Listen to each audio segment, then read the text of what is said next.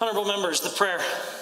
Lord, the God of righteousness and truth, grant to our Queen and to our government, to members of the Legislative Assembly and to all in positions of responsibility, the guidance of your Spirit.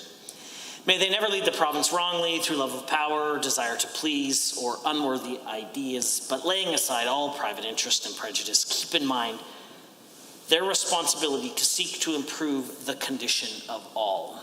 Amen. And honourable members, would you please remain standing? Let us pay tribute to a member who recently passed away. Winston O. Backus served 2 terms as the Progressive Conservative member for Grand Prairie from 1971 to 1979. Following his first election, he was named to Cabinet as Minister of Public Works, a position he held until 1975. Born in Alberta, Dr. Backus obtained his medical degree from the University of London.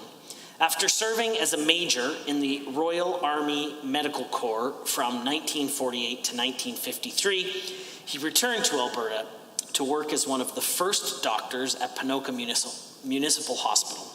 Dr. Backus' contributions over the years were varied and included time as the chair of Grand Prairie School Board, member and chair of Grand Prairie Regional College Board, and program coordinator for iCare, a support group for individuals with vision loss. He was dedicated to community, public service, and his family throughout his life. Dr. Backus passed away on June 15th, 2020 at the age of 99. In a moment of silent prayer, I ask you to remember Dr. Backus as each of you may have known him.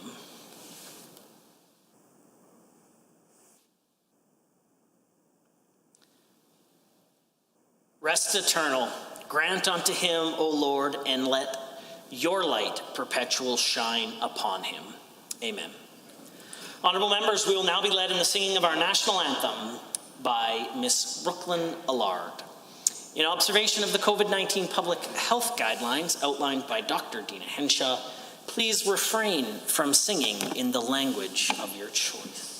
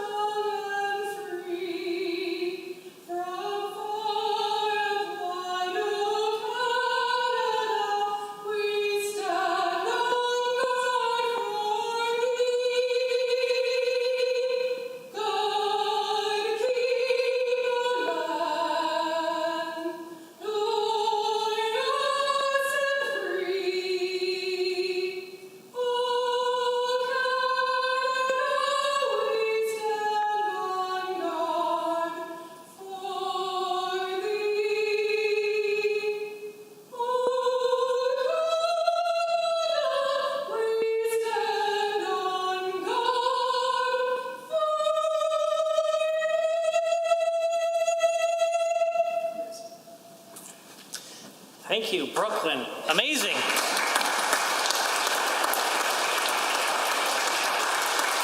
I particularly enjoyed the tempo this afternoon. Thank you very much. Honourable members, please be seated.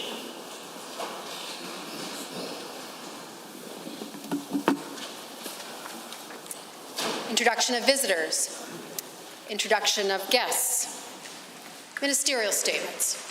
Member statements. The honourable member for Vermilion, Lloydminster Wainwright. Mr. Speaker, I think Lloydminster is a pleasant place to live, raise a family, and retire. Many also know that Lloydminster is located directly on the border with our neighbouring province of Saskatchewan, with the provincial boundary splitting the community in two. The unique nature of this border town has led to many structural and administrative conventions which can, from time to time, cause confusion for the residents and the governments of Saskatchewan and Alberta. Administration for some of the health and all of the education on both sides of the border falls under the Saskatchewan's control and are subject to the government of Saskatchewan regulations, not Alberta's. Effectively, Saskatchewan is governing part of Alberta. Although for many years this system of cooperation has not caused significant consternation, there is general sense that a long-standing arrangement is overdue for evaluation. This has been particularly highlighted during the current pandemic. The Alberta and Saskatchewan governments have pursued different courses of action, leaving many residents feeling bewildered and law-abiding residents not knowing which specific health orders to follow. Lloydminster City Council declared a state of emergency on March 19th and chose to follow Saskatchewan's guidelines. Effectively, this once again meant that Albertans were subject to Saskatchewan legislation and emergency procedures. Although quarantine and sanitation procedures were handled with consummate professionalism, the COVID-19 incident at the Lloydminster Hospital further emphasizes the point that a review of shared responsibility should be conducted. The duplication of tasks for the government and residents costs too much time and too much money when such unnecessary inefficiencies can least be afforded. I'm looking forward to continue working with our Saskatchewan partners to resolve this jurisdictional overlap. Thank you, Mr. Speaker. The honourable member for Edmonton City Centre has a statement. Thank you, Mr. Speaker. Last week we had our first debate, an issue weighing heavily on the minds of Black, Brown, and Indigenous Albertans, systemic racism, where the Premier suggested the most powerful tool we have to combat it is relationship, letting those who harbor hatred get to know those they hate. And he told the story of a single Black Albertan, John Ware. Now, John was a great man, worthy of remembrance, and yes, he was respected across racial lines. But as late as 1970, even this extraordinary man was still commemorated as Nigger John. Let me be clear. Black history in Alberta did not begin or end with John Ware, and neither did anti-Black racism. John died in 1905. In 1911, Edmonton MP Frank Oliver drafted an order in council to block Black immigration. In 1914, Charles Daniels sued Calgary's Sherman Grand Theatre for denying him a seat he'd bought outside their colored section. In 1922, Lulu Anderson sued the Metropolitan on Jasper Avenue for the same. In 1924, Ms. Poston led a coalition of Black Edmontonians to petition the city of Edmonton to end segregation at their pools. In 1959, Ted King sued a Calgary motel that refused to rent him a room. All those petitions failed. For decades, the best work most Black Albertans could expect to find was in labor, as railway porters, or as domestic help, and even as of 2016, Black Albertans in our largest cities made 70% as much as their non-Black counterparts and were 1.5 to 2 times more likely to be unemployed, and they continue to be disproportionately targeted and impacted by police and the criminal justice system. It took 9 months for Una and ML Momolo to receive an apology after he was racially profiled by an officer at his Edmonton Catholic school. Relationships haven't fixed these systemic problems, and it's not up to Black Albertans to earn that fix. They should not have to be John Ware to be given the dignity, respect, and opportunity that each of us is entitled to as Albertans, Canadians, and human beings. The honourable member for Highwood has a statement. Speaker, we are facing difficult times as a country and as a province. With a global health pandemic and a global recession, we are all navigating through uncharted waters, and this holds true for the graduates of the class of 2020. At this point in the year, many schools are usually preparing for a huge celebration for their senior class. This year, many schools are having to find other creative ways to celebrate. The reality is many of the students will not have the opportunity to celebrate in person with each other, their friends, and their families. So more than ever, it's important that their hard work still receives the proper recognition and acknowledgement. I want to rise here today and congratulate and recognize the extraordinary class of 2020. As the MLA for Highwood, it's a huge honor and a privilege to speak at grad ceremonies across the constituency. I would have preferred to celebrate with each grad class in person. I would have loved to witness all the amazing graduates walk across the stage and see their years of hard work come to reality. While I will not be able to do that, I still wanted to speak to all of them. Every student in the class of 2020 has earned their cap and gown, and COVID-19 should not take away from the incredible accomplishments as graduates. Remember that your hard work and determination has not been ignored nor forgotten. You all should be immensely proud of how far you have already come. I'm sure there were times when it was hard, even seemed impossible, but you still did it. As you move forward, many of you already have a destination in mind, or you may not. All I ask is that you keep your hearts and minds open, that you continue to work hard and pursue your passions. Your future is truly limitless.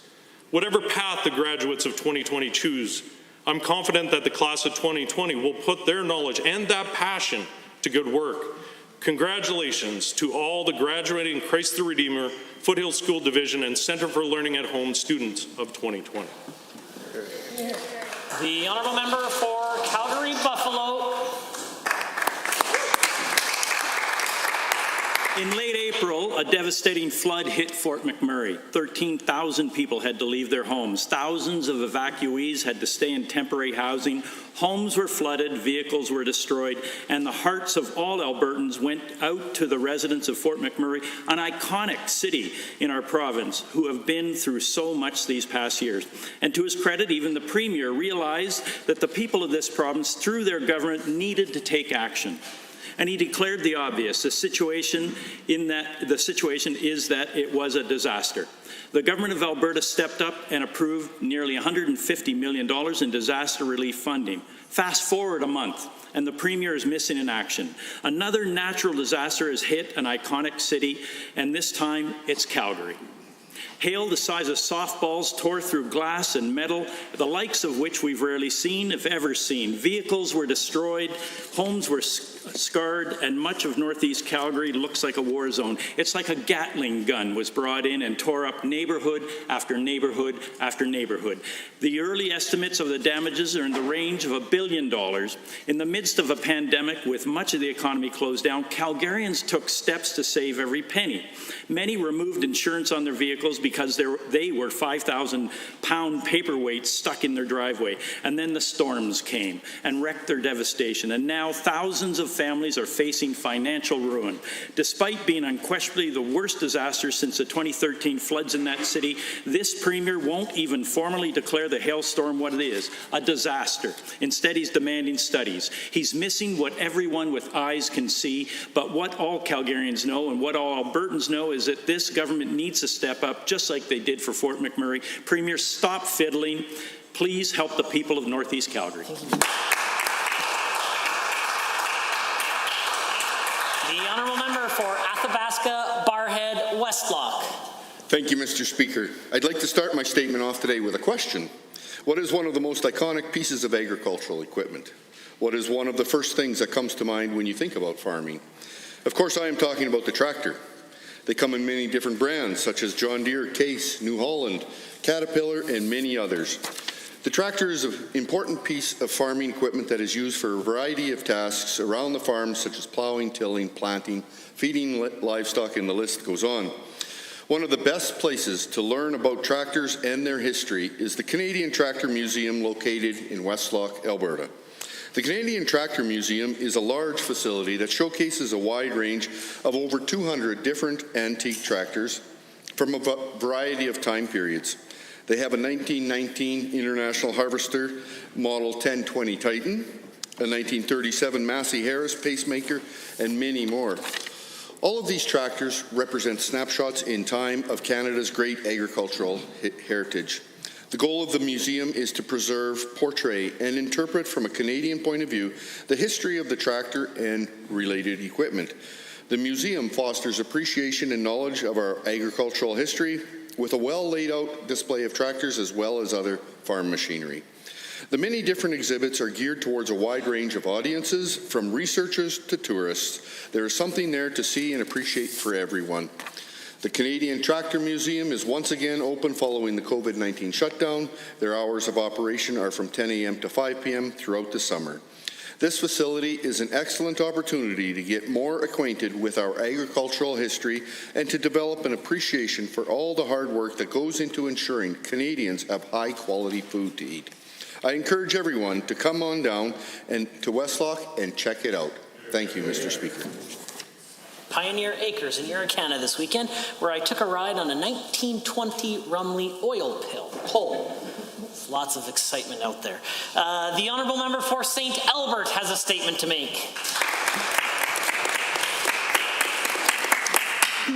River Lot 56 is a pristine natural area treasured by residents of St. Albert and Sturgeon County. Thousands of my constituents flock to River Lot every year, to hike the trails in the summer, ski in the winter. This government loves to use jargon like alternative management proposals to obscure its plans to remove the River Lot and 164 other parks from our publicly protected park system. The government claims it wants to find new partners to manage these parks. Failing that, will sell them off and turn a profit. With River Lot 56, the government clearly hasn't done its homework. It already has a community partner who it continues to ignore. Since the 80s, River Lot 56 has been managed and maintained by the River Lot 56 Natural Area Society dedicated St. Albertan area volunteers who are the official stewards. According to the society, the government has still not bothered to speak with them or consult with them about the future of the River Lot, even as recently as this past weekend. This is unbelievable. River Lot 56 is part of our past and present in St. Albert. It needs to be part of the future. This past has at times been dark. The River Lot was originally preserved as part of St. Albert's traditional French-Canadian settlement system. And in the 20s, a portion of the natural area became the site of the Edmonton Indian Residential School. But River Lot has moved from a place of pain into one where our community comes together. Maintained by the community in partnership with the province, River Lot 56 is a place where St. Albertans from all walks of life can experience the beauty of nature together. The people of St. Albert and Sturgeon County have been clear. Over 1,700 of them have signed a petition I will table to keep River Lot 56 public. Premier, Minister, and member for Morinville, St. Albert, you have a community partner who you continue to ignore. Do the right thing. Talk to the Natural Area Society. Protect River Lot 56. The honourable member for Spruce Grove, Stony Plain. Mr. Speaker, libraries are incredibly important community and learning hubs all over the province, but especially in rural communities and even cities and towns like the two I represent. As a former trustee of the Spruce Grove Library Board, I've seen firsthand all that libraries can do for a community. From delivering local programming to engaging children with their first books, to providing a hub where those who need it can get computer and internet access, libraries deliver essential services, often to those especially in need. Now, Alberta has a great legacy of supporting libraries. With well over a quarter of Albertans owning a library card and 322 libraries spread out across the province, Albertans have great access to these important institutions.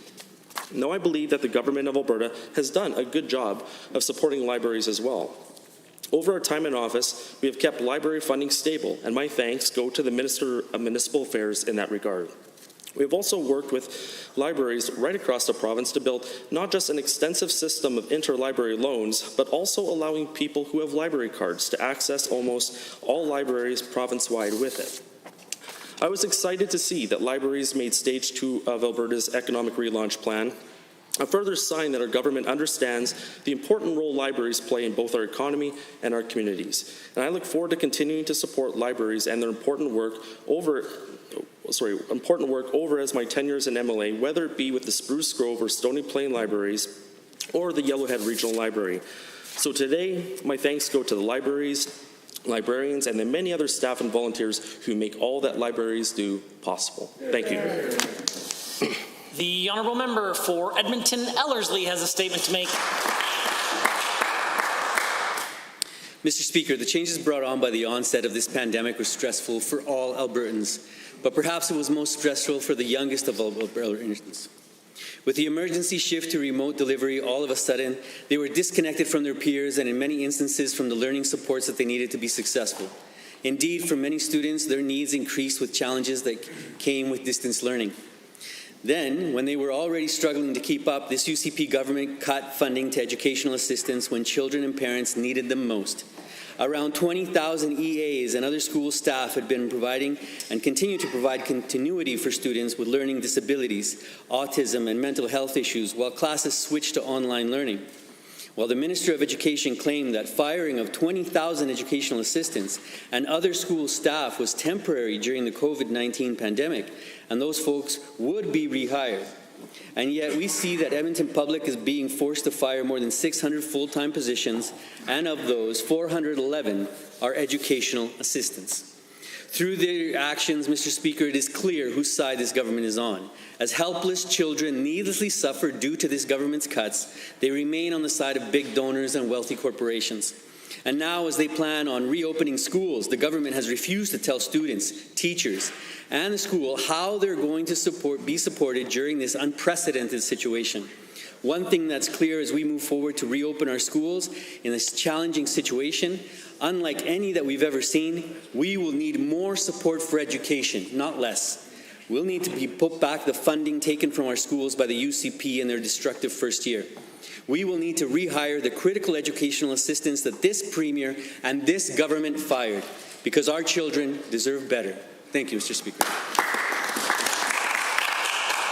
Honourable members, it's time for oral question period, and the Leader of Her Majesty's loyal opposition has the call. Thank you, Mr. Speaker. The Fair Deal panel report is a cynical political distraction from the Premier's failure to create jobs.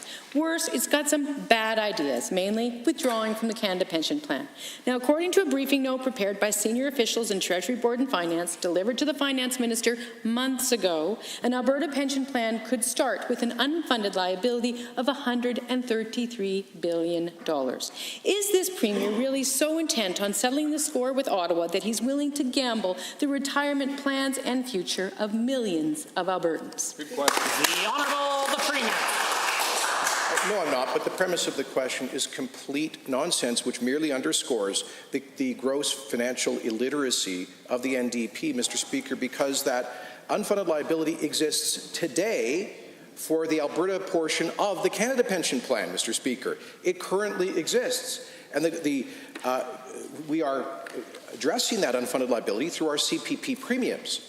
The point is that if Alberta were to patriate its portion of the pension plan, because we have the youngest population, the unfunded liability would actually shrink from the portion that we currently owe to the Toronto-operated Canada Pension Plan. The Opposition.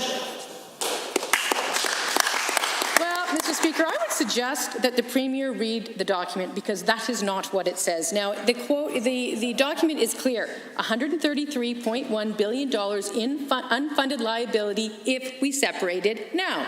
Increased administrative costs if we separate it now. More likely to create contribution volatility if we separate it now.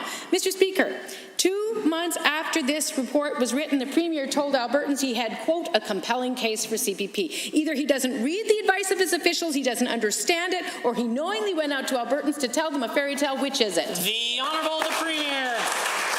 The Fair Deal panel had this memo, recommended that this policy direction. We have tasked the Department of Finance with doing a deep technical study, and ultimately, if it is determined that this would be a net benefit to Albertans, they would be the final decision makers in a referendum. The real question is, why is the NDP so desperately against having an in-depth study into the prospective benefits of an Alberta rather than Toronto-run pension plan? And why are they against allowing Albertans to decide themselves on the future of their pensions in our province? The Honourable Leader of the Opposition. Mr. Speaker, there was an in-depth study, and the Premier hid it from Albertans. The panel report cost Albertans more than $500,000 for 5 months' work on issues meant to distract from this Premier's failure to create jobs. Now, however, no matter how bad the idea, if there's an expert panel, Albertans at least expect them to have all the information or tell people about it. But instead, it was kept hidden. Nowhere is this information in the Fair Deal report. Premier, you either knowingly sent your own MLAs off on a fool's errand, or you directed them to hide it from Albertans. Which is it? The Honourable the Premier. Mr. Speaker, there's nothing quite as funny in this place as socialist desperation, to the point where they completely invent facts. Mr. Speaker, what she refers to as an in-depth study is a 3.5-page memo. The Department of Finance will be doing a deep dive into this issue, into the prospective cost, benefits, and structure of an Alberta-run pension. I know that the NDP thinks that Albertans can't manage their own money. They think that we have to have Justin Trudeau do it for us in Toronto. But here's the reality, Mr. Speaker. The unfunded liability exists currently under the CPP and would go down if we patriated our pensions. The Leader of the Opposition for a second set of questions. Well, when it comes to managing money, it just gets better, Mr. Speaker. This government just passed a Fiscal Planning and Transparency Act, which is somewhat ironic given that in the name of pandemic management, another bill proposes to delay Budget 219 annual report to the dead of summer. The cynical opportunism is jaw-dropping. Those numbers were in on March 30th. They tell the story of this Premier's pre-pandemic fiscal mismanagement, the damage of his $4.7 billion corporate handout, the jobs he's lost, and his flawed economic projections. So instead, though, he's passing legislation to bury it. To the Premier, how bad is it? Why are you hiding it? The Honourable the Premier. Well, let's be clear, Mr. Speaker. The fiscal incompetence opposite did not want this legislature to approve a budget for this year. They tried to stop us in the midst of a public health crisis from authorizing nearly $60 billion of spending, including a $500 million pandemic surge in funding for the Department of Health. The Auditor General has indicated that their office is not in a position, because of the pandemic, to produce a report according to the normal schedule, and we're going to work closely with the Auditor General, be coming forward with a full review later this summer. Leader of the Opposition.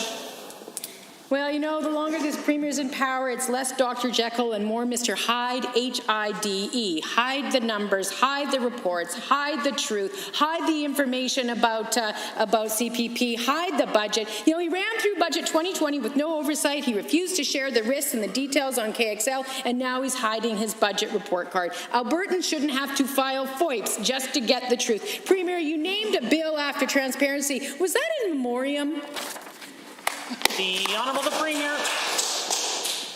Mr. Speaker, you know, that was that kind of effort to deceive and divide Albertans that ended up having her fired as the first Premier after one term in Alberta history. I know it hurts, but Mr. Speaker, what Albertans want is the facts, and the facts are this. The Auditor General is not an employee of the government. The Auditor General is an independent officer of this Assembly. The Auditor General has indicated, she's heckling, she's angry with the Auditor General too, Mr. Speaker, not just voters. She's also upset with the Auditor General, who because of the pandemic has indicated that their office is not capable of completing the review of the fiscal books at this point, but will come forward later this summer. Well, the Leader of the Opposition. Well, Mr. Speaker, let me quote, I do expect we may have a longer summer session, in which case the Minister of Finance would have an opportunity to provide a robust and detailed financial update. Quote, we will certainly come forward with a robust financial statement, a financial update to the House. Mr. Speaker, the Premier promised Albertans he would show more numbers in the House, but instead we've got a bill to hide the bare minimum. Why is he so opposed to transparency and accountability and just giving the facts to people? Don't call me names, just answer the question. The Honourable the Premier. Mr. Speaker, I will repeat that of course we're in favour of transparency, so much so that this is one of the only legislatures in Canada to pass a complete budget this year against the opposition of the NDP. We will come forward with a comprehensive fiscal report on the state of the province's finances. Doing so requires the cooperation of the Auditor General, an independent officer of this Assembly. Meanwhile, Mr. Speaker, the national government, by point of comparison, we're now 4 or 5 months into the fiscal year, still hasn't tabled a budget. Alberta's getting the job done, Mr. Speaker. The Honourable Member for Calgary-McCall is rising with a question. Thank you, Mr. Speaker. The Premier stopped by my constituency this weekend to take pictures of himself with the hail damage caused during a record storm earlier this month. He offered nothing else. Yesterday, a joint letter was sent to the Premier from community associations and cultural organizations calling on him to provide disaster funding, something we have been asking for a week. To the Premier, have you read the letter? Why do you continue to ignore their calls for actual support? The Honourable the Premier. Mr. Speaker, I must admit to being a bit confused. Last week, the NDP attacked me for not having visited Northeast Calgary following the hailstorm. Today, they attack me for having visited Northeast Calgary following the hailstorm. Mr. Speaker, this government, like every government that preceded it, including the NDP, is moving forward with the disaster resistance program legislation. We are expecting a recommendation from the Alberta Emergency Management Agency about the potential designation of the event as a disaster, in which case emergency funds would flow, of course, primarily to the City of Calgary for the costs that the city has incurred, and we look forward to continuing working with the municipality in that respect. The letter from 10 Northeast Calgary community groups, which I will table later today, says constituents have heard from their insurance companies that only 20% of the damage sustained in the hailstorm will be covered. Residents are also facing extremely high deductibles. The letter notes damage from the storm will top $1 billion and call for a disaster relief fund to be immediately started by this Premier. Premier, here and now, no more games. Will you establish a disaster relief fund for my constituents and those affected across Northeast Calgary?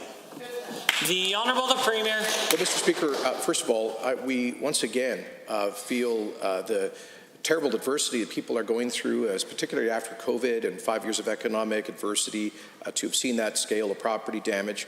And, Mr. Speaker, we await the report of the Emergency Management Agency on whether this meets the legal definition of a disaster. We continue to work closely with the city and with insurance companies to ensure that they are responsive. But one thing I can assure you, Mr. Speaker, this government will not compel taxpayers to spend billions of dollars to bail out Toronto insurance companies. They should pay up, Mr. Speaker. The Honourable Member.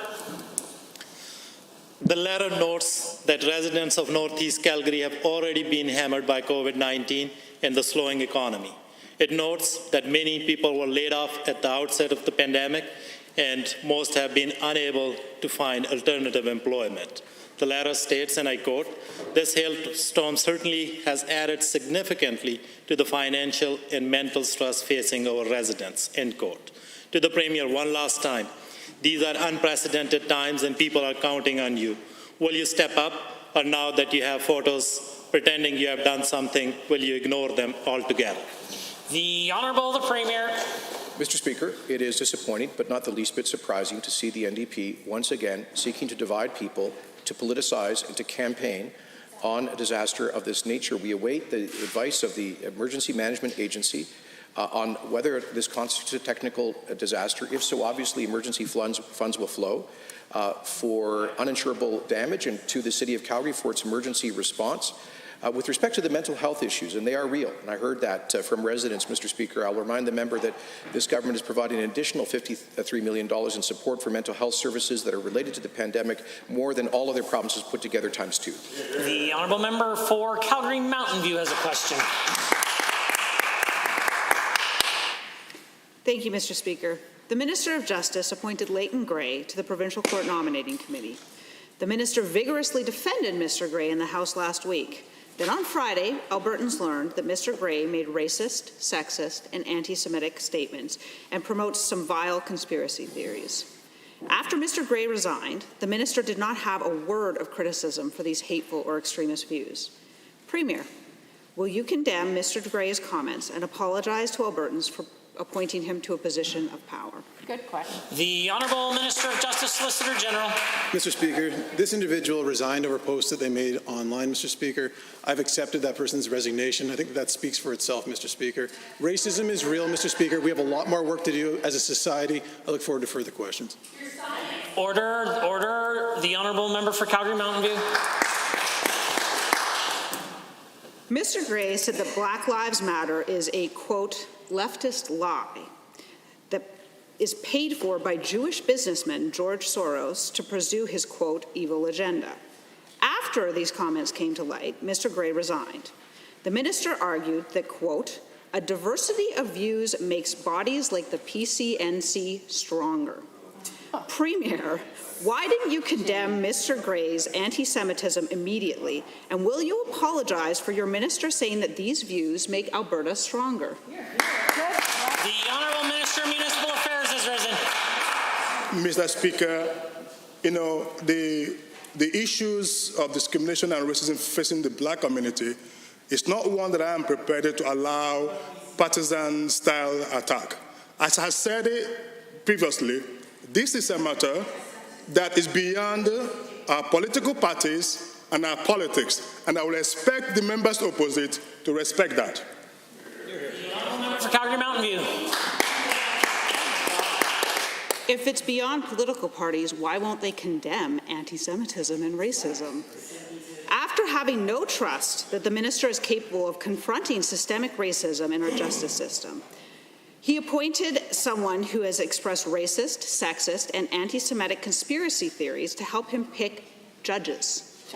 And doesn't understand why that's a problem. We have to wonder what other bad appointments he has made.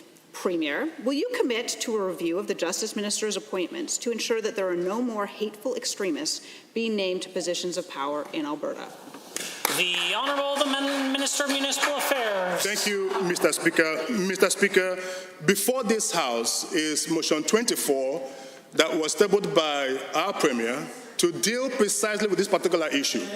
Mr. Speaker, but if you look around the world and look at the jurisdictions where blacks are having so much difficulty around our world, most of those jurisdictions are controlled by the left-leaning NDP and their allies. As I said, this is not a matter I am prepared as a black man to allow the NDP play politics with. And on this one, I am going to make sure that you guys do not play politics with blacks. The Honourable Member Order. The Honourable Member for Highwood. Mr. Speaker, residents and staff in our continuing care facilities are at the highest risk from the COVID-19 pandemic, and they need and deserve special consideration and support. I'm proud to say our government is providing that support, a total of $21 million a month or $250 million a year. That funding includes topping up the wages of healthcare aides by $2 an hour, as previously announced by the Minister on April 20th. Can the Minister of Health please update the House? Are healthcare aides receiving the money that our government promised them? The Honourable Minister of Health. Employers started paying the top-up in the last month as announced, retroactive to April 20th, and for as long as the pandemic lasts. It's targeted to aides because they're the core workforce in continuing care with the greatest supply issues. It's for contracted facilities because AHS received an extra $500 million and it can use some of that money for the public providers. But over the past week, Mr. Speaker, the payouts have stopped at about 90 of these facilities because of the grievances filed by the AUPE blocking payment to their own members. The Honourable Member for Highwood.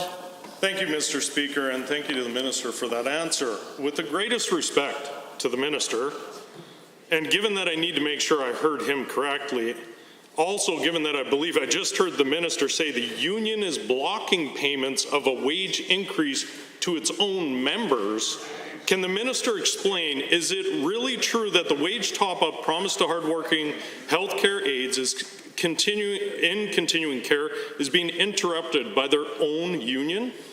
Honourable Minister of Health. Thank you, Mr. Speaker. It's true. The AUP has filed grievances against operators which block payments to aides at about 90 sites. The stated reason is that the union has not signed off on the appropriate paperwork. From earlier statements by the AUP, it may be a pressure tactic to try and get government to fund top-ups for other staff. Whatever the reason, AUPE needs to stop blocking its members from receiving this money, Mr. Speaker, and that our government has promised them. Hear, hear. Honourable Member for Highwood. Thank you, Mr. Speaker, and thank you again to the Minister. Given that we've been hearing a lot of misinformation coming from the members of opposition and from the unions, given that our hard-working healthcare workers deserve that wage top-up, and given that this is unbelievable and absolutely outrageous, to the same Minister, what is the government doing to ensure the workers receive the money that they deserve and that is promised to them? The Minister. Well, thank you. There's a simple way to resolve it, Mr. Speaker, a letter of understanding between the union and the employer. Most employers have letters in place, and they're continuing to pay the top-up, including employers where AUP represents the aides. I expect all employers and unions to get this done, as most of them have. There's no excuse for any further delay. We promised aides this payment for as long as the pandemic lasts. We're funding it, and I expect the unions to help make it happen, not block it. Honourable Member for Edmonton Millwoods has a question. Thank you very much, Mr. Speaker. Like most Albertans, I've always thought that pulling out of the Canada Pension Plan is a terrible move. But I was stunned to learn that Government of Alberta analysis has found we will be left on the hook for $133 billion should the Premier make this dumbfounding move. To the Minister of Finance, the government analysis around pulling out of the Canada Pension Plan was done in September. Why was it never shared with Albertans? Albertans who traveled to come and talk to the Fair Deal panel that you started. Were you worried it would dissuade them or that you might look foolish? Because you do. Caution the honourable member for making a personal insult, like calling someone foolish. The Minister of Finance, President of Treasury Board. Well, thank you, Mr. Speaker. And again, this question really points at the financial literacy of the members opposite. The reality is, the bold, stark truth is that Albertans effectively have this liability under the Canada Pension Plan or under a notional Alberta pension plan, Mr. Speaker. The liability doesn't change. What does change, Mr. Speaker, is the fact that in the event Albertans chose to accept and adopt an Alberta pension plan, there would be a real possibility and opportunity for cost savings for Albertans. The honourable member for Edmonton Millwoods. Given that I assume that the members of Treasury Board and Finance who wrote that briefing note are financially eligible, and given that 27,000 Albertans have signed my petition at handsoffmycpp.ca, and given that of those over 2,000 have asked to go before the Private Members Bill Committee to confront this UCP government about their terrible decisions around pensions, and given that the money this Premier is throwing around with hardly a care actually belongs to Albertans who have worked a lifetime to earn it, to the Minister, will your government support Bill 203 that prevents pulling out of the Canada Pension Plan?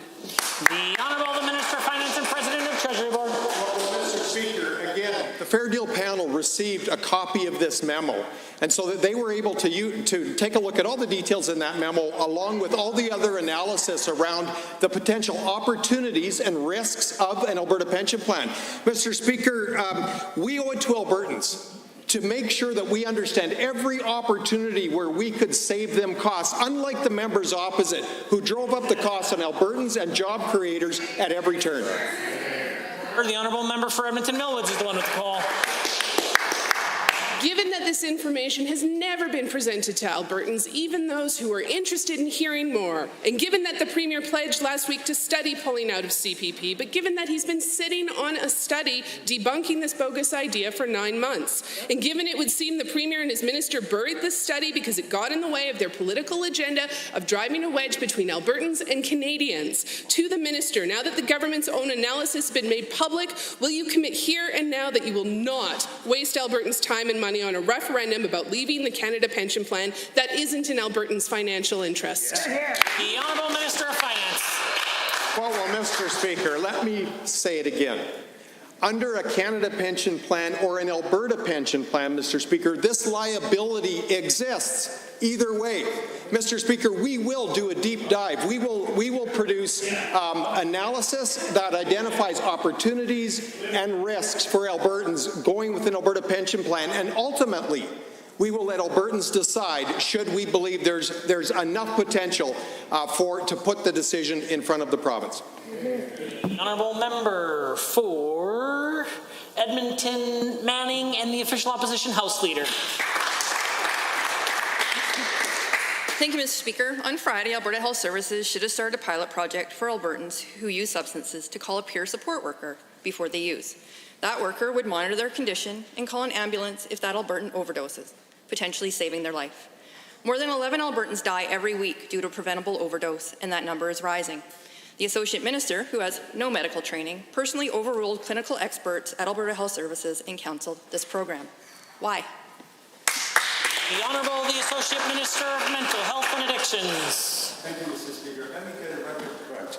We have talked to the virtual overdose response pilot program, a pause for further consideration for program improvement, not cancellation. Mr. Speaker, this government lead the nation in terms of creating more spaces for people who can access treatment and recovery. We're very proud of our work on that. For Edmonton Manning.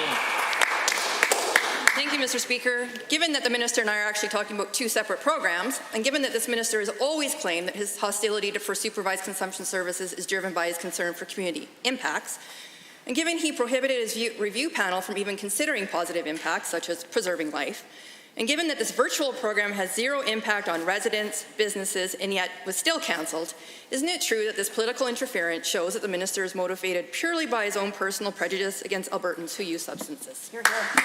The Associate Minister of Mental Health and Addiction. Thank you, Mr. Speaker. They can spin whatever they want, but here's a fact.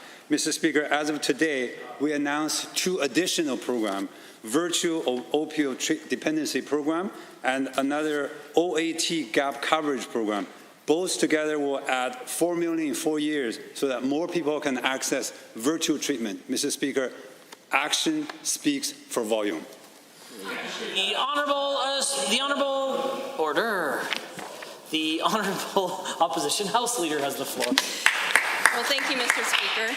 Given that the program was cancelled and so actions are not equating to what you're saying they are, and given that Alberta Health Services secured its own funding stream for this program, and given that all pieces were in place to begin the 3-year pilot project, and given that this saves lives, spares families from a lifetime of grief, will the Associate Minister get out of the way of healthcare professionals, let them do their job, and restart the program? The Associate Minister.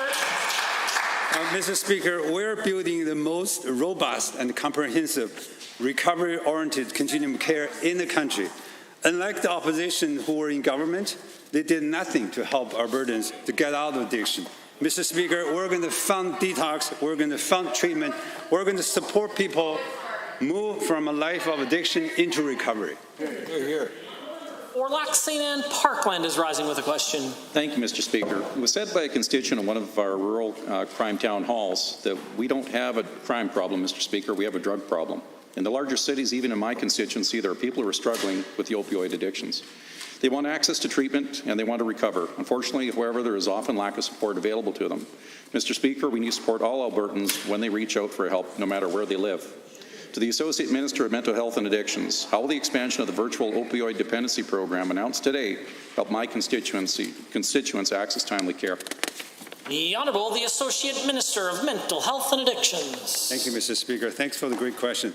I am concerned about the overdose in our province and the increase of fatality that related possibly to the increased use of carfentanil in the street. That's why earlier today we announced that we're expanding access to virtual opioid dependency clinics throughout the province. Mr. Speaker, we're making every way possible to increase access for Albertans to get out of addiction.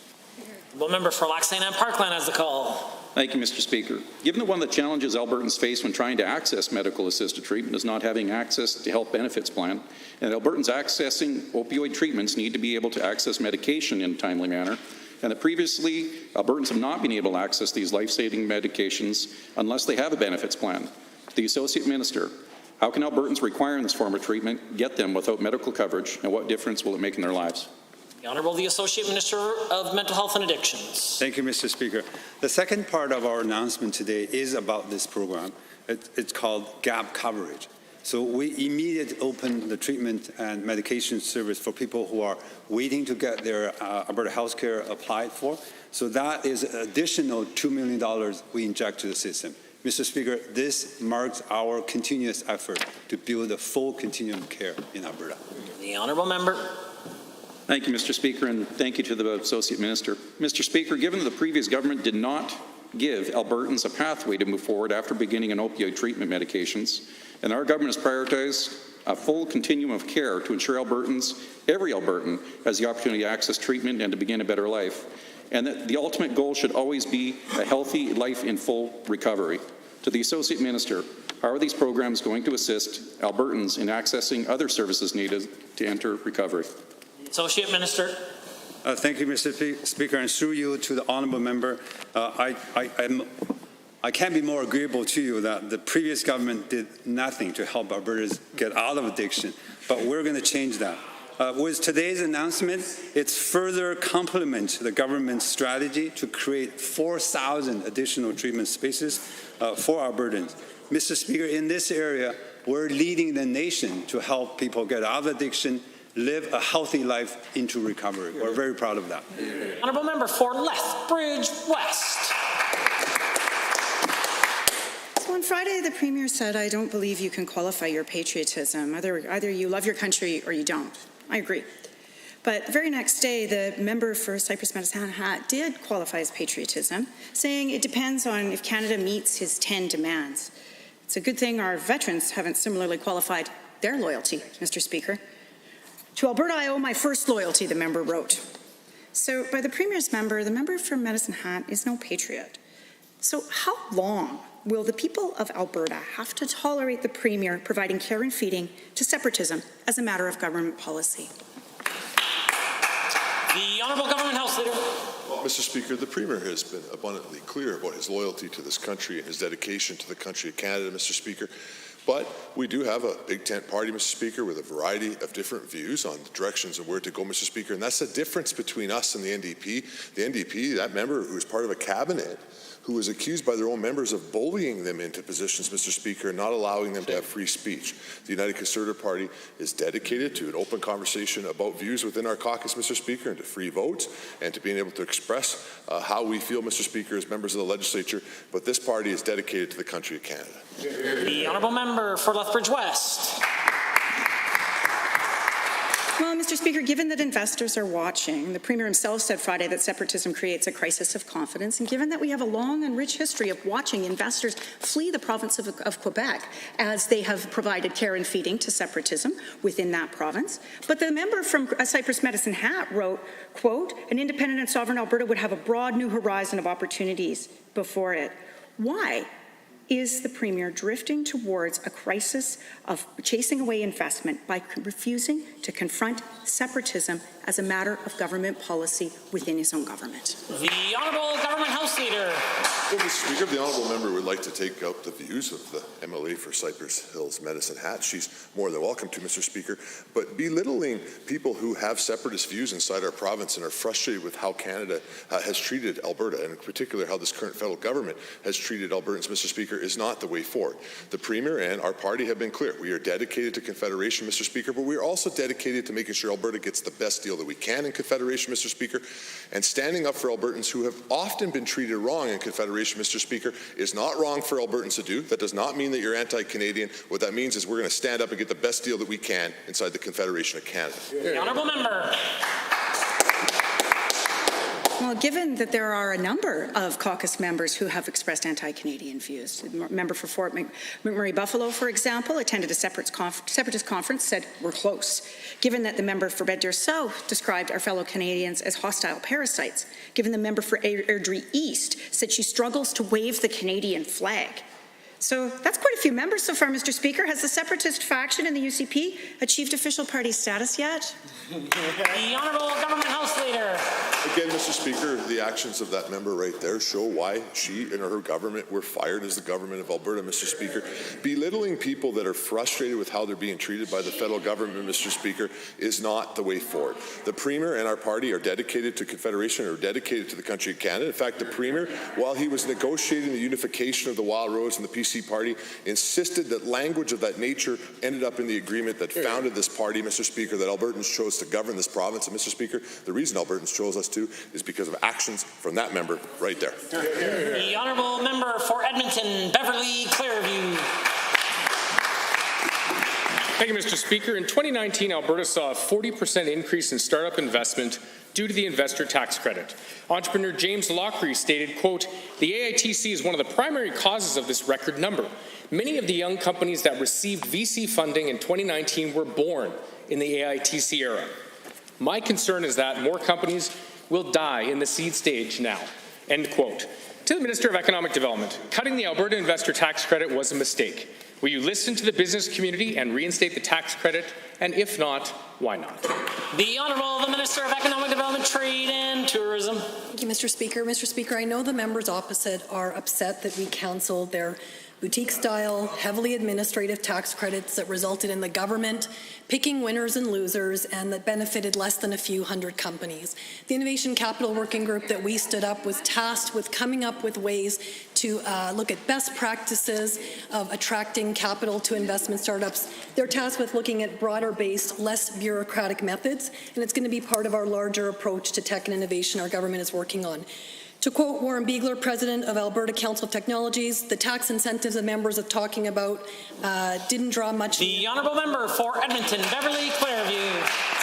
Thank you, Mr. Speaker. Given that the minister has done nothing during the COVID-19 pandemic to support our tech sector, and given that this is doublespeak, considering the tax credits she introduced are the exact boutique tax credits that I speak of, yet to film that applies differently than to sector-wide. Given that Terry Rock and Cheryl Watson, co-chairs of the Alberta Innovation Corridor, wrote a public letter during the pandemic, quote, "This crisis puts not only the companies at risk, but the future of our innovation ecosystem," end quote.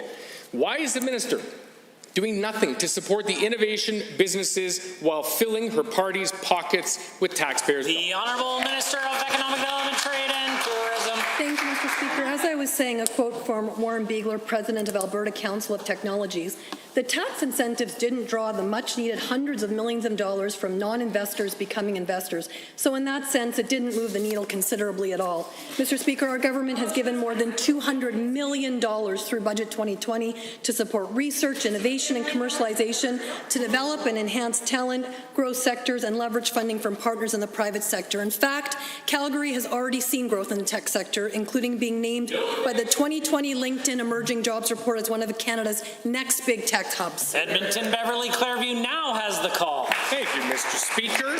Given the minister so far has had nothing to offer innovative companies, including the success of 2019 tech companies, there is no credit whatsoever to that government over there. I give credit to the very businesses that worked with our government to introduce the very programs that they needed. And given that the original due date for the Innovation Working Capital Group was February 28th, when will the minister finally do something to support our innovative startups? Or is innovation just a luxury that Alberta simply cannot afford?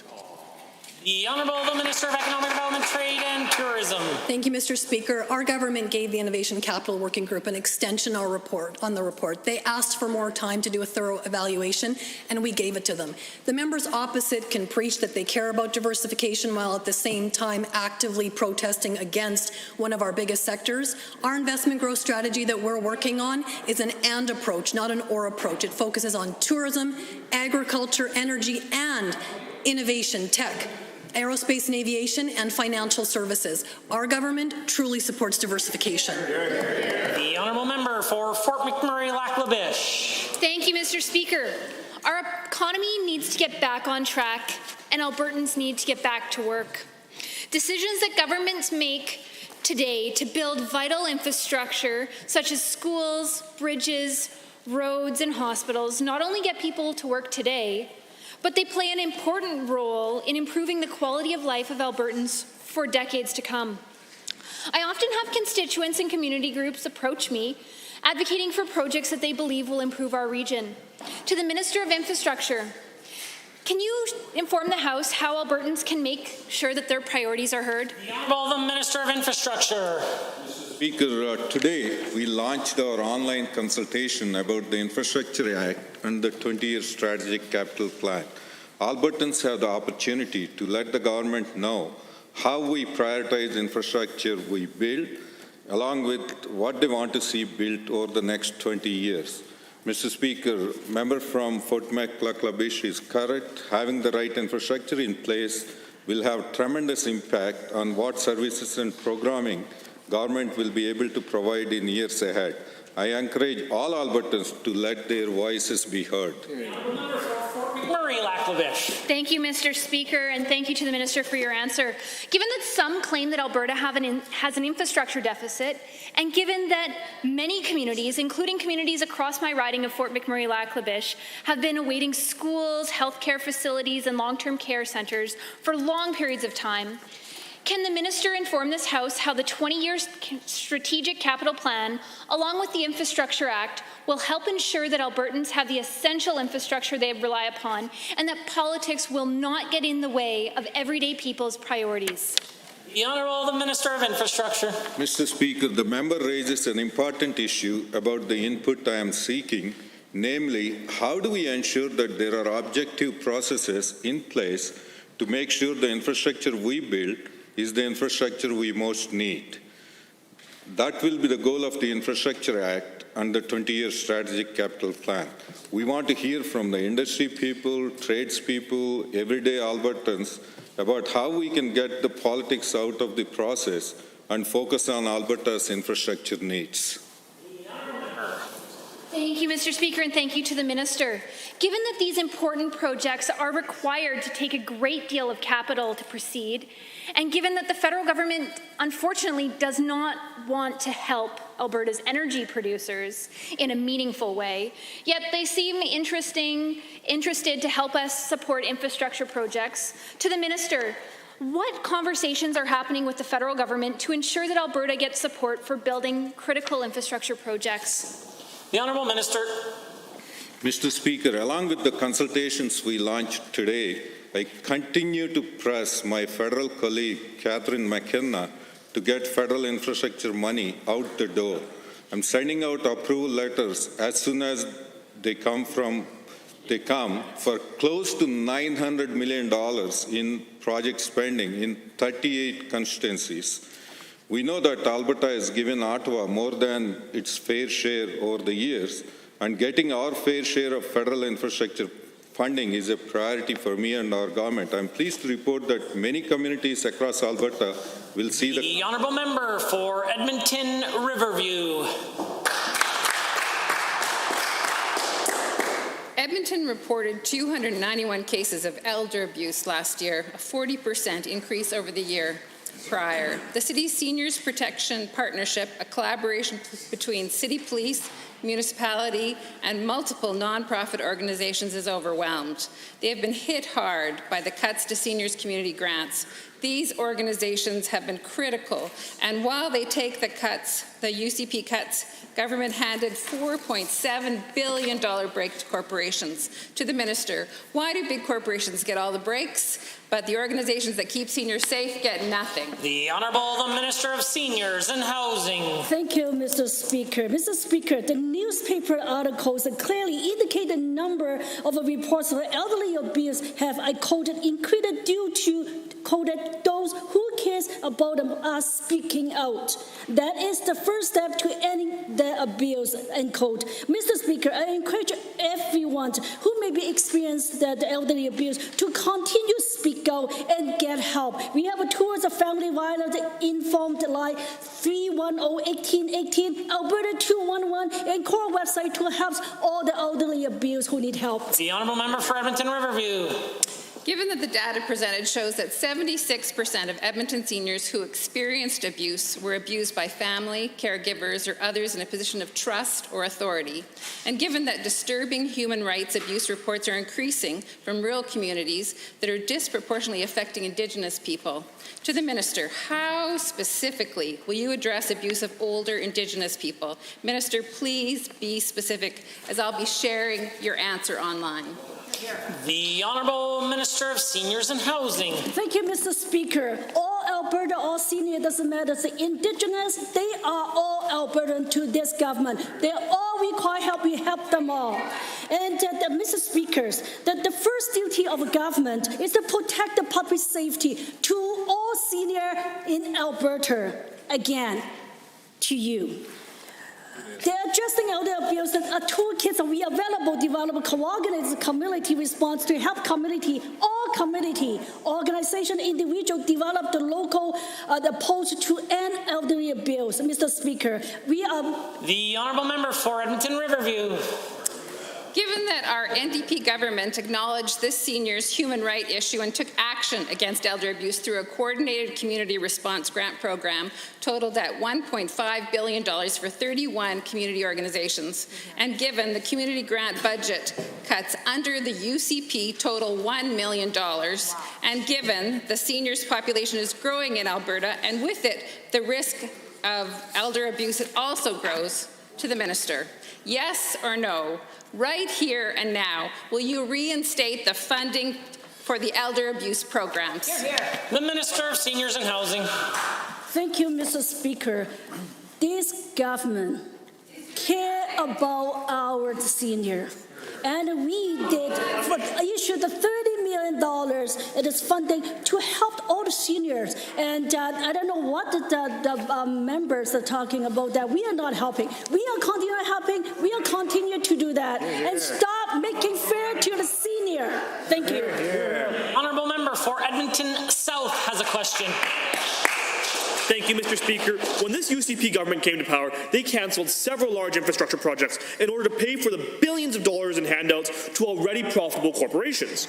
Now, these cancellations included the Super Lab here in Edmonton, MSI funding to municipalities, and they also cut funding to the Calgary Green Line by 86% over the next 4 years. So to the Minister, why does your government have such a disdain for these projects that will get people back to work when over 365,000 Albertans are looking for jobs right now? The Honourable Minister of Transportation is rising. Mr. Speaker, I think we've demonstrated quite clearly we have a love for infrastructure projects. Even during this time of COVID pandemic and one of the worst economic situations in 100 years, just last Friday, the Premier and I announced another $200 million worth of expenditures for STIP, rural local roads and bridges projects, as well as wastewater and First Nations tie-in projects. I know the Honour of the NDP may not like us spending money on things that matter to Albertans, but we do, and we listen to Albertans, and they tell us they want infrastructure projects, and we are busy building them. The Honourable Member for Edmonton South. Thank you, Mr. Speaker. Now, given that the Minister has failed to address any of the projects I've listed here, any of the projects that were fully funded before, and given that our government funded the Calgary Cancer Centre, fully funded the Calgary Green Line, and was in the initial stages of building the Super Lab, and given that we know the importance of these projects in creating great new jobs in our modern economies, and given that this government likes to suddenly claim infrastructure spending is a good thing when it comes to putting people back to work, will the Minister commit here and now to funding the Edmonton Super Lab, restoring MSI funding, and releasing the full funding for the Calgary Green Line today? The Minister of Transportation. Oh, the Minister of Infrastructure. Mr. Speaker, we campaigned in the last election about the Calgary Super Lab, and we did what we said, that we were going to cancel that project. But apart from that project, if the member is open and able to see, there are projects built all over the province. We are busy building the projects, creating the jobs, and building the critical infrastructure that will position us well for recovery in upcoming years. Mr. Speaker, we are busy building. The member for Edmonton South. Thank you, Mr. Speaker. Given that it sounds like the answer is no, none of these projects will be moving forward, and given that this government refuses to commit to any of these projects, and given that the Premier has changed his tune yet again by saying a fiscal reckoning is coming for Albertans and more cuts need to happen, while simultaneously holding out their hands for a bailout from their friends and donor Justin Trudeau, to the Minister, does that fiscal reckoning apply to your friends and insiders, or just to working Albertans and the thousands of Albertans hoping to find work on one of these infrastructure projects? The Honourable Minister of Finance and the President of Treasury Board. Mr. Speaker, the difference between this government and the members opposite is this government knows what a good investment is. The members opposite burned money like it was water, pushed the cost of delivering government through the roof during the 4 years they governed. Mr. Speaker, we're investing in infrastructure projects that will provide value to Albertans today and for future generations and put Albertans to work today. The Honourable Member for Camrose. Thank you, Mr. Speaker. Just recently, the government announced that they changed Alberta's food regulation to allow the selling of home-prepared, low-risk foods from home and at special events. Now, Mr. Speaker, in my constituency, the County of Camrose normally hosts up to 6 farmers markets alongside many community activities and events. My question to the Associate Minister of Red Tape Reduction: what will this change mean for my constituents and the markets the county supports? The Honourable, the Associate Minister of Red Tape Reduction. Thank you, Mr. Speaker. These changes open up an additional opportunities for constituents across Alberta. Low-risk home-prepared foods can now be sold from home, including online or mail-order sales, and from special events as well as from farmers markets. More and more Albertans are looking to buy local to support our communities, especially through COVID-19. These changes will help open a new low-risk home-prepared food industry in Alberta. The Honourable Member for Camrose. Well, thank you, Mr. Speaker, and thank you to the Minister for the answer. Given that our government is focused on reducing red tape, and given that our government wants to make life better for Albertans, and given that Albertans all across the province want to be able to sell their delicious home-cooked meals, and given that selling servings of meals is a staple of community events province-wide, again to the Minister of Red Tape Reduction, can he explain how this removes red tape burden off the backs of Albertans and how exactly it supports job creation? The Honourable the Associate Minister of Red Tape Reduction. Thank you, Mr. Speaker. Our government is committed to reducing unnecessary red tape by 1/3 to reduce costs, speed up approvals, and make life better for Albertans. These changes support an alternative source of household income for Albertans without them having to worry about investing in a commercial kitchen. These are huge cost savings for all Albertans in the locally produced food industry. Mr. Speaker, that sounds like a tasty red tape reduction for me. The Honourable Member for Camrose. Well, thank you, Mr. Speaker, and thank you to the Associate Minister for the answer. Given that Albertans are becoming more and more interested in shopping local, as the Associate Minister stated, and given that the need for food safety standards is just as important, if not more so, during the current pandemic, and given that many community gatherings had to be cancelled or postponed due to the public health orders implemented to prevent the spread of COVID-19, can the Associate Minister assure my constituents and all Albertans that this isn't reducing necessary regulations? The Honourable Minister of the Associate Minister of Red Tape Reduction. Mr. Speaker, low-risk foods do not require refrigeration, including items such as baked goods, jams, jellies, candies, pickles, and food cereals. High-risk foods, that is, foods containing meat, poultry, seafood, and raw milk, will continue to be prohibited. The feedback I've heard across Alberta is that they're very much in favour of this. Home-cooked food always makes life better, and we're looking forward to doing this, Mr. Speaker. Member for Sherwood Park. Mr. Speaker, there is optimism in my riding of Sherwood Park around the March 2020 announcement for Keystone in getting Alberta energy to market. Shovels were quickly in the ground and jobs were created, getting Albertans back to work. To the Minister of Energy, can you please provide an update to this House on how construction is progressing and when we expect the pipeline to be operational? Good question. The Honourable the Minister of Energy. Thank you, Mr. Speaker. After more than a decade of delays, the KXL pipeline is now under construction.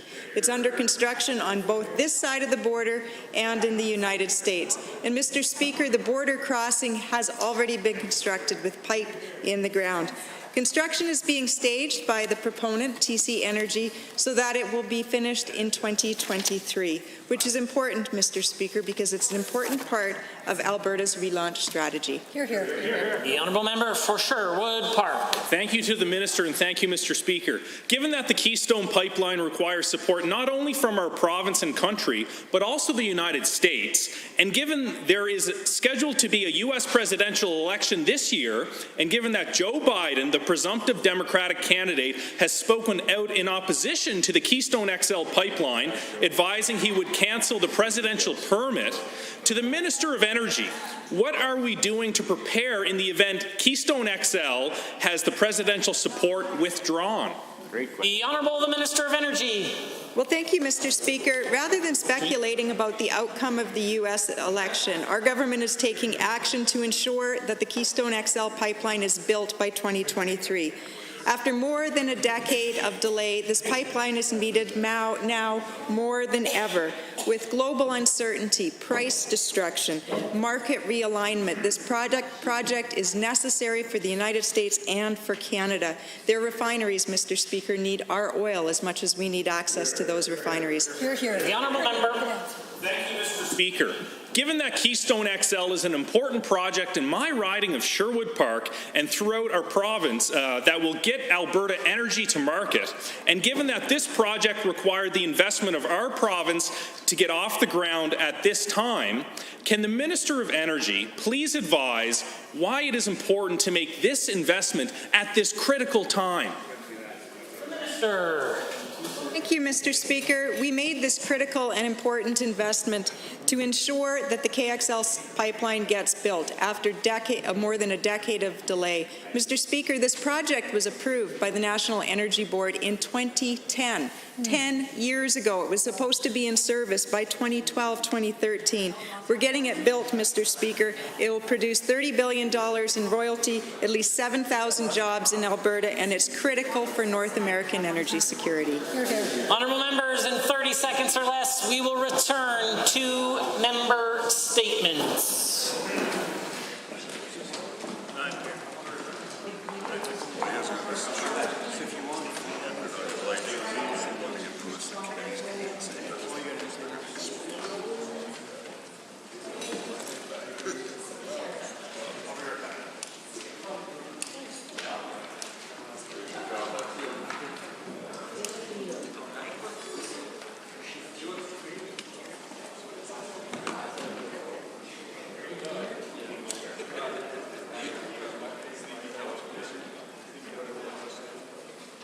The honourable member for Calgary-Falconridge has a statement to make.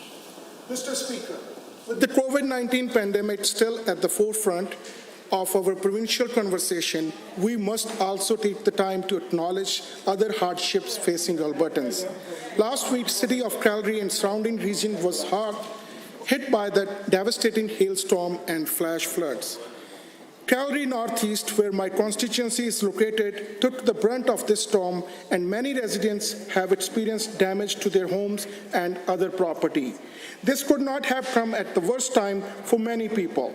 This is just another layer on the top of an already rough year. With that being said, Calgary is no stranger to severe storms, and I'm very proud of my community for their resiliency. I have heard many great stories about neighbors helping neighbors, from shoveling ice away from roadways to helping patch up shattered windows. Everyone in the community did their part. Our first responders have also done a fantastic job in assisting the community through rescuing stranded drivers, redirecting traffic to safer routes, and draining flooded streets. I thank them once again for their tireless efforts. If there is one positive thing we can take away from this devastating storm, it is that there have been no reported injuries among residents. Property can be replaced. What our health and safety will always be of the utmost importance. Just like the flooding back in 2013, I have no doubt that Calgarians will bounce back from this. The solidarity with our communities grow with every hit we take, and I am emboldened by the spirit of Calgarians shown on a daily basis. Lastly, I would like to thank the Premier for visiting some of the damaged homes late last week. I know that meant a lot to my constituents. Thank you. Hear, hear. Special committees, presenting petitions, notices of motions. The Government House Leader. Mr. Speaker, I rise to give oral notice on a few things today. First of all, I rise to give oral notice on Bill 26, the Constitutional Referendum Amendment Act 2020, sponsored by the Minister of Justice and Solicitor General. I also rise to give notice on Bill 27, Alberta Senate Election Amendment Act 2020, also sponsored by the Minister of Justice and Solicitor General. I would also like to provide oral notice of Government Motion 26 to be put on the order paper in my name. Be it resolved that the Legislative Assembly grant leave pursuant to Standing Order 57-1B to the Select Special Public Health Act Review Committee to meet during the hours the Assembly is sitting. And finally, Mr. Speaker, I'd like to provide oral notice of Government Motion 27, also to be put on the order paper in my name. Be it resolved that the Legislative Assembly grant leave pursuant to Standing Order 57-1B to the Select Special Democratic Accountability Committee to meet during the hours the Assembly is sitting. Bills, tabling returns and reports. Are there tablings? The Honourable Member for Calgary-McCall, followed by St. Albert, followed by Calgary-Fish Creek. Thank you, Mr. Speaker. Earlier in my question, I referred to a letter that is sent by the community organizations and associations from Northeast Calgary to Premier. So I want to table the requisite number of copies of that letter.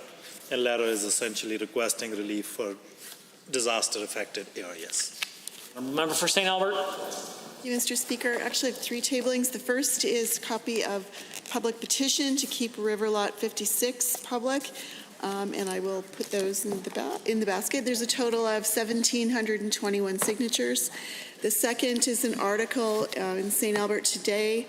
And it's River Lot 56, a primer from March 16th, 2020.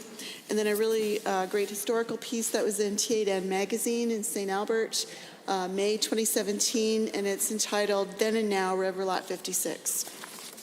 The honourable member for Calgary Fish Creek has a tabling. Thank you, Mr. Speaker. I rise today to table some documents relating to my private member's bill 201, Strategic Aviation Advisory Council. I have the requisite numbers of copies of the listing of the flight training schools, which I referenced during debate last week. I also have letters of support from numerous organizations. The first one is the Alberta Soaring Council, who spends most of their time in the clouds. We also have a letter of support from Confidere Aviation Group Limited, the president, Jamie Hepfner, advising strong support for the bill, and also from BAS Air Corporation, also pledging strong support for this bill. Thank you, Mr. Speaker. Member for Edmonton Ellerslie. Mr. Speaker, on behalf of the member from Calgary Mountain View, I have the prerequisite number of copies of an article labeled The Anti-Semitism Lurking Behind George Soros Conspiracy Theories.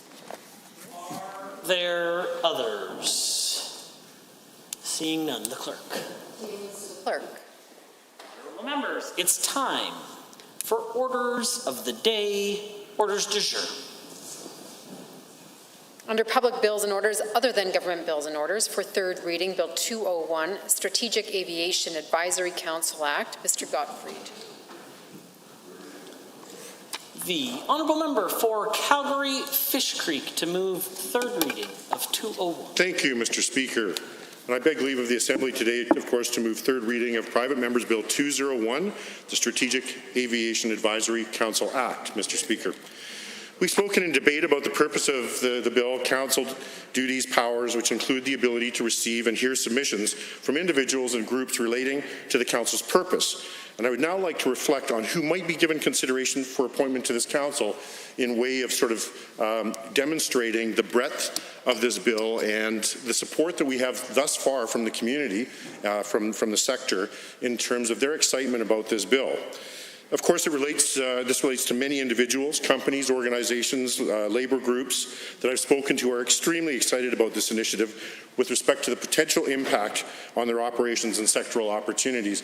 And Mr. Speaker, I've found almost every week I'm getting calls from new groups and new individuals across this province, whether it be private flight schools, whether it be some of the smaller airports looking for economic development opportunities, whether that be technology companies that are involved with RPAS and UAS and UAVs. Of course, we've talked about what those acronyms are, essentially the drone technology that is out there and is being developed in this province at a pace that I think reflects what's been happening in the oil and gas industry in the past, some of the utilization there. But the fact is that this technology can be used across so many different platforms. So I'm going to reflect on a few of the letters of support received and the optimism and excitement around what the Strategic Aviation Advisory Council can be and the breadth of representation that will optimally be achieved in the appointment of the members. I have from the Air Cadets, their Alberta Chair, Robert Barraclough. He says, we offer a program for young people interested in the aviation industry, and this bill supports youth and education. The Air Cadet movement across the country is also trying to develop opportunities for youth to be involved and ultimately employed in the aviation field. This bill helps support our objectives and grows employment opportunities in Alberta. Again, engagement of youth. I've had some dealings with another group called Elevate Aviation, which is a group which encourages young women to get involved in the aviation sector as well. They've been having some excellent webinars that I've been attending during some of the COVID-19 breaks, and they work very hard to bring people. The proponent of that is actually an air traffic controller, retired air traffic controller, but she takes people into aircraft maintenance and pilot training and so many different factors within the industry. I've had a lot of assistance from the Alberta Aviation Council. Their chair, Bram Tilrow, and Secretary Brian Andrus, who is joining us here today, actually, in the gallery. And thank you to Brian and many of his group for their support, their insights, and how they've helped us through this time to really come up with the impetus for this bill. And they say our organization supports the Alberta in its initiative in developing the strategic Alberta Aviation Council with its focus on providing direction for the aviation stakeholders in this province. We welcome the opportunity to utilize our membership's expertise to assist this province in developing a Made in Alberta strategy. So thank you to them for that. Alberta Aviation Museum. Again, we have a rich history here. The Alberta Aviation Museum. We have the Hangar Museum in Calgary. We have so many other ones. I think we have the Canadian Aviation Hall of Fame. Actually, I think in the member from, no, maybe in a different, no, it's in Wetaskiwin. That's where it is. Remington, Alberta Museum, if I'm not mistaken. Is that correct? Reynolds, Alberta. You see, I better get brush up. I better come and visit. But their president, Chris Schinke, says the strategic focus that is planned to ensure the sector remains strong, diverse, and sustainable is a welcome one from our perspective as an aviation museum. Once again, you have our full support. The Alberta Soaring Council, which I just represented, of course, that is the gliders and soaring community, which actually is a start for many people in the aviation sector. No engines were required. A lot of the cadets train on those across the province. And they mentioned that the recreational and competitive soaring programs that have been successful in developing athletes, introducing the public to aviation, providing a recreational opportunity for youth, disabled, and seniors, contributing to local economies. We enthusiastically support the establishment of the Strategic Aviation Advisory Council and the opportunities that will bring to supporting and growing the aviation industry in Alberta. Madam Speaker, Angel Flight Alberta, a group of pilots who actually take people to medical appointments across this province on a volunteer basis. And they quote, our members are pilots and aviation enthusiasts from around the province. The looming pilot and aircraft maintenance engineer shortage concerns our members, and we support this initiative to address these shortages. Also, we realize that support without many of the small community airports in the province will suffer. The aviation industry is very important to the economy of Alberta and must be heard and supported. They follow up with the creation of the Strategic Aviation Advisory Council will give the aviation sector an avenue to create, promote, and recommend efforts that will enable it to meet future demands and requirements. We also have from Aurora Aerial Alberta Inc. This is an organization which is very much focused on the drone technology. Aurora Aerial understands the required economic developments for the aviation and aerospace industry in Alberta, which can be a major critical economic catalyst. A Strategic Aviation Advisory Council would provide important direction on working in the eco-chain, diversifying our economy and creating jobs along with private aviation partners. Madam Speaker, these are some of the quotes that we have here. Further, from Cavalier Aviation, Jamie Hefner. Cavalier is one of the few authorized Cessna service facilities in Canada, providing maintenance and support to Mount Royal University Aviation Degree Program and the Springbank Air Training College, two of the larger training facilities in the province. Cavalier Aviation strongly supports Bill 201 and the establishment of the council. A little further south from the city of Lethbridge, from Mayor Chris Speakman, and this is on behalf of City Council. They actually passed a motion in support of this bill. The city of Lethbridge understands the importance of having an aviation industry in Alberta that can be an economic catalyst. A Strategic Aviation Advisory Council would provide important direction on how we can best create jobs, provide training, diversify our economy, develop airport lands, and work with private aviation partners. The city of Lethbridge strongly supports Bill 201. Delphi Aeronautics, another one here as well. Edmonton Air Show, from Richard Skirmer, their president and CEO. The opportunity in front of Alberta is immense, and my hope is that the Council is a collaborative, future-focused, business-driven, deliverables-based, and metrics-measured organization driven to excel. Most of all, it must be inclusive of new, aggressive, and entrepreneurial voices if we are ever to regain our aerospace excellence.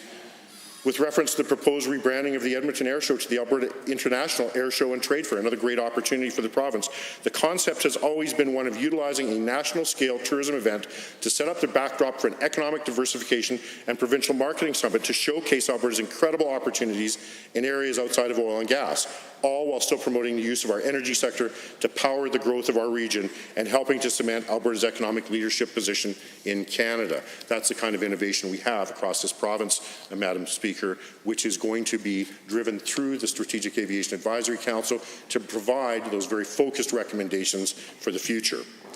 Mount Royal University, aviation from Elizabeth Evans, the Dean of the Bissett School of Business. In 2020, the MRU Aviation Program is celebrating its 50th anniversary. We have a proud history of training commercial pilots in service of the demand from a vibrant Alberta airline industry. The shortage of pilots is well documented, and with significant increase in prospective students, MRU Aviation is positioning itself to serve the sector as a pillar of the Alberta Advantage, Madam Speaker. The formation of the Strategic Aviation Advisory Council is seen as integral to seizing the opportunities that exist today to stimulate employment and growth. Equally important is the longer view to establish Alberta as a national and international leader in aviation. Once again, we have had that position in the past, Madam Speaker. The breadth of the industry and its network into technology, logistics, supply chain amplifies the potential for the Council to impact the future of the Alberta economy. West Peace Aviation, President, who is retired Major Lloyd Shirk. The associates and members are pilots and aviation enthusiasts from the South Peace region. The looming pilot and aircraft maintenance engineer shortage concerns our members, and we support this initiative to address these shortages in Alberta and across the world. Also, we realize that support without many of the small community airports in the province will suffer. The aviation industry is very important to the economy of Alberta and must be heard from and supported. And that could be done well through the Council, Madam Speaker. I have a long list here of other companies that are expressing support. Pegasus Imagery, Cole Rosentreter, CEO, who is an expert in the remotely piloted aircraft systems to deliver intelligence and data services at the scale of modern industry and government challenges. We've talked a little bit about some of those opportunities, utilizing drone technology in agriculture, in forestry, in safety, and in emergency training, but also in many different ways that we haven't even thought of. Of course, UPS might be delivering parcels to your doorstep someday soon, and there's some companies looking to do some pilot projects right here in Alberta. Periton Canada Corporation, Jim Gillespie, their Vice President. Periton's culture of innovation is evident in our long-standing history of expertise and partnerships within Canada's defence community. We provide innovative next-generation cooperative military advancement for the defence and aerospace industry. We drive growth through innovation and invest in aligning our overall business strategy to meet the needs of our customers. Our robust and reliable mission sustainment capability is a testament to our success and ensures each mission is complete. They're very pleased. They said, pleased to support this initiative and wish us the best success in moving this agenda forward in collaboration with organizations such as that. RCAF Association, Tom Sand, Lieutenant Colonel, retired. Madam Chair, Madam Speaker, this is one of the reasons of many where hesitate to interrupt you, but I'm just wondering if there's any other members that are wishing to speak to Bill 201, the Honourable Member for Highwood. Thank you, Madam Speaker. It's an honour to rise here today and speak to third reading of Bill 201, the Aviation Advisory Council Act. Before I begin talking about the bill itself, I first want to acknowledge the hard work and dedication my colleague from Calgary Fish Creek has put into this incredible piece of legislation. I think this is a great example of when a private member gets an opportunity to put a bill to the floor and he combines his passion and knowledge into a bill for something that's really going to benefit the province as a whole. And speaking to that, in the past election, that was exactly that. Albertans sent a clear message. They wanted a government that would create good policy, that would lead to economic growth and the restoration of the Alberta Advantage. And I view Bill 201 as a huge opportunity for economic growth in an industry that has really, for a lot of years, has had untapped potential, so much unlimited growth that I think can be done in this industry. Bill 201 seeks to establish, of course, a Strategic Aviation Advisory Council, a council that will provide key recommendations on improving the aviation industry as a whole. Its sole purpose will be to build on, of course, Alberta's rich aviation history, devise strategies to increase the unlimited potential of a world-class aviation and aerospace sector here in Alberta. The way that this bill is set up, this council will be comprised of many various sectors across the entire province, from corner to corner. It's going to include everything from airlines, commercial aviation, pilot training institutions and programs, aerospace engineering, emerging technologies, And then, really bring in the whole mix into economic development, trade and tourism. And I think this is just touching on just a real handful of the sectors that this advisory council could include. And this council is going to undertake the research and analysis necessary to build on this industry as a whole, combining all these different parts of the industry, which are very unique and specific, and they all have their own challenges, and they all have things they feel that could be done better within the province.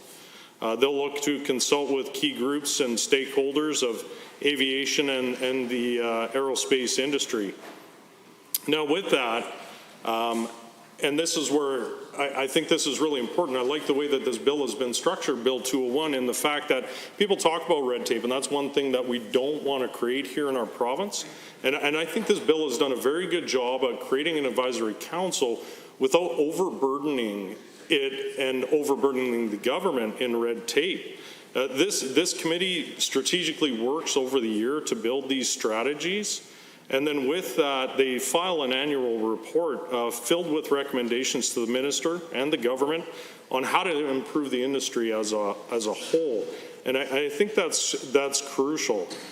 I think back to many years ago.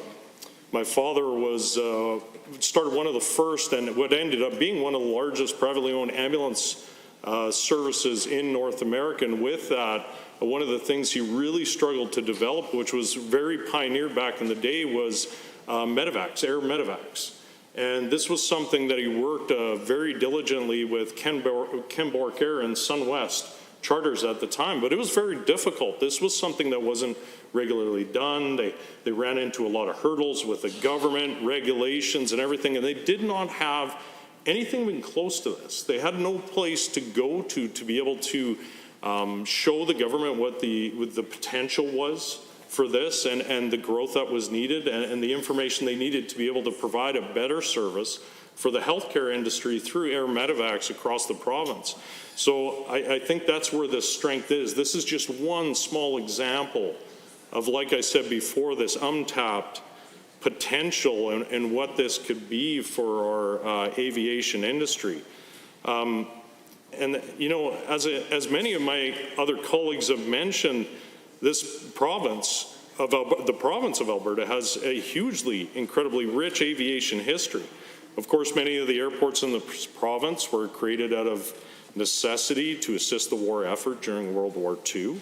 And of course, others have been developed by the government and part of an overall strategy for transportation, trade, and shipping in Canada and within our province. And I think that's, Bill 201 is going to help be able to bring all those airports together with a collaborative strategy to be able to provide that strength that we need, especially now moving forward. As well with that, we've also seen local municipalities and local individuals step up to build local airports for their citizens. In my riding of Highwood, we were actually very lucky. This was how we ended up with the Okotoks Air Ranch Airport, which is CFX2.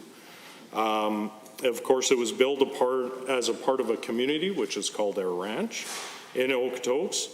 And of course, the effort was expanded in 2016, where the airport was actually shut down for a year, in which they did a lot of extensive improvements within the facility. And today, the airport is now a very important service for all the individuals of Okotoks and the Highwood area. Madam Speaker, located, of course, at this Okotoks Air Ranch Airport, we are very, very fortunate to have the Calgary Okotoks Flight School. Of course, licensed by Transport Canada. The Calgary and Okotoks Flight School is providing a flying experience that is fun, accessible, and affordable for everybody, which I think is very important. We have to continue to encourage to be able to find a way to engage the youth and get them into aviation and find an affordable way to broaden this so that people have the opportunity to be able to get their pilot's license. So with that, I would like to take just a quick minute to recognize the amazing work that Tim Ulmer has done with the Calgary Okotoks Flight School. I mean, he set out to create his own flight school to give back to the community that he loves, and of course provide that opportunity to students to have a chance to be able to have as much training and time in the air with the lowest cost possible. He recognized the importance of this essential service for the entire province and our entire country, so he's trying to be able to make it more affordable and give opportunities to the youth to be able to do this. The global health pandemic of COVID-19 has restricted domestic and international travel. This has resulted, unfortunately, in a really low demand for the aviation sector at this time. And like many other sectors, the aviation industry has been hit hard, really hard, due to this global health pandemic. So as we prepare for the next stage of the relaunch strategy and devising strategies to be able to support our industries that have been hit hard, across the province and across our country as a whole, I believe that the creation of an aviation advisory council is a key step to assist our aviation industry in their economic recovery, which I think we can all agree is going to be one of the most difficult. We're still seeing limited travel internationally, so we got to be able to find a way to support them, and I think this is a great way to be able to support them as we move forward with this. And we get it. While Bill 201 is just a small step, it's a very important one nonetheless. We got to show the support for our aviation and give them the opportunity to be able to make sure their voice is heard and in a constructive manner that new policies and strategies can be built for this industry and the province moving forward, which I think is going to have a massive economic benefit for the province as a whole. And it also, as they can be working on a lot of job creation too as well. Madam Speaker, Bill 201 is an opportunity to support the development of a very fast-growing industry in the world.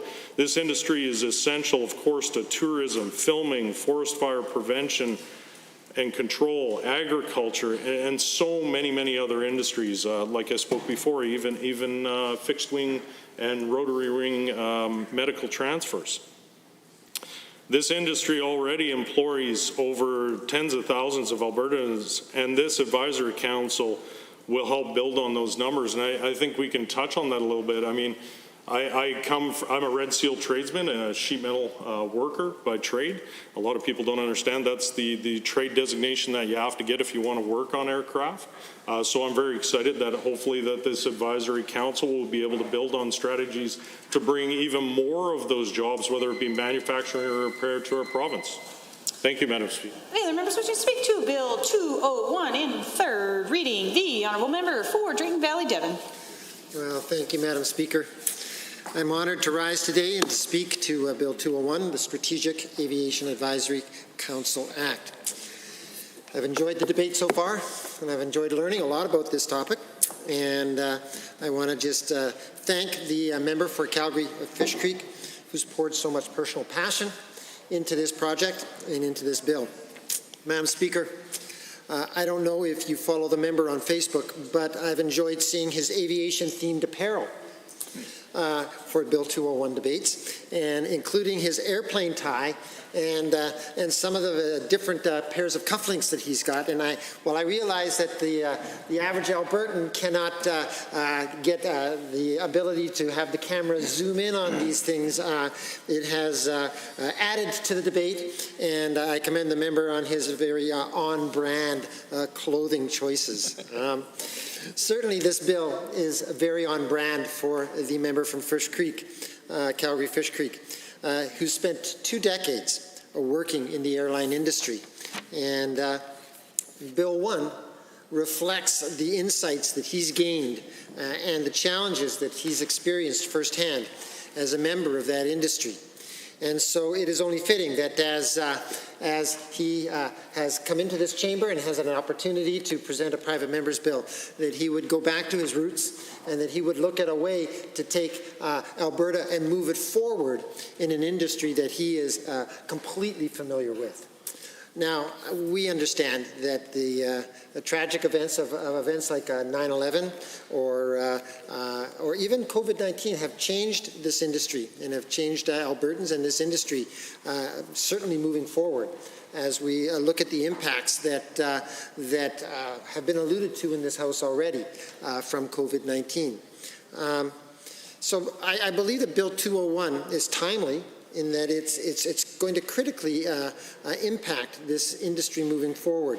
The creation of this council is going to harness the advice of the industry, the experts of the industry, across every sector of the industry, so that as we move forward into this new brave world that we are facing, we have the capacity to meet the challenges of the day by harnessing the experience of the people that are involved in that industry on this council. You know, it's always a good thing to bring people of experience together, and that's exactly what this council is going to do. Whether it's commercial airliners, pilots, to the pilots, or to the engineers, or to the emergency medical operators, from consumers to tourism professionals, all will find their place on this council. Indeed, if we look at Section 6, Sub 3, A, B, C, D, E, it talks about airlines or commercial aviation. We'll have individuals from the following sectors: airlines or commercial aviation, aerodrome, airport or air navigation authorities, economic development, trade and tourism authorities, pilot training institutions and programs, aircraft maintenance, training and institutions, aerospace engineering and emerging technologies, search and rescue, emergency management, agriculture and forestry. All of these will have their opportunity to be on this council and to provide the expert advice that we need moving into the future in Alberta. And that can only make for a stronger, more vibrant and more robust aviation industry in the province of Alberta. So the aviation industry is broad in its scope, and these representatives from the various sectors will be represented on this council. And the comprehensive nature of sectoral representation is why I believe this council will be so effective. Now, the council is being given a job in this bill. And if we turn in this bill to Section 4, Sub A, we see that they are called to research and to analyze information from aviation and aerospace-related services. They're called to consult with key sectoral corporations and organizations, associations and institutions. And they're called to prepare and submit to the Minister an annual report that will contain recommendations in respect to improving aviation and a report on progress that in respect to the previous year's recommendations. And these all just make so much common sense, and you can see the value of the member from Calgary-Fish Creek's experience in this industry and in the crafting of this bill, that these are all very common sense recommendations for this council to be able to move forward on, and I believe will help Alberta as we move forward. One area is related to the idea of strategic planning and for economic growth, tourism, and development. And for any of us that have lived through the last 4.5, 5 years, we can see the wisdom of doing this in the aviation sector of our economy. And as our economy begins to reopen, I'm optimistic that the role of aviation in our economic recovery will become more and more important and obvious to us as we take a look at it. Obviously, these sectors have been hit hard by the drastic drop in passenger traffic and air travel. And so while I cannot make any real predictions moving forward on how quickly we'll rebound, I'm confident that this advisory council will be a key part of this recovery. Another area of focus will be in the development of research and technology and training, as we mentioned in the bill. And so again, I'm looking forward to the recommendations that will result when considering this.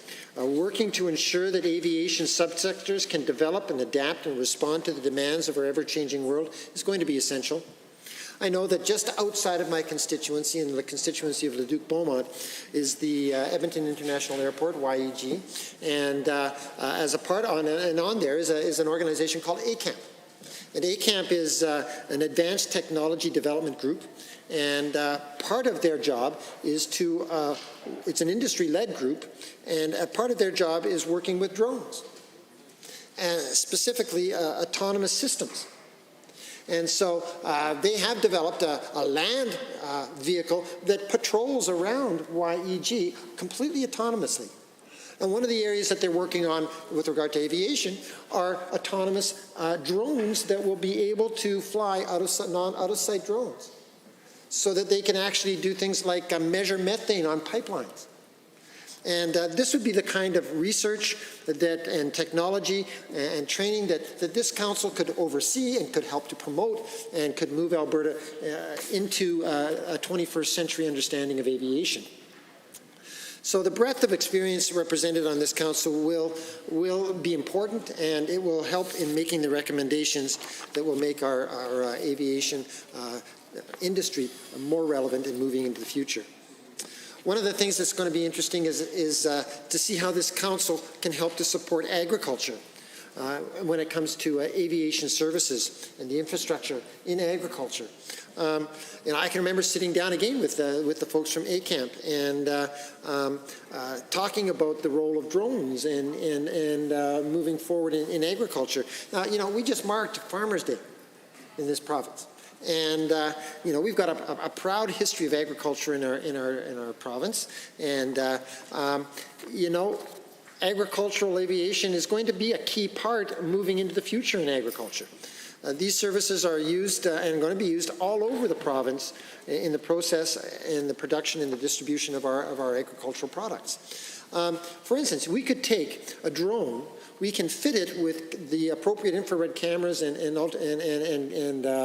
cameras that will actually be able to measure and see the development of a crop in the field and whether it needs more or less, fertilizer or water or whether a pesticide is appropriate, and they can measure from the air with these autonomous systems exactly where farmers need to go as far as producing the best crop possible. So agriculture aviation is going to be a key part of our future in Alberta, and these services are going to be important as this council can oversee and to help direct and move forward and make recommendations to the provincial government as to how we can help not subsidize, but how we can help move forward these particular forces in agriculture. So the provisions of this bill are quite detailed, and so I wanted to take the time to highlight a few of the aspects that were of interest to me as I looked at how this council is going to operate. So again, I wanted to thank the member of Calgary Fish Creek for the work that he's done on this bill. I know it's been said many times before, but I think it bears repeating, so thank you. Introducing a private member's bill is a rare opportunity. And I'm always glad to see a member's personal passions demonstrated in their bills. And the preamble of Bill 201 says, the bill is meant to build on Alberta's rich aviation history and potential. And I couldn't agree more. I see the Honourable Member from Decor. Well, thank you, Madam Speaker. Appreciate the opportunity this afternoon to add some final thoughts around Bill 201, the Strategic Aviation Advisory Council Act. And I would, of course, like to thank the member for Calgary Fish Creek for bringing this bill forward, something that I know has been a passion of his over the last couple of decades. And perhaps later on, I'll get the opportunity to maybe meet some of those stakeholders in the drone industry, because I would like to learn how to do better than to fly my drone into my lilac bush in my backyard, and so hopefully I'll get the opportunity to learn that a little bit. So I'm happy to rise in support today, and I'm hoping that my comments will be taken very, very seriously by the government for the benefit of the members' Bill 201 here. And so when I look at this bill, I think it is an opportunity for the province to grab a hold of diversification. And I believe, it seems like there's more opportunity for diversification in Bill 201 than, quite frankly, I've seen the government provide opportunities for diversification. And so I do commend the member for his work on that, because I know as a private member, the member doesn't have a lot of resources to be able to go out and do widespread consultations, like, for instance, say the government would be able to do. But based on the documents that you tabled for supporters, feedback on the bill, I think that consultation process has been very, very remarkable. So well done on that.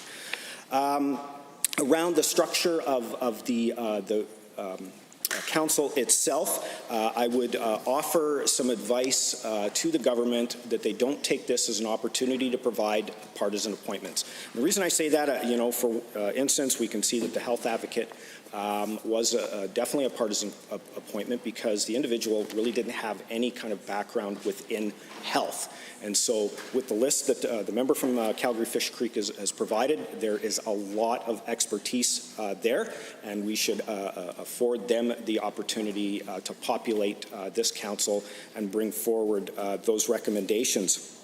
I guess the other advice that I would offer to the government around the work that this council will do, I think, as I said, there's a lot of wealth of knowledge that will be contained with this, and actually probably wealth of information that we can't accommodate all the positions available, which is unfortunate, but I think through the membership they will be able to consult with those forms of information to form recommendations to the government.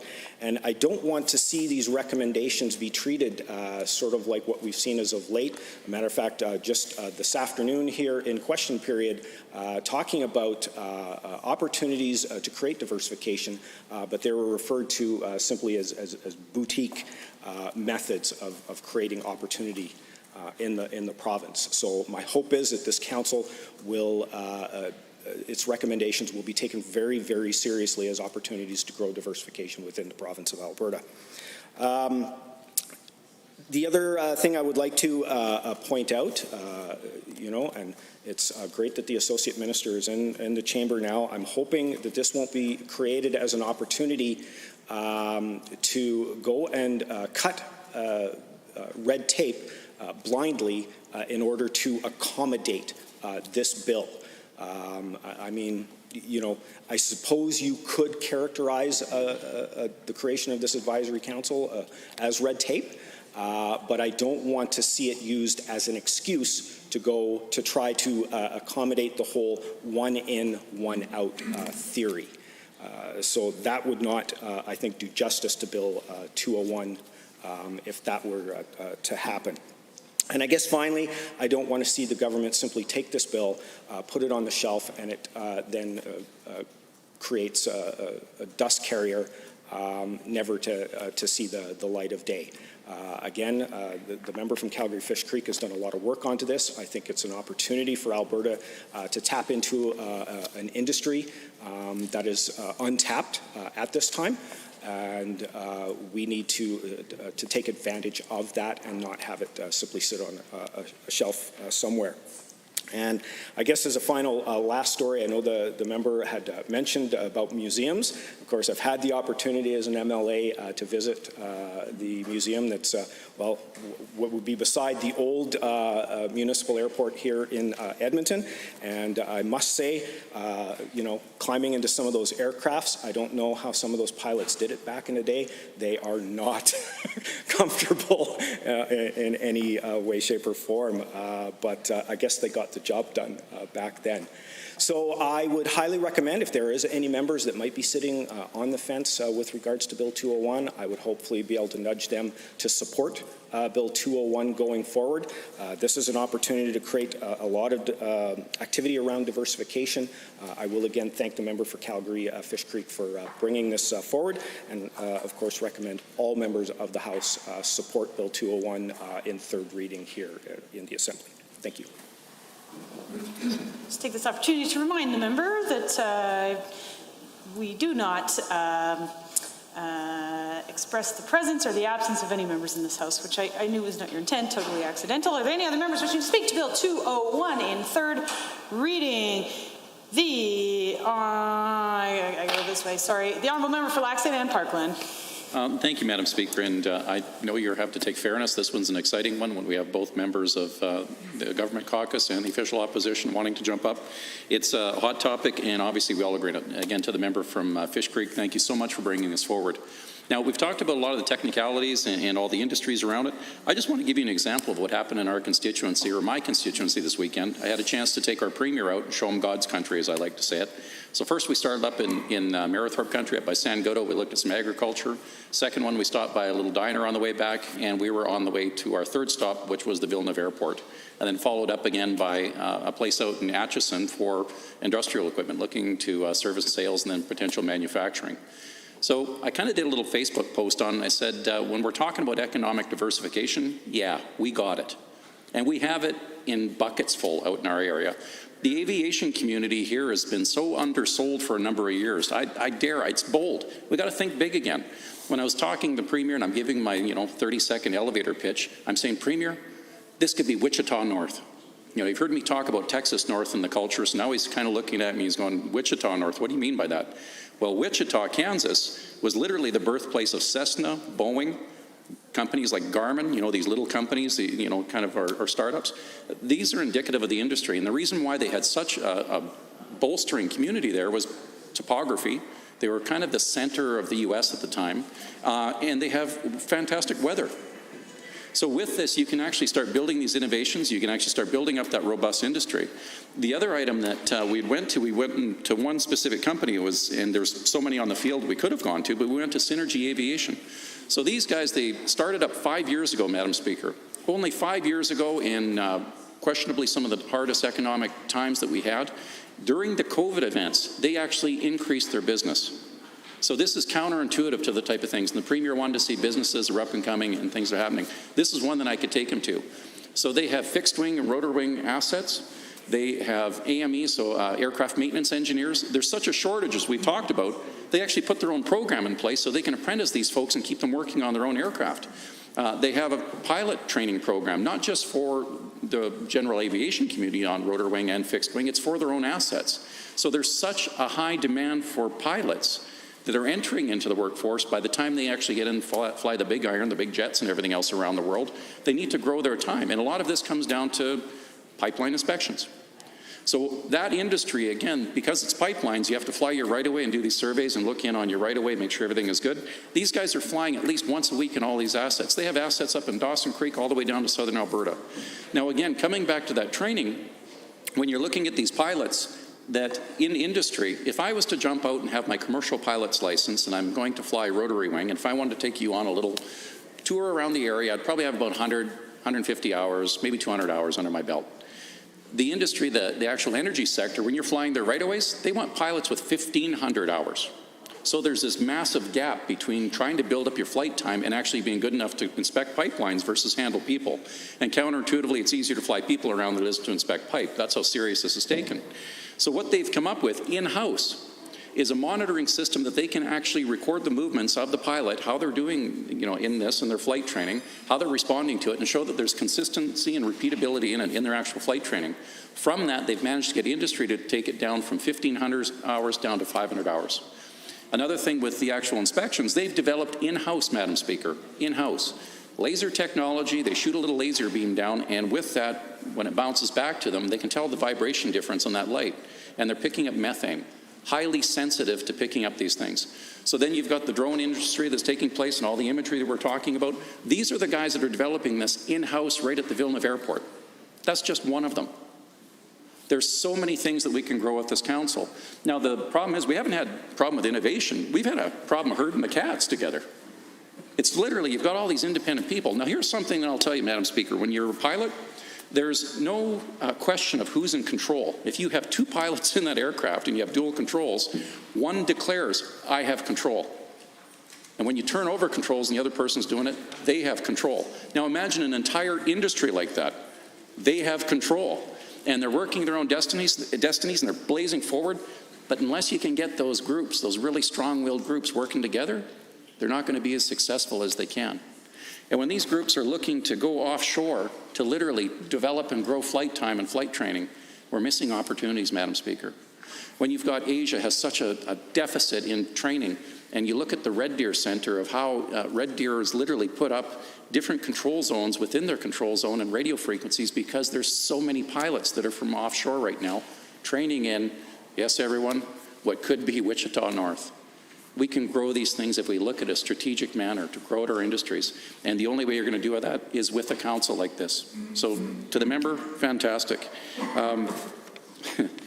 PropWorks, there's another company. So they actually do all the inspections and the rebuilds on your props out in the field. You've got HeliPaint. They do all the painting services out in the field there. HeliQuest, so these are companies, or they have their assets deployed all over North America. These are our own backyards that we have taking place. Flying schools, the Mayo Flying Club, they're right on the field at Villeneuve. You have Centennial Flight Schools, HeliQuest we talked about, they do some training, Synergy. Down at Parkland Aviation, just around the corner. Now, here's a neat thing that we were talking about, this rust remover. So I'm not sure folks are aware that when you have to do recurrency training on your pilots, you actually have to do safety courses that are about 5 to 6 hours every couple of years, and most of us just do them anyway. With COVID, we haven't been able to do it normally. So now I'm part of a group that's coming together to see how we can actually train our pilots through the Canadian Owners and Pilots Association, plus some other groups, and to see how to do this. Now, one of the ways that we're trying to foster that idea to get people excited about this aviation is to do a poker derby. So literally 50 general aviation aircraft are going to go on an undisclosed route at this point.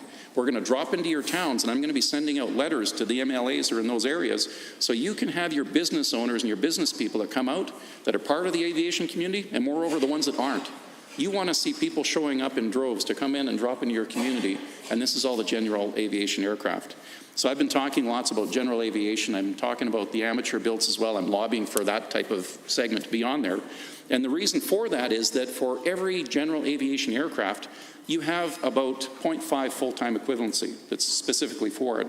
But when you look at how many jobs are created from that, it's about 1.1. So to put it in context, there's a report from COPA in 2017 talking about the aviation community. So for every one general aviation aircraft that's out there, you're generating about $287,000. That's what's being poured directly into that economy. This isn't the big airlines, this is the private people running these planes. So again, can't thank you enough for pulling this together. I know some other members want to talk, like perhaps the gentleman from, member from Cold Lake, because they have a fantastic flying community down there as well. So with that, thank you so much. I hopefully everything votes in favor of this, and let's get things happening again. Let's fire up that economy, and aviation is going to help us get there. Thank you. The Honourable Member for Edmonton, Beverly Clareview. Thank you very much, Madam Speaker. It's my pleasure to rise and speak to Bill 201, which I will, at the onset, thank the member for Calgary Fish Creek for bringing forward this bill. It does beg the question, and it's nice to see actually that a private member recognizes the importance of aviation to our province's economy in the absence of economic development and trade doing anything about it. I do think it's interesting that it did take a private member's bill to bring forward an idea to support the aviation industry, which, you know, I will say, Madam Speaker, that I agree with what the previous member had said, that this industry is significant to the future of Alberta and has many, many applications. My questions around this bill are such that does it go far enough to support many of the companies and not-for-profits in the aerospace sector and in the challenging times that they've had over the past 6 months, especially because of COVID. I mean, we look at the fact that Alberta's two largest airports have had to lay off 40% of their workforce. And so I wished that the government would do something about supporting these two airports that bring in billions of dollars of economic activity, billions. And so far, Madam Speaker, there has been radio silence. Now, I do appreciate the member for Calgary Fish Creek has done a very thorough job in speaking with stakeholders across the province. And I know that he's spoken to the two largest airports and dozens of airports. And I appreciate that he's went out and done some hard work. My question is, you know, has the member engaged with the Minister of Red Tape? Because creating another council, if we use the definition that this government has used over and over again, is red tape. And so I don't know if the Minister of Red Tape is on side with this, or if this is creating, Minister of Red Tape or red tape reduction, depends on the day. The question is creating another committee going to address the realities that are happening today? The other question is, and quite frankly, I mean, this is the kind of engagement that I did when I was Minister of Economic Development and Trade. And so, but I didn't need a committee to be struck to be talking to the various airports. And so again, I have to beg the question of what is the Minister of Economic Development and Trade doing in this area? I appreciate the member for Calgary Fish Creek recognizes the opportunities that we have. I mean, let's face it, folks, the majority of tourists and tourism that comes into Alberta flows through our two major airports. Now again, this bill creates a committee and brings people together for dialogue. Great, that's important.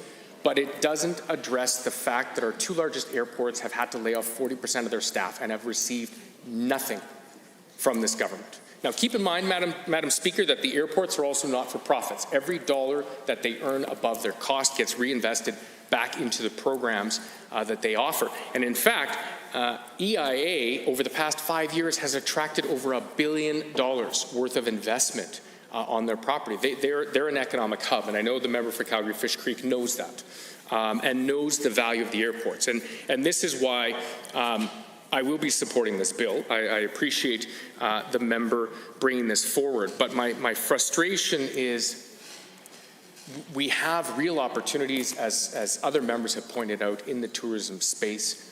Again, knowing the majority of tourists come through our major airports, obviously many of them drive, but what are we doing to ensure that we gain back and we don't lose significant volumes of GDP and jobs because we're not focused enough on supporting our tourism sector, on supporting our airports that are critical supply chains, Madam Speaker.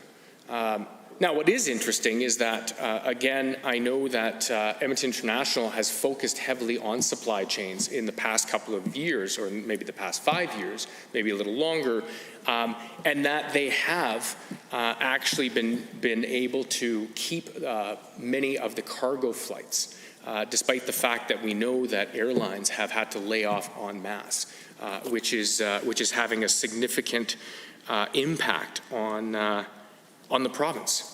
And so, you know, again, I appreciate the member for Laxina Parkland, who is very excited about talking about innovation, which fantastic. We have that in common. I absolutely applaud all of the entrepreneurs throughout our province who are creating unbelievable technologies. But I wanted to ask the member if the company he spoke about that started up when the global collapse of the price of oil occurred and there were challenging times and they were successful in starting up, did they receive a tax credit? Because I actually think they did. And if they didn't get a tax credit, I'm pretty confident, we'll have to double check, that they received some support from Alberta Innovates, which of course is an arm's length entity so that people can not go on and on about picking winners and losers. It's a third party that provides support, sometimes micro-vouchers, sometimes expertise, sometimes just navigating how to commercialize technology, sometimes it's prototyping. Those supports are critical because there are companies that are developing state-of-the-art technology, but I'll tell you this, Madam Speaker, so many of them will never see the light of day because they don't have the business supports or the business background on how to take that idea and commercialize it successfully. And so this is where there is a role for the government to play in supporting our innovators and our job creators. Again, I think EIA is the first airport in Canada that has drones at the airport. And they actually, there's a company there that I met with a number of times that has a robo-bird that actually is used to chase away the birds, to ensure that planes are safe. I think that's unbelievable, developed here in Alberta. And so we have a number of innovations. Alberta, and something I've been very proud of, is we were the first, and for a long time, the only province that had space where you could test UAVs out of sight. There's now a couple in Canada. I believe there's one place in Quebec. But again, this is an opportunity for Alberta to really leverage our strengths. And that's where it takes the government recognizing this and ensuring that they're creating the right conditions. I was speaking with someone who was talking favorably about the original CEO of Suncor and talking about how they recognize Alberta's oil and gas sector is as successful as it's been. Obviously, I recognize the last few years have been challenging, but that success came because the government recognized that it needed support early on. Companies were going bankrupt, drilling to try to find resources, and so the government stepped in. There is a role for government to support the industry, and it can be through, again, through entities like Alberta Innovates. That really does help our entrepreneurs, and especially those that are developing state-of-the-art technology. Again, members have talked about the uses in agriculture and smart agriculture and pipeline monitoring, technologies that are developed here in the province but may need support, whether it's through procurement, whether it's through acceptance, whether it's through micro-vouchers in prototyping. But I think that there is an incredible opportunity for the province. And so, my hope is that, the Minister of Economic Development and Trade and Cabinet are actually looking at this, that it took a private member to bail out the government and take the first step to doing something for the aviation sector. I honestly was hoping, Honourable Member, that maybe the government would have adopted this bill to say, you know what, this is a priority, because the government has the ability to do that. If they so feel that a bill is going to have a strong enough impact. Now, as I've said, I believe that there are great first steps. My hope is that these folks who are volunteering their time on this committee will not be in vain, that the recommendations they make, that the government will honestly entertain. I find it more frustrating than anything, Madam Chair, that ideas that are good ideas don't belong to a single political party, right? The tax credits that I go on and on about, they're not the NDP's idea. They came from business. Business doesn't care who came up with it or who's implementing it. All what they say is, here's a good idea, please listen to us and run with it. And so, I hope that the government won't do what it's done and decide that certain ideas are bad, no, they're no good, others are good. Sometimes I can't keep track. Somehow the investor tax credit is a boutique tax credit, yet the film tax credit is not a boutique tax credit, yet it applies to a single sector. I'm confused on that one, Madam Speaker, on it. But I think, we hear from companies looking for support. I would now like to ask the Honourable Member for Calgary-Fish Creek to close debate. Thank you, Madam Speaker, and thank you to the members who've spoken today from Highwood, Drayton Valley Devon, Edmonton Decor, Lexington Parkland, and Edmonton Beverly Clairview, and for their kind comments and their support thus far. I'm going to take you a little bit back here, just take a minute of time to remember each one of you when you took your first flight on an airplane. I don't think anybody will ever forget that. When they took their first flight, maybe to the United States, and when they took their first international trip. These are memories that we don't forget, and shows the importance of this industry to all of us, our connectivity to our friends and family and neighbors across this country, friends to the south, and friends around the world. So think about that when you're supporting this bill as you're moving forward. I want to talk a little bit about this bill as a portal of opportunity, and I thank the member from Edmonton Beverly Clairview, but he might remember some of my criticism in the past of the fact that we lost Cathay Pacific Cargo and Air China Cargo from Alberta during previous government's time in that economic development field there. When I called the Cathay Pacific, some contacts there, and they had not had a phone call from the Alberta government for 4 years before they pulled out of here. So this was one of the reasons why we need a strategic aviation advisory council that can be strategic, that can work with government, as I have with the Ministers of Transportation, Economic Development, Agriculture, Energy, and so many more, so that we can make this an effective council. And Madam Speaker, let me tell you, when we're talking about government red tape, when you bring in the private sector and they are the guys that are on the sticks and on the controls of those airplanes, they do not they don't take red tape very, very kindly. They move through it, they cut it with their propellers every day, and they make that happen.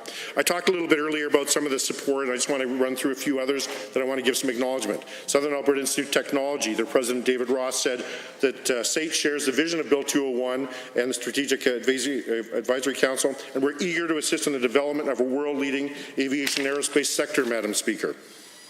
We heard from Sturgeon County, from the Mayor, Alana Hinatu, increased leadership and support of the aviation, aerospace and logistics industry is critical given the Government of Alberta's blueprint for jobs. We heard from the town of Edson, Mayor Kevin Zahara. On behalf of the Town Council, we support proposed Bill 201 regarding the establishment. We feel this will provide an informed group with a strong voice focused on industrial growth in the aviation and tourism sectors. Wave Technologies, Kim Van Vliet and Brad Robson, also recognizing the world-renowned delivery of all aspects of civil aviation. The private members Bill 201. And we also, as we heard earlier, we heard from the President and CEO of the Calgary Airport Authority and the President of the Edmonton Airport, Bob Sartor, and Tom Ruth, strongly supporting this bill in helping them to get back on track. Madam Speaker, this is a really important time for us in this province. When I came up with the idea for this bill, it was driven because we'd lost Cathay Pacific Cargo and Air China Cargo during the past government here, and I was upset that we lost that connectivity of the world, which is so important to this province, to move people, to move cargo, to move ideas and investment, and those are some of the keys, Madam Speaker. We need to fiercely compete in the future. Post-COVID-19, this will be a highly competitive world, and we can take nothing for granted. We need that connectivity. We need to support the WestJets and even the Air Canadas and all the other airlines that serve this province, that come from Reykjavik and come from Amsterdam and come from Beijing, from around the world, to make sure that we have that connectivity so that we can be global leaders in a global and competitive environment. Mr. Speaker, these are just some of the examples I have on hand with respect to an enthusiastic and ambitious approach to the future of aviation and aerospace growth and diversification in our great province. And I'm going to encourage everybody to support this bill, obviously, but I think it's more than that. I think it's about getting Alberta back on track to seize the aviation sector as a key part of the Alberta advantage. Madam Speaker, this is so important to this province. We need to get past COVID-19 in the weeks, months, and years ahead, and we need to ensure that Alberta does not lose ground, but that we gain ground on an international scale. Madam Speaker, I thank all the members in the House, and I'm hoping that everyone will support this bill today and that we can move forward with picking the people that will make things happen in this great province, that we can make that council work and fire on all cylinders and take flight through the support of this Assembly. Thank you, Madam Speaker. All right, all those in favor of the motion for third reading of Bill 201, the Strategic Aviation Advisory Council Act as proposed by the Honourable Member for Calgary Fish Creek, please say aye. Aye. Is there anyone opposed? Please say no. So carried.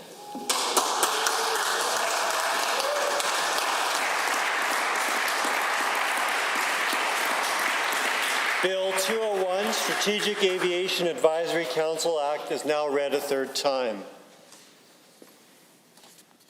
Under motions other than government motions, motion other than government motion 505, Mr. Lowen. The Honourable Member for Central Peace Notley. Thank you very much, Madam Speaker. I rise today to move motion 505 that is on the order paper. I'll read it out in its entirety shortly. Getting an opportunity to put forward a private member's motion is an honour, as the draw process makes it possible to go years without being drawn, and a high enough priority to have the opportunity to make it on the legislature agenda for debate and vote. Well, today is my lucky day. Last fall, when deciding what to make my motion on, one of the hot topics in my constituency was crime. In February, I attended the AGM for the Alberta Provincial Rural Crime Watch Association in Grand Prairie. It was a well-attended AGM with members from all across Alberta. These people were good people that were trying to make a difference in their communities and try to reduce crime in their communities. Now, I had also met a few times with a friend of mine, Brad Welsh, and the developer of an app, Darren Boyer, that developed an app called Lightcatch. And Lightcatch is an app developed to help combat crime. I've also discussed rural crime with many constituents and heard of the damage it caused to both businesses and personal lives. Not just financial loss, but the mental anguish, the stress, and the fear that crime causes. Through those discussions, there are many things that became apparent. One was that the crime in Alberta is a serious problem, and it is also multifaceted. From police response times to too few Crown prosecutors, to a lack of court time to deal with criminals, to what was considered as a catch-and-release justice system that put criminals back on the street. Now our government, under the Ministry of Justice, has already started several initiatives to begin to solve many of these issues. Another thing that became apparent in my discussions was the passion and the desire to help solve crime from the people within the community.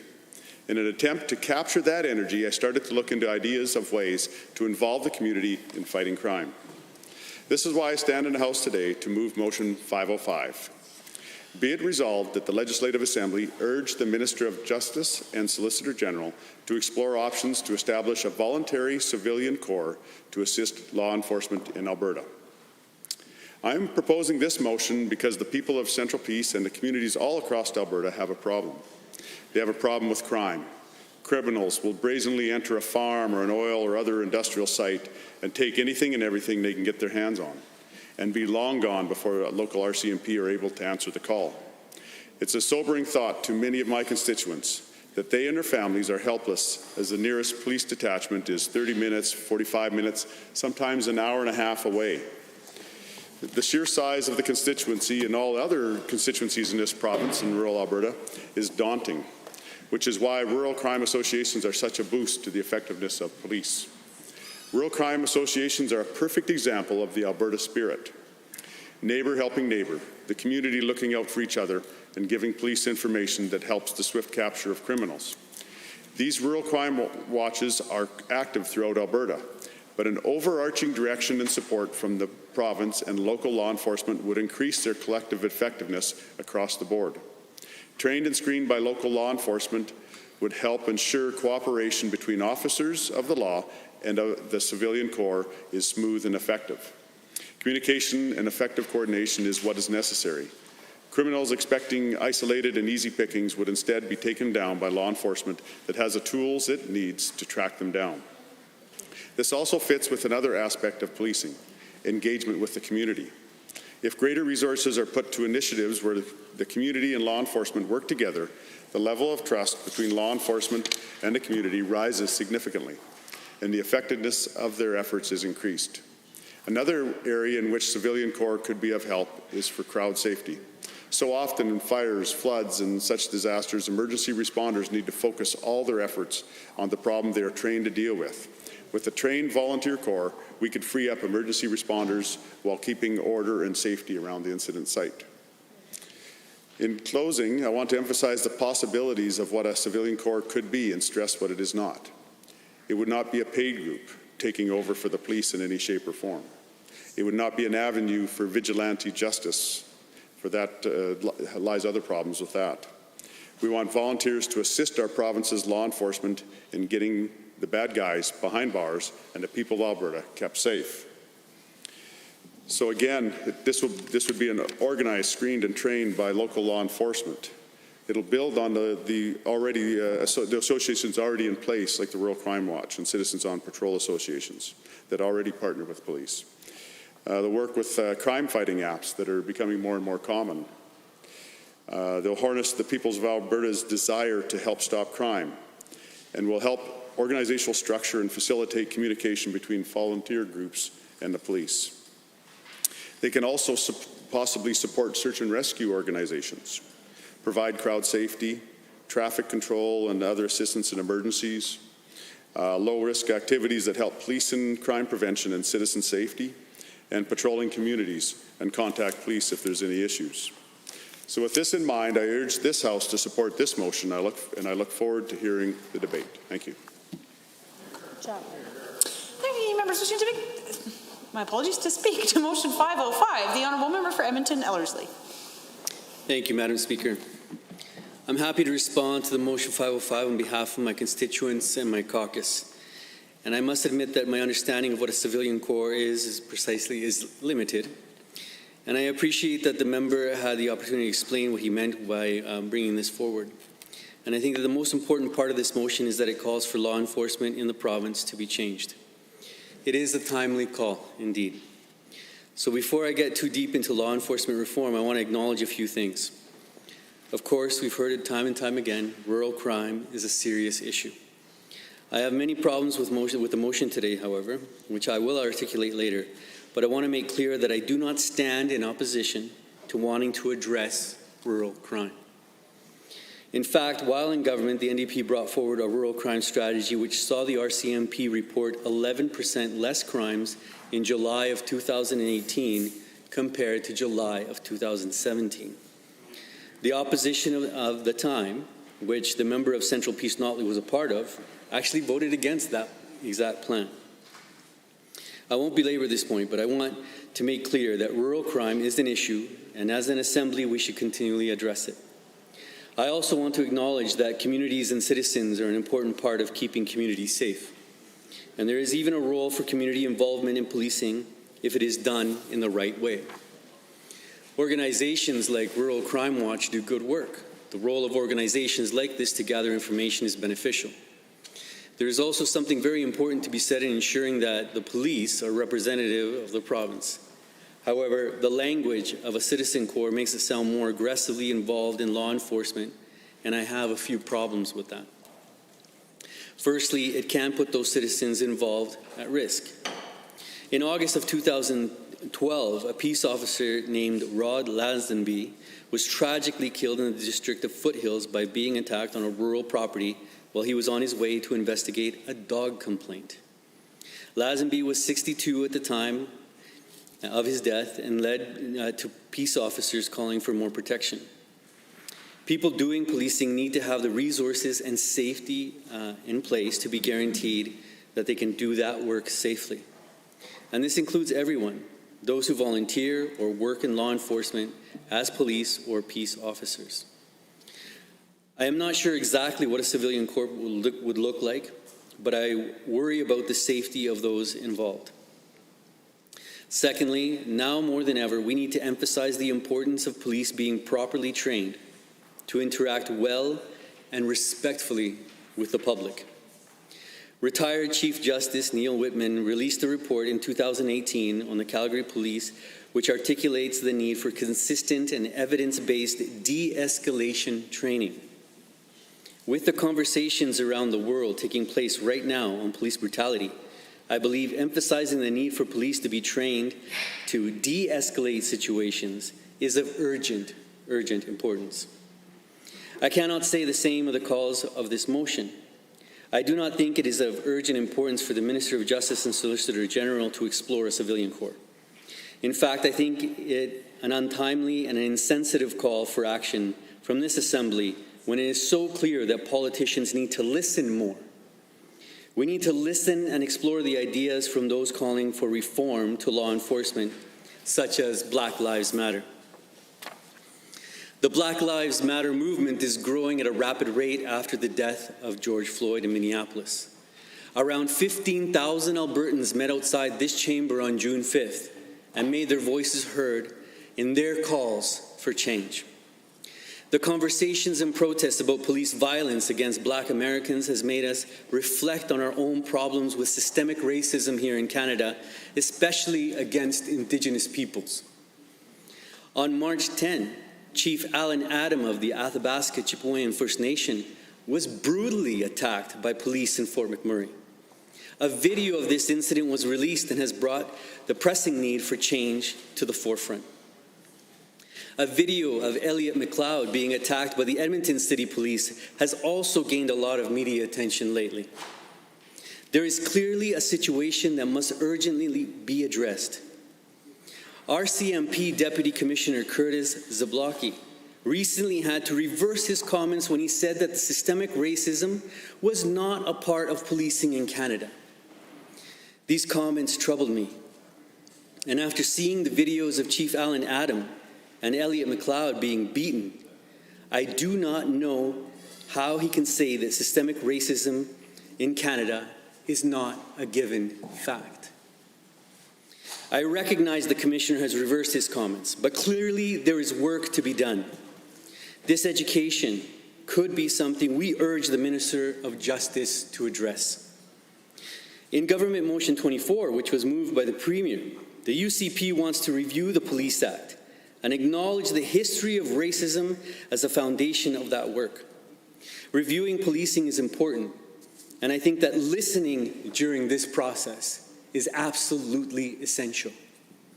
So I have troubles with the motion 505 calling for a very specific action. Through the global protest movements happening today, it is clearly a change is needed, and therefore action is definitely needed. But as people in positions of power, we have a role to listen to that movement. We in the NDP caucus want to strengthen the review of the Police Act by ensuring Indigenous voices and Black Lives Matter are heard during that process. I do not know how the member of Central Peace Notley feels about that in his desires to reform law enforcement. He will have a chance to vote an amendment calling for that, moved by my colleague from Edmonton Meadows. My problem with Motion 505 is that it is not concerned with consultation of racialized people at all. I actually think it is at direct odds with the Premier's motion to review the Police Act. Do the UCP actually want to review the Police Act, or have they already made their decisions and just want to pay lip service to that process? I know this motion just calls for the Minister of Justice to explore a civilian court. But the motion also says urge. And I do not think out of all the things involved in the current discussion on law enforcement reform that this is not urgent. There are many things I do think we could and should urge the Minister of Justice and Solicitor General to do. The new parole board should have representation from Black and Indigenous communities. The Minister of Justice should be urged not to appoint judges who say that Black Lives Matter is a leftist lie on committees to recommend provincial judges. The Minister of Justice should also be urged to include voices from Black Lives Matter and Indigenous leadership into the review of the Police Act. There are also many important things we could urge all of Cabinet to do to reduce crime. We should invest more into public education, public health care, and all anti-racism initiatives. I would be happy to stand united as an Assembly and urge the Minister of Justice and all of Cabinet to invest in all of these crime-reducing initiatives, especially in rural areas. I have articulated my opposition to this motion, but I want to close by highlighting some things to think about that we could bring out from this motion. When I read about the Civilian Corps in the United States, I saw that there are many initiatives to mobilize citizens to help in disaster relief. That is an initiative worth supporting. I have problems, however, with the thought of those citizens being involved with active law enforcement. But there is something to be said about police reflecting communities and the justice system as a whole representing the diversity of our province. Although I do not think that will take place in creating a citizen corps. I do think it could happen in ensuring our parole board had representation from Black and Indigenous communities. And I also believe that including Black Lives Matter and Indigenous leadership in the review of the Police Act could provide some thoughts on what community representation in policing would actually look like. So, Madam Speaker, all in all, I support reform to policing. But I do not support what this motion calls for. I support listening to racialized and marginalized voices. I believe that there are problems to policing, but I do not think that this motion provides the answer to those problems. Maybe in the debate on the government motion on the review of the Police Act, we could work together on a path forward. And I encourage all members in this Assembly to vote against this motion, number 505.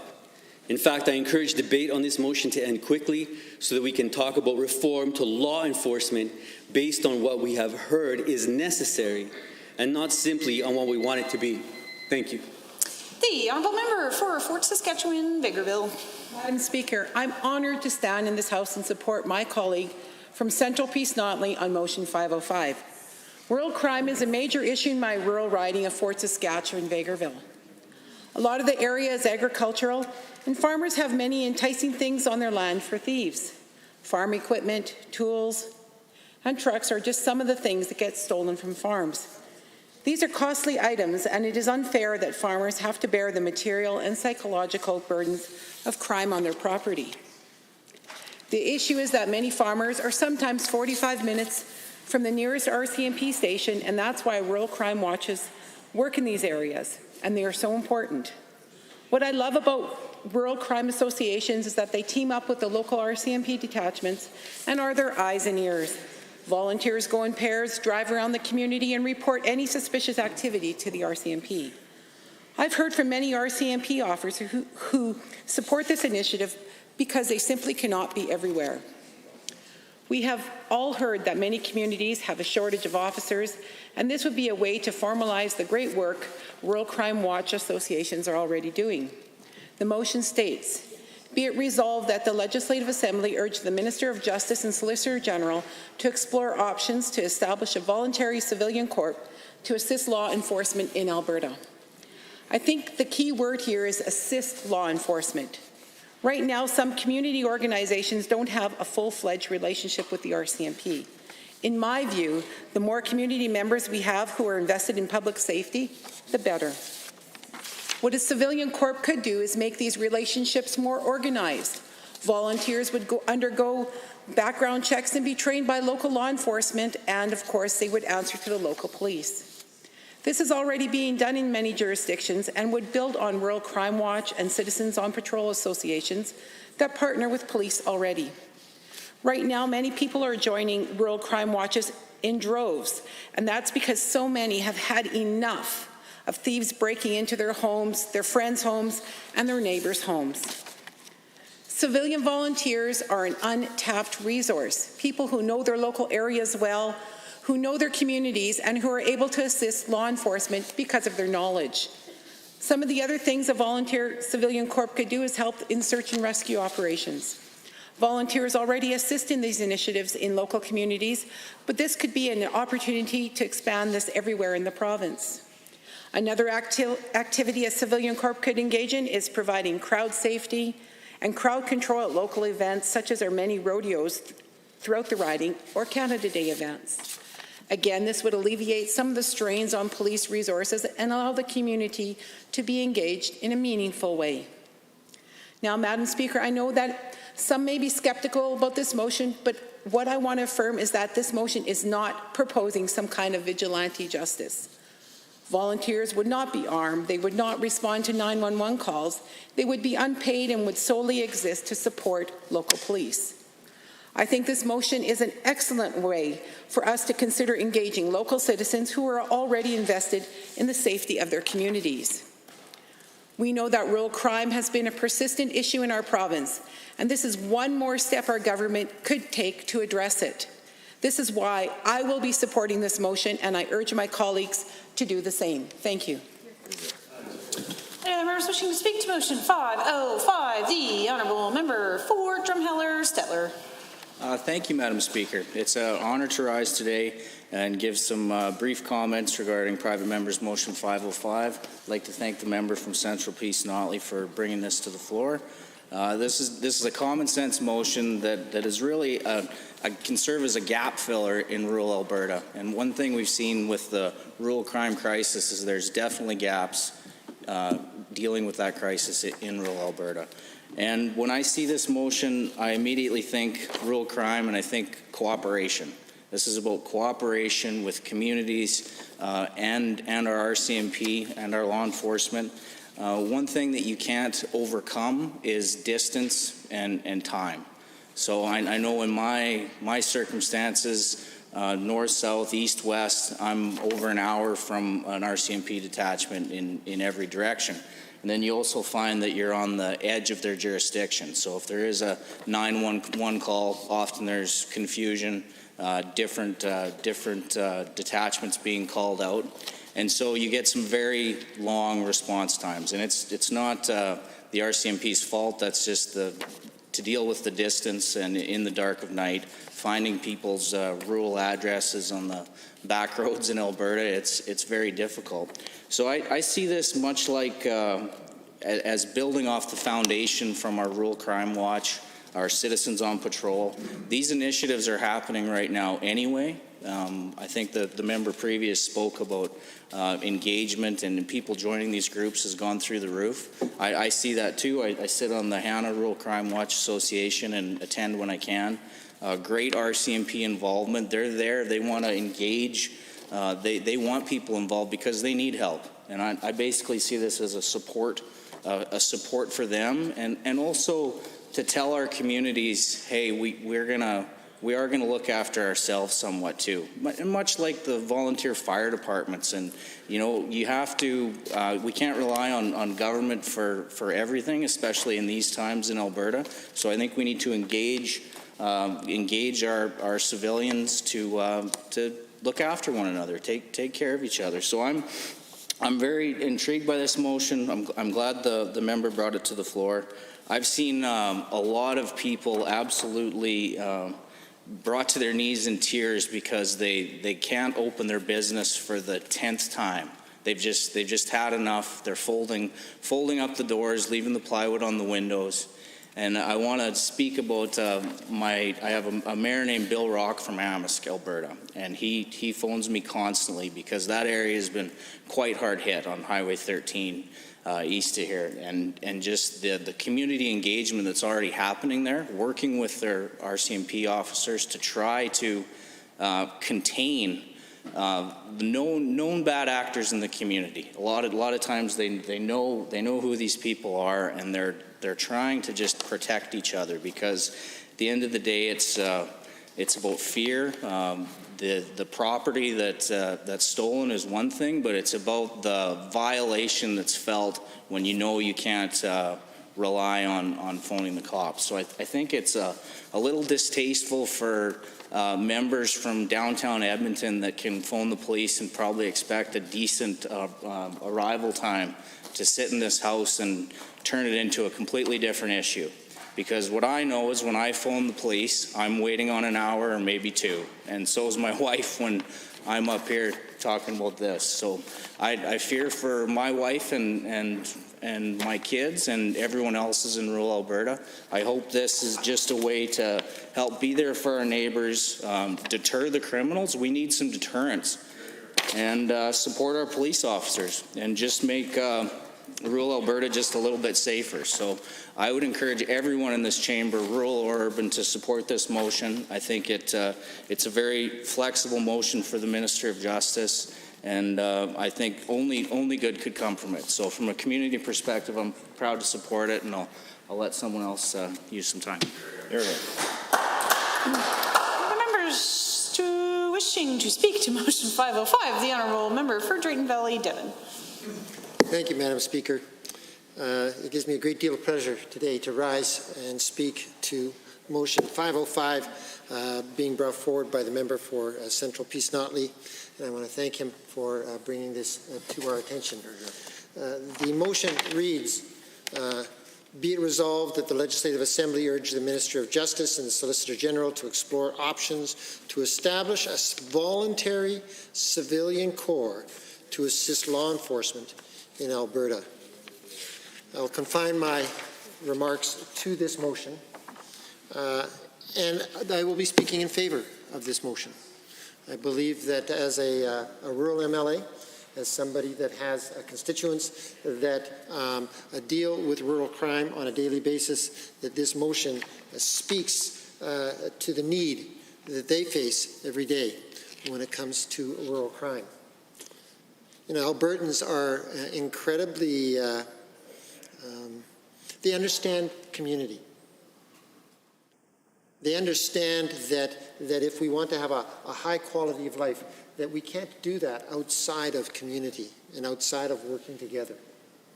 And so, Madam Speaker, it always gives me a great deal of pleasure when I see Albertans coming together and looking to solve problems that they face in a common sense way.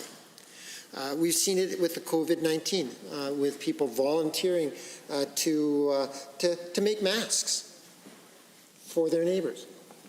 We've seen businesses come together to provide hand sanitizer for their neighbors and for their communities that they live in.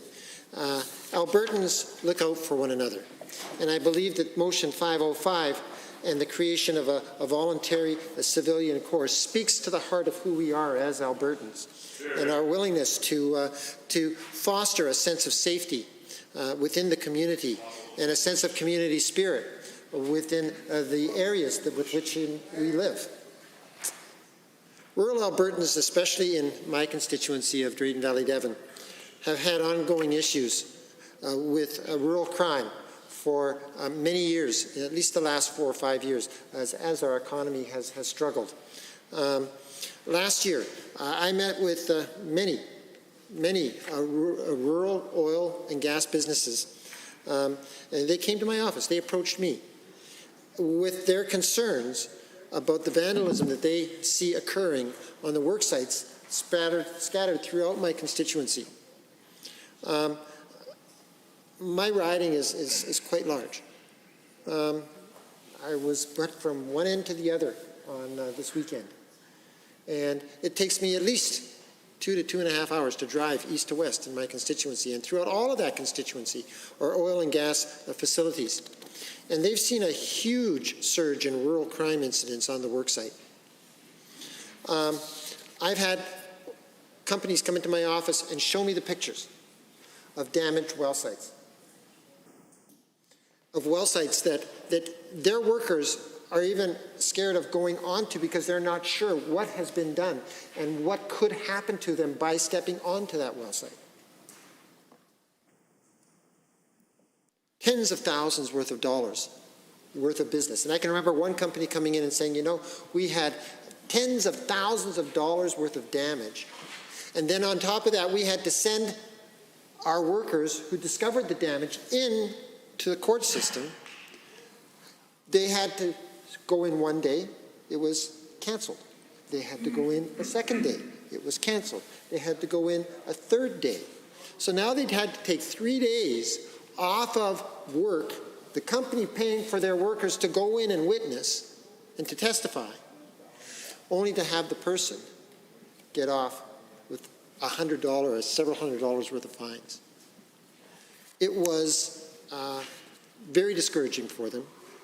And so when they look at their worker safety, when they look at the physical damage that's being done to their property, to the vandalism and theft that is occurring, they understand the need for us to do something in the way of trying to bring some safety and security from a business perspective into the constituency of Drayton Valley Devon. I can tell you that there's been an increase in crime, has also affected the rural property owners in my constituency. I've spoken with my friends and my neighbors, and I know that they are watching out for each other's properties. I know that they are watching for suspicious drivers at times. And I know that when they should be sleeping, they're often out driving around just trying to make sure that their property and that their neighbors' properties are being protected. I can tell you of one neighbor that brought in one constituent that came in and showed me the video from her camera of watching a pickup truck drive into their yard, turn around, back up towards their garage, and ram the garage door down so that they could grab 2 gas cans of gas. I can tell you about another friend and neighbor of mine who has a business, who has to go from his business to his house to his parents' farm every night just to make sure that they're safe. And on one evening, he parked and saw a pickup truck in his parents' farmyard. And when he stopped at the entrance, the truck turned around and drove out. 2 nights later, on his same route, he sees the same truck in his parents' farmyard. This time, he blocks the front of the farmyard, of the accessway. The truck takes off, rams his truck, gets onto the highway. He's still capable of driving, so he turns his truck around. He takes off after them. And for 7 miles, they play bumper tag on the highway, dangerous to everybody on the highway. When he finally forces that truck off into the ditch, by this time, the police are just behind. This guy takes off, goes into the bush. The police take after him. They actually got him. When they got into the truck, the fellow had the equivalent of an AK-47 in his truck. And when 2 days later they went into the courts, the fellow was in jail less than 48 hours and was out on bail.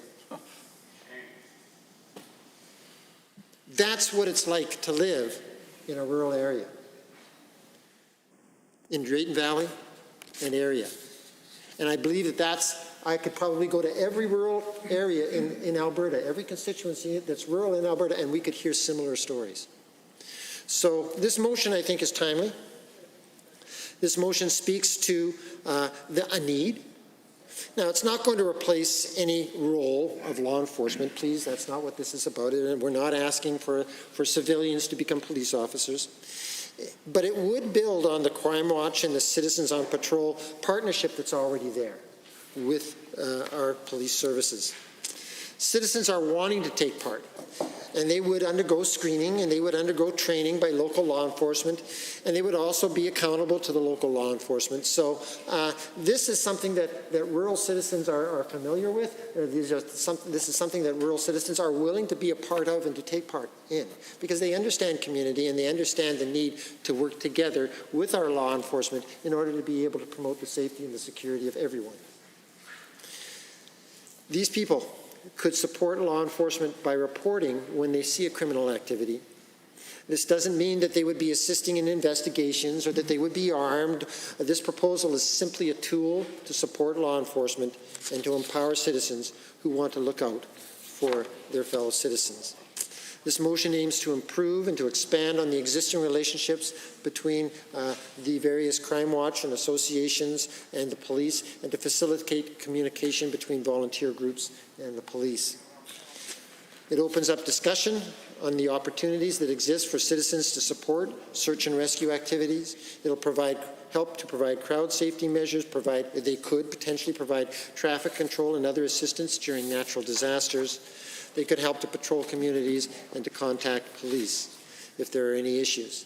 And so they could help with other low-risk crime prevention and citizen safety activities. And so there's nothing here that I see that should be of concern, but rather something to be able to support as we move forward in trying to establish safer communities across this province.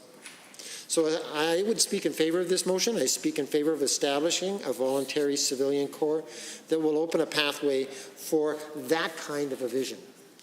So we're not looking for citizens to become vigilantes. That's not on the radar here. But we are looking to give Albertans the means by which they can feel that they are actively contributing to the safekeeping of their homes and to their neighbors, to their businesses, and to their communities. Thank you very much, Madam Speaker. Any other members wishing to speak to motion 505? The honourable member for Lacombe-Panoka. Thank you, Madam Chair, and it's a privilege to stand in this House and speak today in favor of motion 505. First of all, I just want to thank my colleague from Central Peace Notley for his hard work on this motion, and quite frankly for the province as well in bringing this forward. Now, I'm from a large rural area in central Alberta where for years one of the largest issues has been rural crime, and it still is a very serious issue. I could share countless stories that I've heard from attending rural crime halls and listening to citizens coming to my office literally in tears. Rural Albertans are beat up and fed up with rural crime, and they sometimes plead, is there any way that I can help? What can we do? I think this motion gives Albertans another option of how they could assist local law enforcement in their efforts to protect and serve the communities. It's a motion that as it stands, clearly states, be it resolved that the Legislative Assembly urge the Minister of Justice and the Solicitor General to explore options to establish a voluntary civilian corps to assist law enforcement in Alberta. Now, Canada has actually a long history of civilian corps, and Alberta more recently has a fairly substantial history of wonderful local crime watch groups, associations assisting and abiding or aiding, law enforcement in ways that are appropriate. From rural crime watch associations to search and rescue squads to citizens on patrol, the province has an abundance of willing and able Albertans asking to help in any way that they can. And I should be clear that this motion does not reduce the power of local enforcement to replace or seek to replace them. The motion simply allows citizens to create a voluntary civilian corps to assist law enforcement. It won't answer 911 calls or things like that. And I want to be clear, this would be a volunteer group that will help contain policing costs in Alberta as well by assisting them. Through a group of citizens. It's a group of volunteer citizens that would be organized, that would be screened, that would be trained, that would be under the command of enforcement professionals, and they would support the local police in their area. I find it a bit disingenuous that the NDP want to claim that we would be putting citizens at risk by doing this.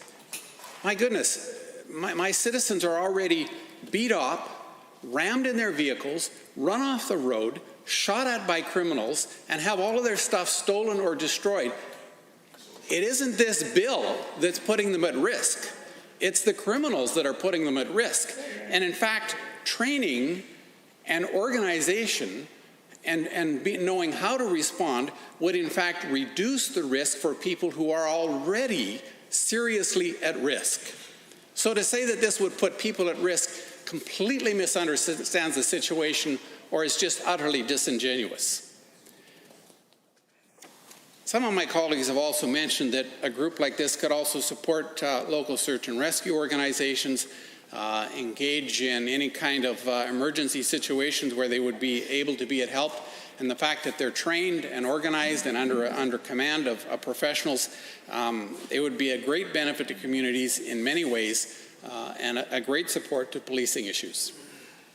And the constituency of Lacombe-Panoka, where local law enforcement is sometimes thinned out because of the distance between rural properties, Madam Speaker, I can tell you that there are a lot of Albertans and constituents in my riding who would love the opportunity to assist with law enforcement and keep our communities safe. And again, I find it very disturbing that the NDP do not support listening to marginalized rural Albertans in remote areas who are calling for this and want their voices heard.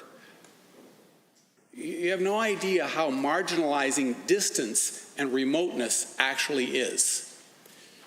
And the NDP simply do not want to listen to them, do not care about the marginalized reality of rural Albertans, didn't listen to them during their 4 years in power, and don't want to vote for this motion now. It just belies the truth of where they are at. The truth is they don't really care about marginalized people. They just want to use them for their agenda where and how they can. So, Madam Speaker, I support this bill. I support all those who will support it. And this is an opportunity for rural Albertans to be safe. And so we need to pass this motion. Thank you. Any other members wishing to speak to motion 505? The honourable member for Highwood. Thank you, Madam Speaker. It's an honor to rise here today and speak in favor of motion 505. Be it resolved that the Legislative Assembly urge the Minister of Justice and the Solicitor General to explore options to establish a voluntary civilian corps to assist law enforcement in Alberta. Now, before I get into talking about motion 505, I want to specifically thank the member from Central Peace Notley for putting this motion to the floor. I think this is really, I know myself personally from the amount of time that I've spent in the rural community and talked to my constituents, and as well had the opportunity to be able to speak to the member from Central Peace Notley. We've had conversations a lot about the issues that exist in rural remote areas, specifically talking to rural crime and other issues. I think this motion itself shows the amount of effort he's put into listening to his constituents and being empathetic to what's going on and trying to be able to find ways to be able to come up with solutions to be able to fill gaps. So, Madam Speaker, you know, when I think of words that describe Albertans, I always come up with hardworking, friendly, and charitable. Albertans are simply remarkable, and we are always willing to help a lending hand to help our neighbors in our community. The Alberta spirit of kindness and sacrifice runs, I believe, deeply in all of us. When times are tough, we always come together to help each other. I think this was evident through COVID-19 and definitely through the Foothills floods and the Calgary floods, where we saw thousands of Albertans come together to help each other, from communities offering places for evacuees to stay, organizations gathering food, other necessities, individuals just helping out in any manner they can. I tell the story about being in High River when the floods hit, and the owner of the dealership there throwing keys to the combines because their engines are much higher to drive through the water. You know, hundreds of thousands of dollars of equipment throwing keys so that civilians could use these to go rescue people, because it was chaos at this time. Madam Speaker, that is the true spirit of being an Albertan, and I believe this motion speaks to that. Albertans are always wanting to be able to help and give that helping hand. And this could include helping local law enforcement in search rescue efforts, traffic crowd control, patrolling communities, and other low-risk activities. My constituency of Highwood, like many other rural communities, has, of course, as previously mentioned by other members in this House, has apparent problems with rural crime. I could stand here all day, I think, like many other members, and share story after story. Of course, it always comes to mind the story of Eddie and Jessica Maurice that happened in my constituency. But I mean, they're just one example of thousands of examples that happen throughout our province over and over again. And their story really shed light on what's going on in the rural communities. And I think, motions like 505 are going to be able to help assist and find ways to be able to make our rural communities safer. I mean, rural Albertans have expressed their concerns, and they've expressed to me over and over again if they can help in any way possible. And this motion by my colleague would allow rural Albertans to assist local law enforcement in keeping their communities safe. And I want to be clear, as many of the other members have already, that this is not meant to be some sort of vigilante group, nor would it ever take over the job of our local enforcement. Rather, it would just strengthen and support their response. A civilian corps would be trained and organized and be under the local law enforcement.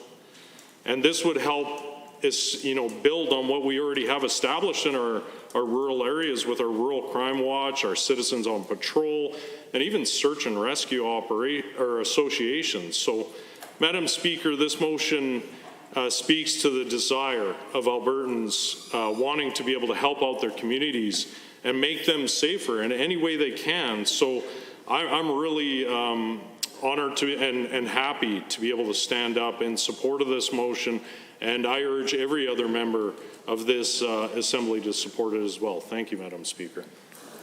Other members wishing to speak to motion 505, the Honourable Member for Camrose. Thank you, Madam Speaker. It's my pleasure to rise and stand and speak in support of this motion. My constituency of Camrose is plagued by rural crime. And the motion reads, be it resolved that the Legislative Assembly urge the Minister of Justice and Solicitor General to explore options to establish a voluntary civilian corps to assist law enforcement in Alberta. I think this is a great idea, because what it would do is formalize the already great work that the Rural Crime Watches do with the RCMP across the province. These civilian corps, if established, would be organized, screened, and trained by local law enforcement and would answer to the local police. This group would not be paid. I want to reiterate, this group would not take over for the police. The volunteers would not be responding to 911 calls, and critically, they will not be armed. I welcome this motion because my constituency of Camrose has seen an uptake of rural crime rates just like much of the province has seen over the last few years. We've seen a general increase in businesses broken into, oil and gas lease sites broken into, and farms broken into around the Camrose constituency. This is a huge problem as Albertans and businesses are already struggling with low oil prices and high unemployment rates. They simply cannot afford to replace high-cost items like quads, tractors, or copper wire on oil wells. One of the issues in rural areas is a lot of farms and oil lease sites are far away from the nearest RCMP detachment. Response times can vary between 45 minutes to an hour. The key is working together to tackle the problem. Right now, many people are tired of seeing their friends and neighbors get robbed, and I want to help. What this motion put forward by my colleague from Central Peace Notley does is it could channel the support in communities to help tackle rural crime locally. This motion also raises awareness of the issues and starts a conversation about this possibility. I've heard from so many constituents who are simply tired of the problem and want to be a part of the solution. Alberta used to have some auxiliary officers across the province several years ago, and it was a great program. That could possibly operate like a civilian corps. What they did was ride along with the officers in the rural areas because of the lack of RCMP officers. Auxiliary officers used to provide crowd control, and they would work in schools before we had resource officers. They also established a connection with the youth in our communities. Actually, a lot of people would join the auxiliary program would be university students who are looking to become RCMP officers. What they would do is join for 6 months before going to Regina for depot and get the training to help them succeed in the program. Madam Speaker, this could be another opportunity with civilian corps. We could also use civilian corps to build on our already strong support for community events or emergencies. They could provide crowd safety or do traffic control and provide other assistance in emergencies like accidents, fires, or floods. Many events around my constituency, including Big Valley Jamboree and the many rodeos around Killam and Viking, could use more crowd control. This could be another opportunity to utilize these great resources, then free up RCMP resources for emergencies that arise. Again, they would work with the local RCMP enforcement, and their role would be limited to what's appropriate. Madam Speaker, I'm so pleased to stand in support of Government Motion 505 today and appreciate the opportunity to speak on it. Any other members wishing to speak to Motion 505? The Honourable Member for Lac St. Anne Parkland. Yes, Madam Speaker, thank you so much, and to the member from Peace Notley for bringing this forward. Again, it's one of those, necessity is the motherhood of all invention. When we're talking about the rural crime issues that are taking place, we have the Rural Crime Watch, we have Citizens on Patrol. I think this is a wonderful way of augmenting that and actually, Madam Speaker, herding the cats together, if you would. There's lots of well-intentioned people out there that just need that little bit of help. And when I was sitting in some of the Rural Crime Watch meetings, that's what they'd felt it kind of lost in the last several years, was that support for those type of organizations and communities. And when you look at what took place with COVID, I mean, the member from Drayton Valley had mentioned that as well, with people coming together. The interesting thing is, I heard members opposite from Ellerslie, talking about some of the potential racism issues out in the law enforcement community. Now, to me, this would be a chance to be completely reflective of the communities. It's a community-driven type item. If it's the core, it's volunteers from the community. If anything would help take away of any problems with that, this would be it, because this is a boots-on-the-ground citizens group that has a vetting process that goes through that. So in my area, I border on Edmonton, and also recently, some may know that I keep getting calls from the Chinatown community. So to put it in context there, I found it very interesting that at the center of Edmonton, you've got a community there that feels underrepresented in the way of security. They had talked about the drug issues down there, the treatment centers, et cetera, and in their particular area, they've got their own unique rural crime thing happening, where they don't feel safe, where they were reaching out to law enforcement to get more coverage, where they weren't getting the coverage that they needed. There was the folks that owned the Italian Center, they're 80 years old, they'd worked hard their whole life, and they almost had their building, well, they did have their building burned down, and thank goodness they got out in time. And all I could think of is the same as the member from Stettler, Drumheller, is that feeling when you're away from home and you can't get there to help out, and you don't know where someone is to be safe, to take care of your own family. This isn't just happening in rural Alberta, this is happening everywhere. So if the solution for this would be have an urban core, because it doesn't delineate whether it's a rural or urban core, it's the sense of that community coming together, getting the proper training, being empowered to be able to help out their partners, their people around the community, their neighbors. This is such a wonderful motion to bring forward. I'm glad that we can have this debate on it because, again, I'm looking at the rural context but also with that urban lens.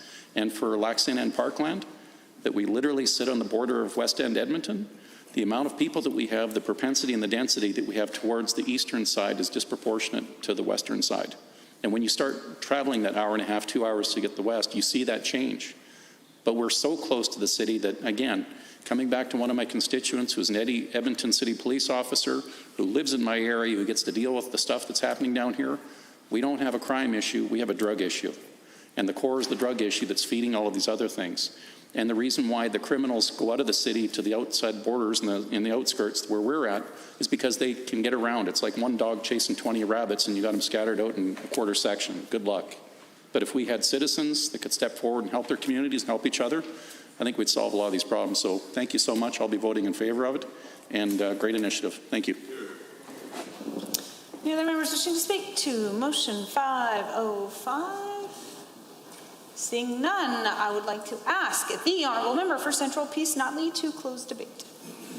Thank you very much, Madam Speaker. Appreciate that. I want to thank everyone for their comments on motion 505 today. And I guess I was maybe a little disappointed, but maybe not surprised that the NDP won't be supporting this this motion. I guess they've showed they never supported rural Alberta in the past, and they have no desire to make communities safer, I guess. And I think they should realize that this isn't just about rural Alberta. This is about Alberta as a whole.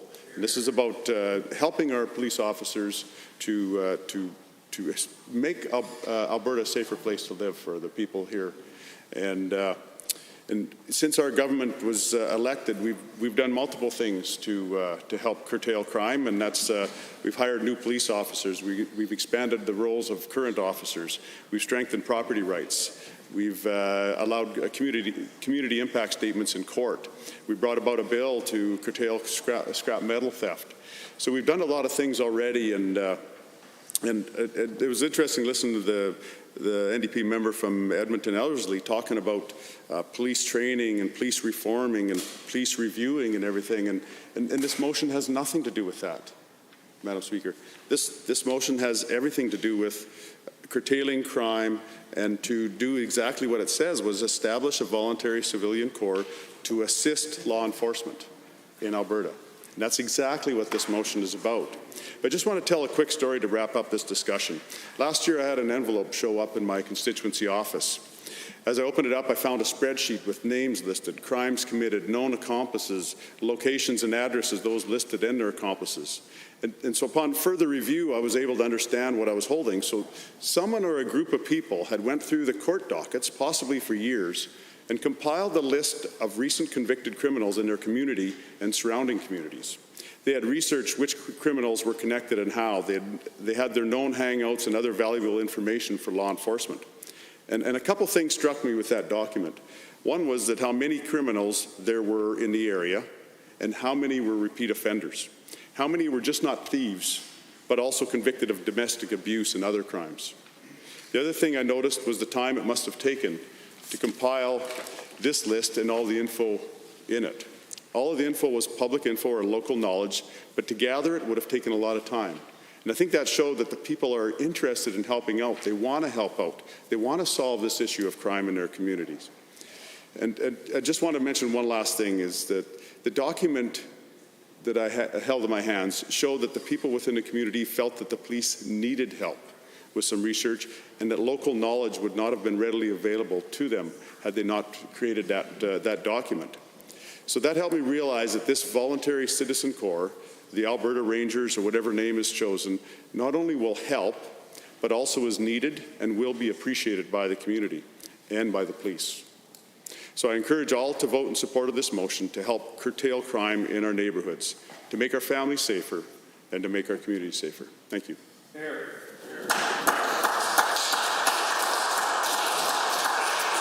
On the motion as proposed by the honourable member for 505, all those in favour of the motion, please say aye. Aye. Any opposed, please say no. No. So carried. Division has been called. Ring the bells.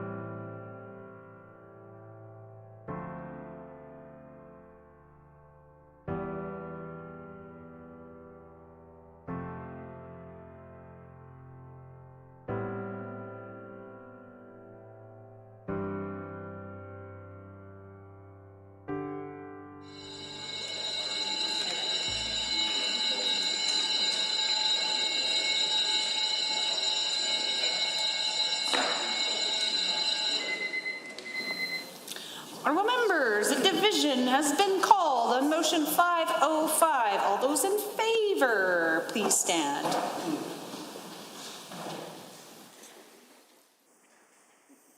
Honourable Mrs. Sawney, Mr. Rain, Honourable Ms. Furr, Honourable Mr. Nixon, Honourable Mrs. Ahir, Mr. Lowen, Honourable Mr. Wilson, Mr. Godfrey, Mr. Orr, Mr. Amory, Mr. Turton, Mr. Scow, Honourable Mr. Luan, Honourable Mr. Hunter, Mr. Stephan, Ms. Lovely, Mr. Guthrie, Ms. Horner, Mr. Horner, Mr. Horner, Honourable Ms. Schultz, Mr. Rutherford, Ms. Rosen, Mr. Sigurdsson, Mr. Roswell, Mr. Hansen, Mr. Van Dyken, Mr. Getson, Mr. Walker, Honourable Mr. Dreeshen. Anyone opposed, please stand. Mr. Billis, Ms. Renault, Ms. Goring, Member Loyola, Member Ceci, Member Carson. Madam Speaker, total for the motion 28, total against 6. Members, that motion is carried. Under Government Bills and Orders for second reading, Bill 23, Commercial Tenancies Protection Act, Honourable Ms. Furr. The Honourable Minister of Economic Trade, Development and Tourism. Thank you, Mr. Speaker. I'm pleased to move second reading of Bill 23, the Commercial Tenancies Protection Act. Bill 23 would enable protections for commercial tenants in Alberta to provide businesses with more certainty as we continue to respond to the COVID-19 pandemic. Bill 23 provides a legislative framework to protect eligible commercial tenants from having their leases terminated due to non-payment of rent as a result of the COVID-19 pandemic, and prevent landlords from raising rent and charging late fees and penalties on missed rent. If passed, the legislation would cover the period from March 17th, when the public health emergency came into effect, until August 31st, 2020. The legislation and upcoming regulation would protect 3 core groups: commercial tenants with tenancy agreements that would be eligible for the Federal Canada Emergency Commercial Rent Assistance Program, but whose landlords have chosen not to participate; commercial tenants who have had to close their business due to public health orders; and commercial tenants who have had their business revenue decline by 25% or more as a result of the COVID-19 pandemic. The Act will also apply to nonprofits leasing or renting commercial properties. Under the legislation, any late fees, penalties, or rent increases imposed on a commercial tenant by their landlord between March 17th, 2020 and August 31st, 2020 would need to be reimbursed. While this legislation would prevent future evictions, the legislation would not undo any evictions or lease terminations that happened before the legislation was tabled. Bill 23 also includes provisions to ensure landlords don't miss out on deferred rent by requiring that tenants and landlords work together to develop a rent payment plan for missed payments. This legislation also ensures landlords retain the right to evict tenants should a tenant break terms of their lease that are not covered by the Act, such as damage to property. Lastly, the legislation authorizes regulation-making authority to the Minister. An accompanying regulation would need to be developed to set out parameters around the revenue decline that a business must experience in order to be covered under the legislation. Regulation-making authority would also allow government to extend the end date of the legislation in the future if needed. Madam Speaker, over the past few months, our province has been grappling with the greatest threat to public health in a century, the COVID-19 pandemic. The pandemic resulted in the shutdown of much of the economy, both domestically and internationally. This, coupled with a global collapse in oil prices, has had a devastating impact on our economy and Alberta businesses. All of this follows 5 years of economic fragility for our province. Those 5 years were marked by an exodus of investment from our province, exacerbated by the policies of the previous government. Overall, my department has identified that foreign direct investment fell by more than a third under the previous government. While our first priority is protecting the health of Albertans, we cannot ignore that our economic downturn is also having a real impact on Alberta businesses. We were elected under a mandate of jobs, economy, and pipelines. That mandate still holds true today. In fact, I would say it is even more critical in the wake of the COVID-19 pandemic and what we know will be a challenging recovery. Businesses have been hit hard across all sectors of the economy. They are experiencing lower revenues and liquidity constraints. They are taking on more debt, and they are struggling to pay rent. The market for global investment will be extremely competitive following the pandemic. Jurisdictions all over the world will be fighting for the same investment opportunities, which will likely be curtailed for some time. We need to ensure that our businesses remain open and viable through this time. That's part of why Alberta has also joined other provinces, the territories, and federal government in the Canada Emergency Commercial Rent Assistance Program, also known as CECRA, to help small businesses pay rent, provide certainty, and relieve some of the financial stress businesses are facing.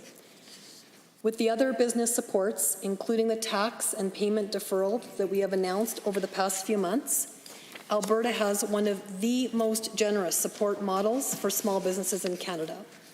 But we know that more supports are needed. Over the past few weeks, my colleagues and I have taken the time to engage with thousands of businesses across the province to hear more about the challenges they are facing. And through our recently launched online feedback survey for commercial renters and landlords, we've been hearing a consistent message.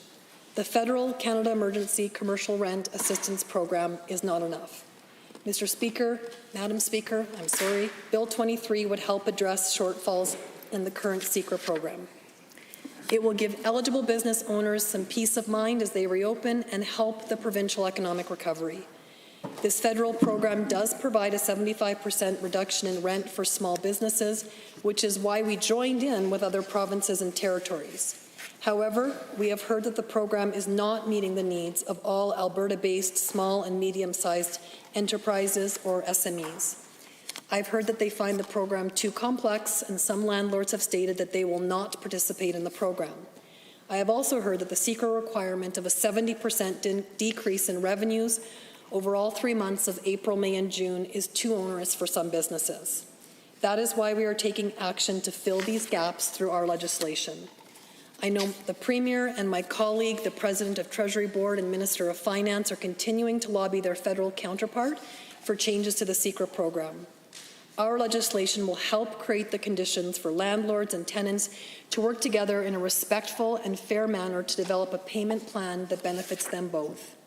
We arrived at our number of a 25% revenue reduction because we wanted to ensure that businesses that were forced to curtail due to public health orders and through no fault of their own were captured. While the federal program requires a 70% reduction in order to qualify, we are ensuring that those who saw lesser declines in revenue can still be protected from eviction.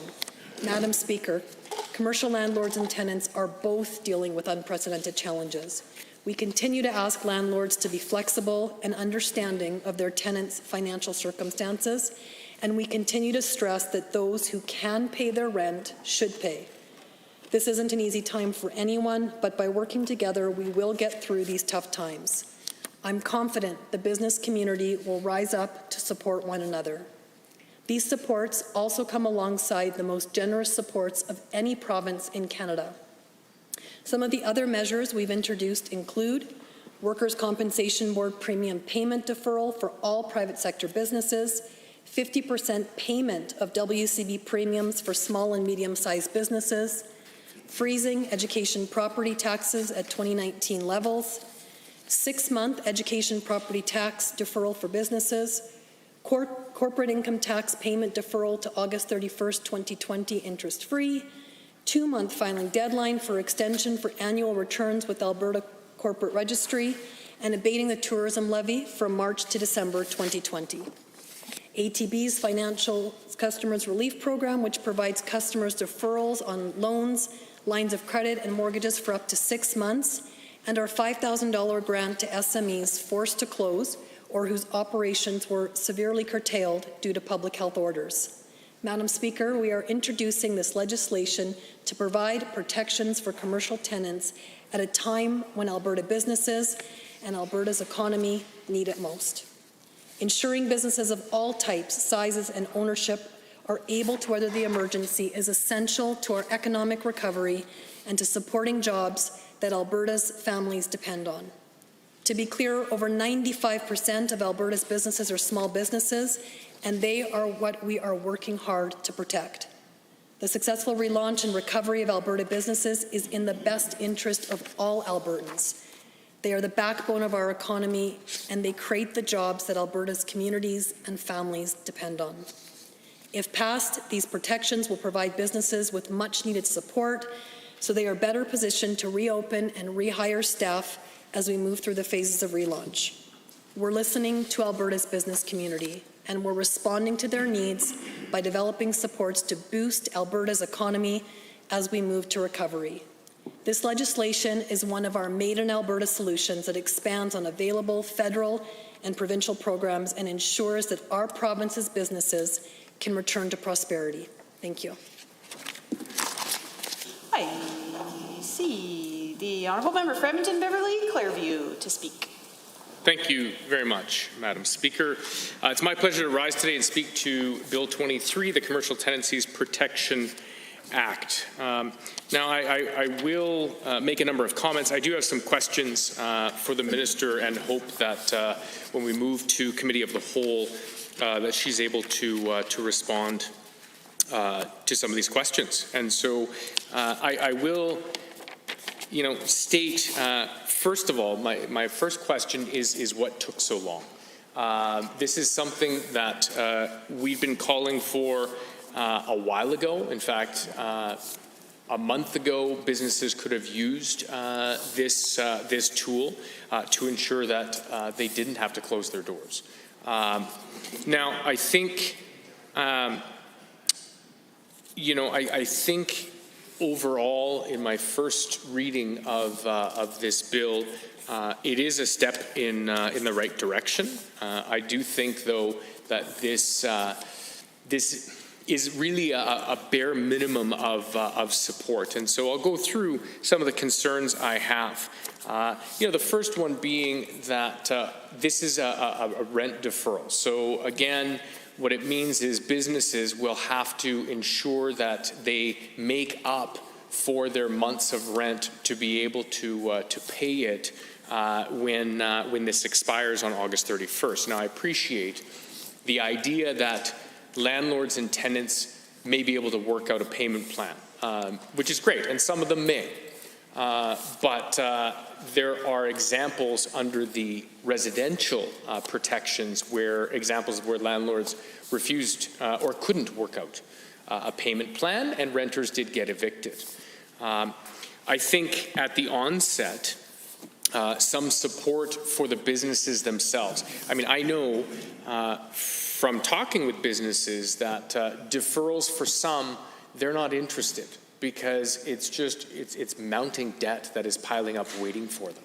And so they would rather not work with that. They would rather find a completely different solution. And that's where I would have hoped, Mr. Speaker, that there'd be something in here to actually help support some of the businesses with one of their biggest challenges, which of course is to continue to pay commercial rent.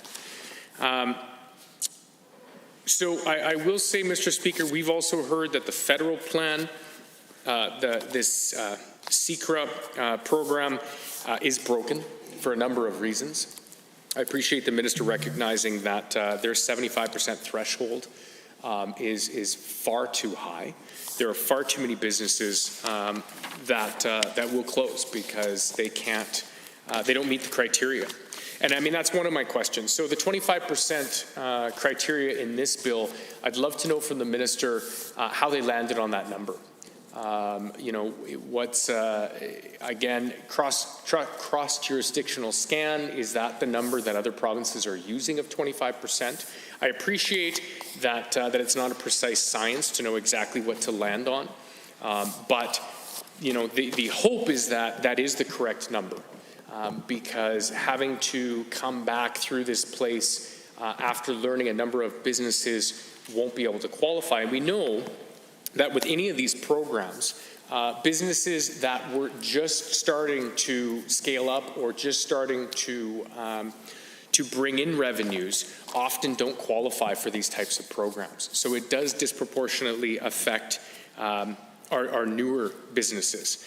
Now, again, glad to hear the minister recognize that there are loopholes in the CECRA program, the federal program, and that there are landlords that are choosing not to apply for this, or new businesses, like I just mentioned, that don't have the revenue history to be able to qualify. That's something I would have liked to have seen in this bill, is how do we fill in some of those gaps, Mr. Speaker? Because obviously we need our businesses to get back on their feet, but they need some relief immediately now. And again, this was my opening comment, that I wish this bill would have been tabled a month ago in this House, because businesses were calling for it. They were calling for support from the government. And so I think it's a fair question to say what took so long when it comes to supports for our commercial businesses. I'm curious to know if the minister and the government has the statistics, I mean, without having to wait for Stats Canada, but where are we at as far as businesses? How many of them, unfortunately, have had to close their doors? How many has the province lost?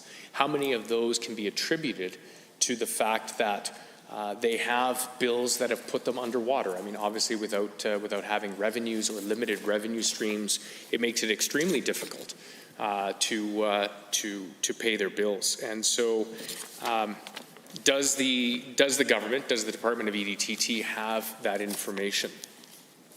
I think that we've also heard that both landlords and tenants are, as I mentioned, are unhappy with CECRA. And the fact that there's funding that's only going to the landlords. Now, obviously, they have to pay their bills, but what about additional supports for the tenants, for those businesses? Now, the business owners that we've spoken with have asked questions and asked the question, why is it that the funding goes right to the landlord and not straight to the tenant? Which is a good question. I think, Mr. Speaker, we know that this bill proposes a temporary ban on commercial eviction, and members can go through the bill to look at and take note of the fact that it does look at, or prohibit landlords from increasing rents, from trying to play games around the dates, which is appreciated. So between March 17th and August 31st, that there can't be late fees or penalties for tenants that have been unable to pay their rent or their rent in whole. And that, again, this encourages a conversation between a renter or a business and the tenant and the owner to enter this payment plan, but there are questions around that. And again, I think for me, one of the challenges in this bill is no concrete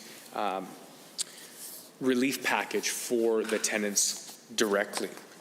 Now, some of the questions that I have for the minister in this bill are a little bit around process. Now, it does need to be noted that the bulk of the rules in this bill or parameters are going to be decided through regulation, which, of course, I think every opposition party in the history of this province has raised concerns about the fact that when really the meat and potatoes of a bill are done in regulation, that's done behind closed doors by cabinet without input of opposition or private members, even on the government side, as well as the public. The public's not part of those discussions. And so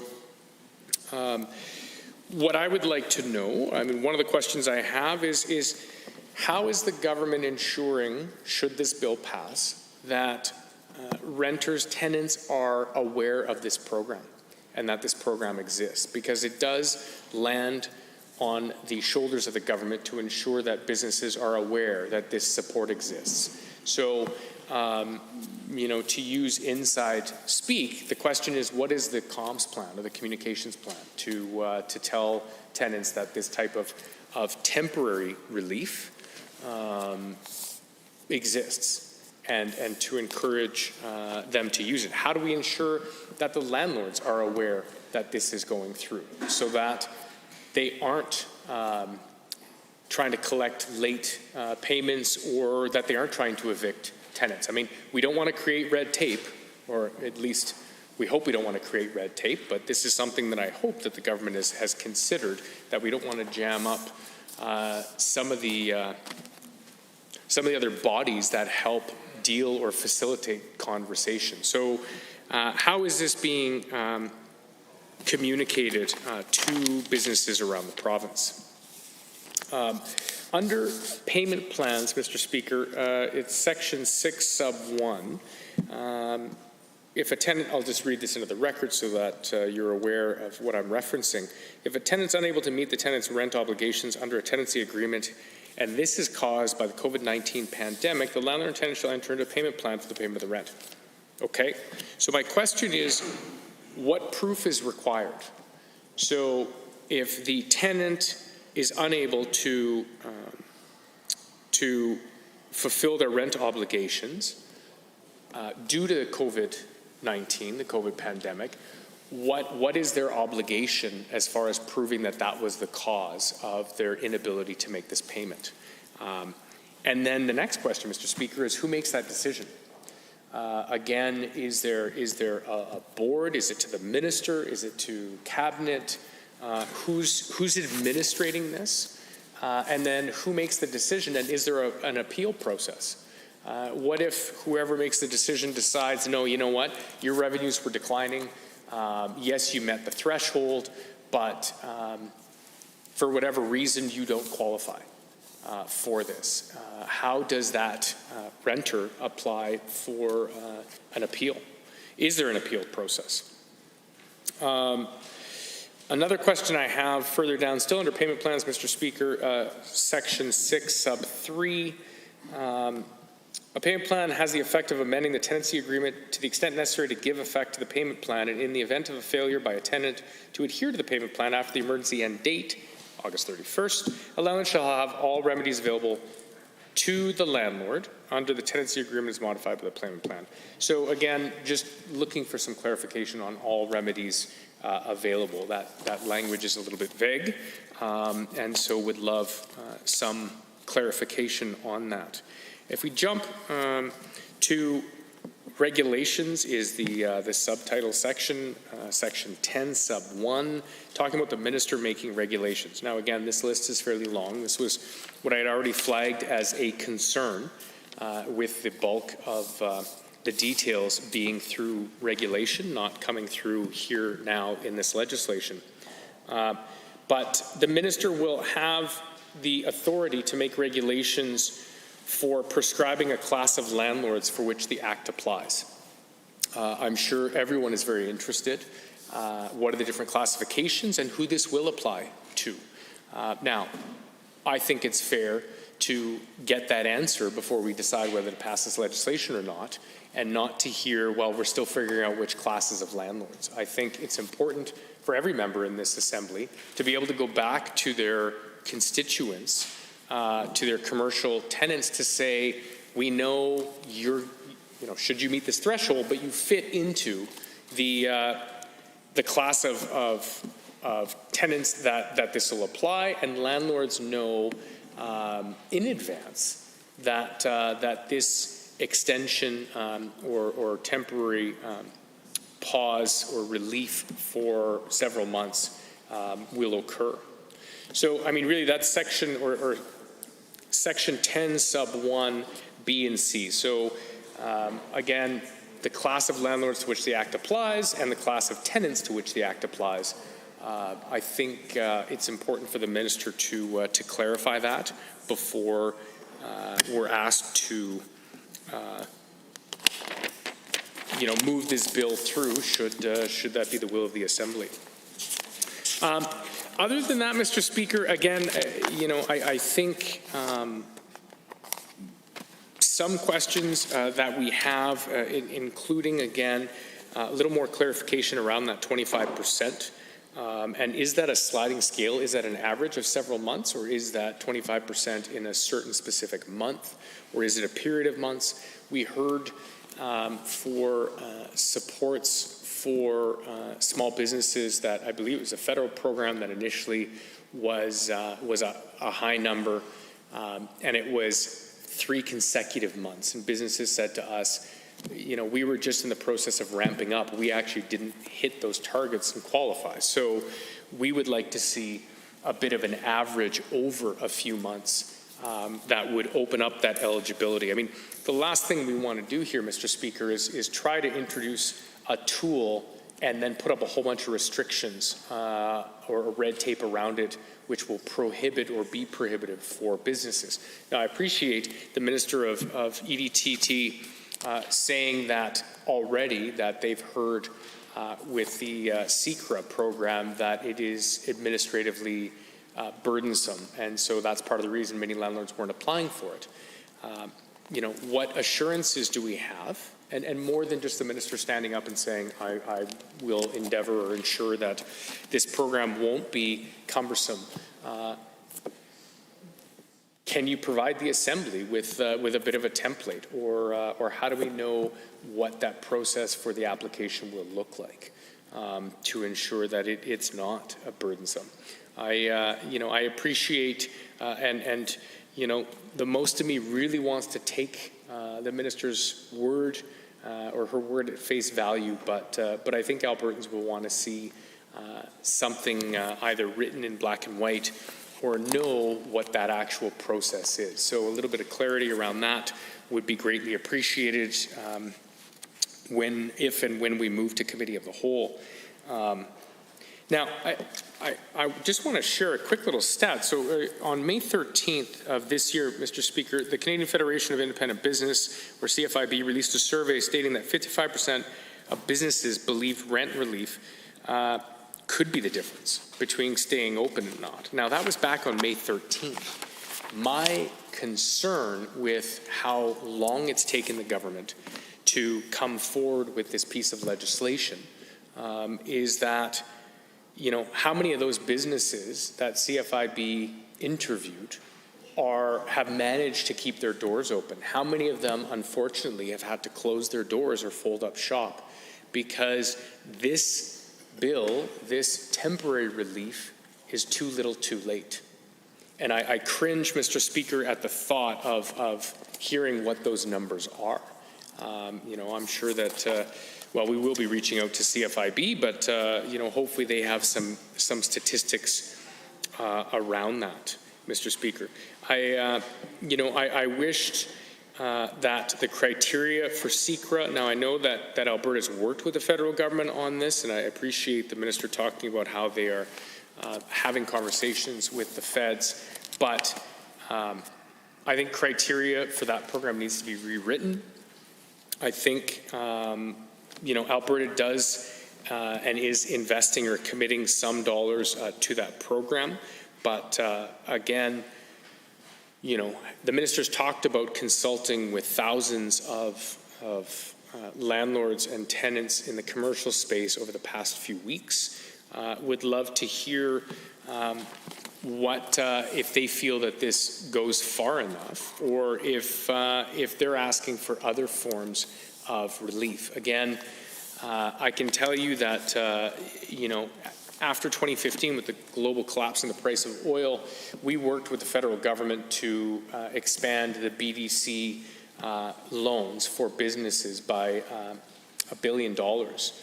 And that did help a significant number of businesses, but I can tell you there was a large number of them that said, giving me the ability to incur more debt is not a solution. Now, for some, it's that bridging that gap, and I understand that, and that's great when we can use the tools we have at our disposal to make that available. But again, I don't think there's a one-size-fits-all solution for every single business depending on what they're facing. And so saying to a business, here, you know what, we'll just stockpile this debt so that in 3 months' time, it's now a mountain. That businesses may say, thanks, but no thanks. We're looking for some direct relief that comes in the form of grants as opposed to loans. And, is the government hearing that? And what are they thinking of, what are their plans as far as supports for businesses that aren't looking for loans?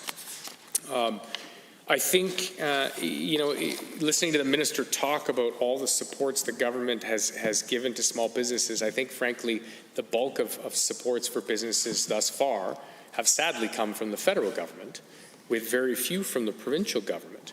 But when we talk about supports for businesses, it's supports for obviously our traditional sectors with which Alberta is very, very strong and has been blessed, but it's also supports in the areas of building on our strengths in those emerging sectors or those that provide support to our core sectors.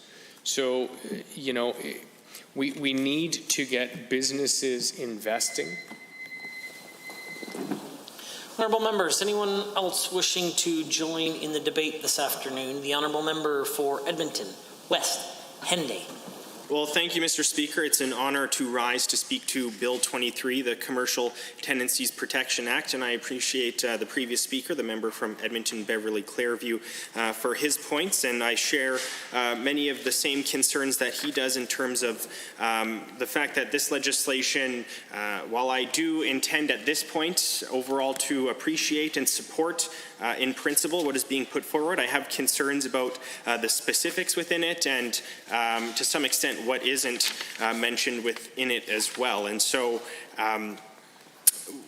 of course, many businesses across the province are struggling and across Canada are struggling, and it was the case before COVID-19. It has only exacerbated the concerns for these local businesses, and we need to do more to support them. And the minister rightfully acknowledged the fact that the CECRA program in many cases is not supporting eligible businesses and tenants and landlords the way that it should be. And those are concerns that have come to me through my role as the critic for Service Alberta and also as the MLA for my community, businesses coming forward to share their concerns. And so, when we look at what is before us, an important point to recognize is that, once again, the NDP have been calling for some of these reasonable changes, and one of them being a ban on evictions for commercial properties.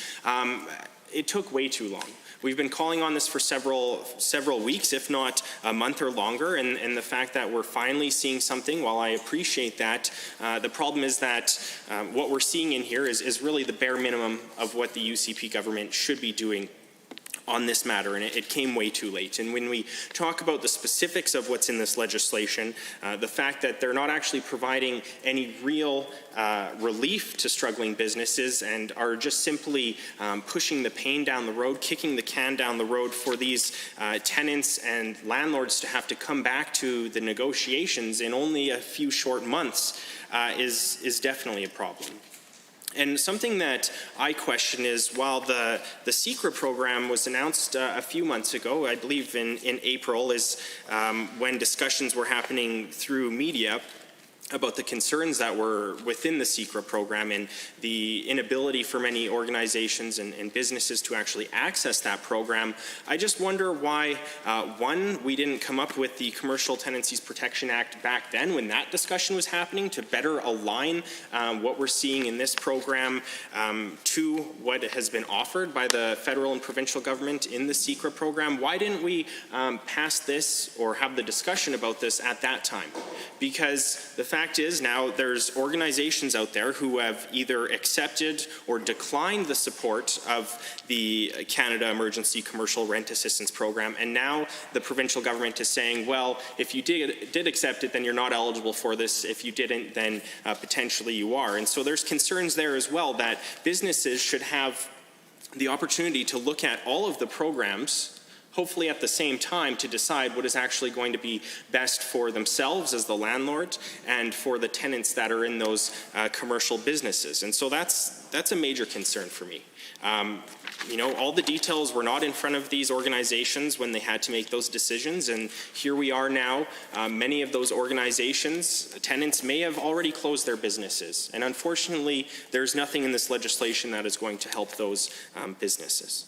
And once again, as the previous member spoke about, there's also landlords, for whatever reason, made the decision to not get funding through the CECRA program, and those tenants have been left behind as well. And so I appreciate, as far as I can tell, the low threshold that's been put in this legislation, that if you did not access the CECRA program, if your business has lost 25% or more of its income, then you are eligible for this program. I can appreciate that. I think that the 70% threshold for the CECRA program has made many companies ineligible to access that funding, many tenants and commercial landlords ineligible to access that funding, and so that's a concern for us, and that has been something since that program was introduced that has come up through many reports and many industry associations raising the red flags that not only was the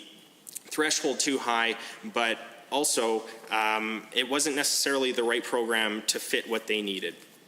And so when we look at what's in this bill, it continues to rely on the good faith between tenants and landlords. And I can appreciate that landlords are doing everything they can to support their tenants to ensure that they can get through this pandemic together.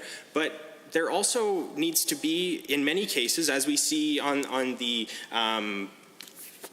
private residence or rent tenancies for regular citizens that aren't corporations, I'm losing my train of thought here, that there's a dispute resolution services for those people. If a renter comes to a landlord and says, we can't come to an agreement here, well, there's a process to have those disputes resolved without having to go to court. And that is not something that we see in this legislation. And so potentially the minister who brought this forward can talk about the fact that maybe that wouldn't have worked in this case. I recognize that there isn't a process for commercial tenants and landlords to go through the dispute resolution process in this province at this time, but I question why, if that was a thought and if there was reasons to not do that, or if it just didn't even cross the mind of the minister. I'd be interested to hear that as well, because many of us watched the press conference that happened with the Minister of Economic Development and Trade. And unfortunately, like many of the media raised at that point, it wasn't very clear how this program was going to be laid out. And if landlords and tenants couldn't come to an agreement, there was no resolution support for them at that point. And so this government continues to tell them that they have to go to court. Well, that's not a resolution in itself. Well, it might be, but it's a very expensive one at a time when neither the tenant or the landlord have the money to cover those costs.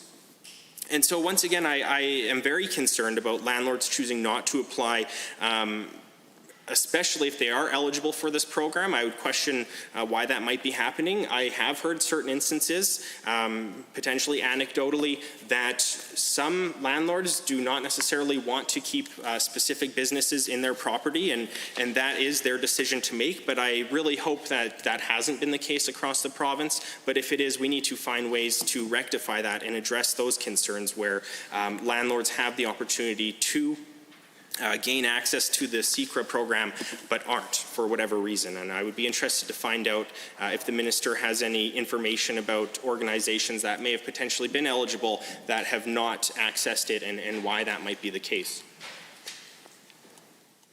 And I echo the comments of the member from Edmonton, Beverly Clairview, about wanting to find out how many businesses have closed down as a result of the pandemic, whether it be because of the public health orders or just because their business had fallen so much that they could no longer pay for rent and other means like that. And so another important question with the timelines that have been presented in this, these organizations are going to have to come back to the negotiating table as of September. And so just hoping to find out how the minister plans to rectify the fact that it's very possible that the pandemic will not have ceased by September. And so what happens when we come to the end date of this legislation?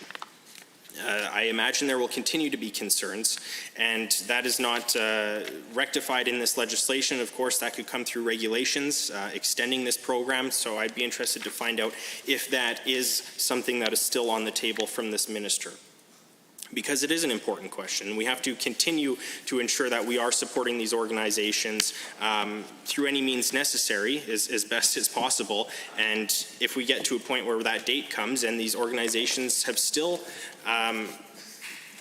lost 25, if not more, % of their revenue, then we need to do something to continue supporting them. Another question I have in regards to the CECRA program, the end date for that being, I believe, the end of June.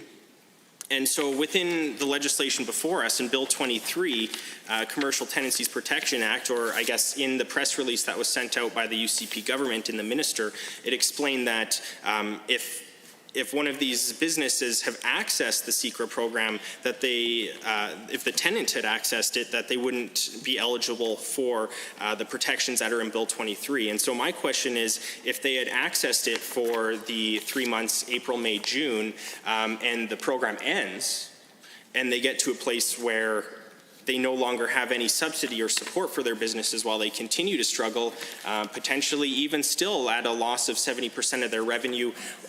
Will this legislation continue to not protect them, even though they can no longer access the CECRA program? I think that's an important question.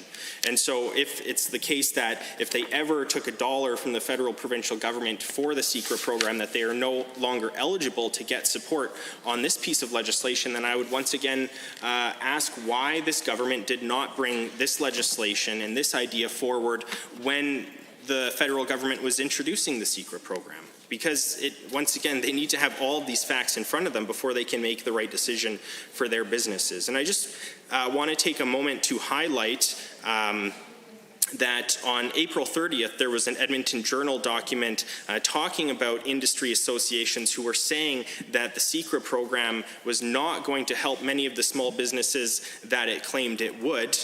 This association went on to say that the program is deeply flawed due to a lack of details and a complicated system. And so we look at the CECRA program, and at the end of the day, the landlord makes the decision whether the small businesses that are in those properties are going to be able to access that funding.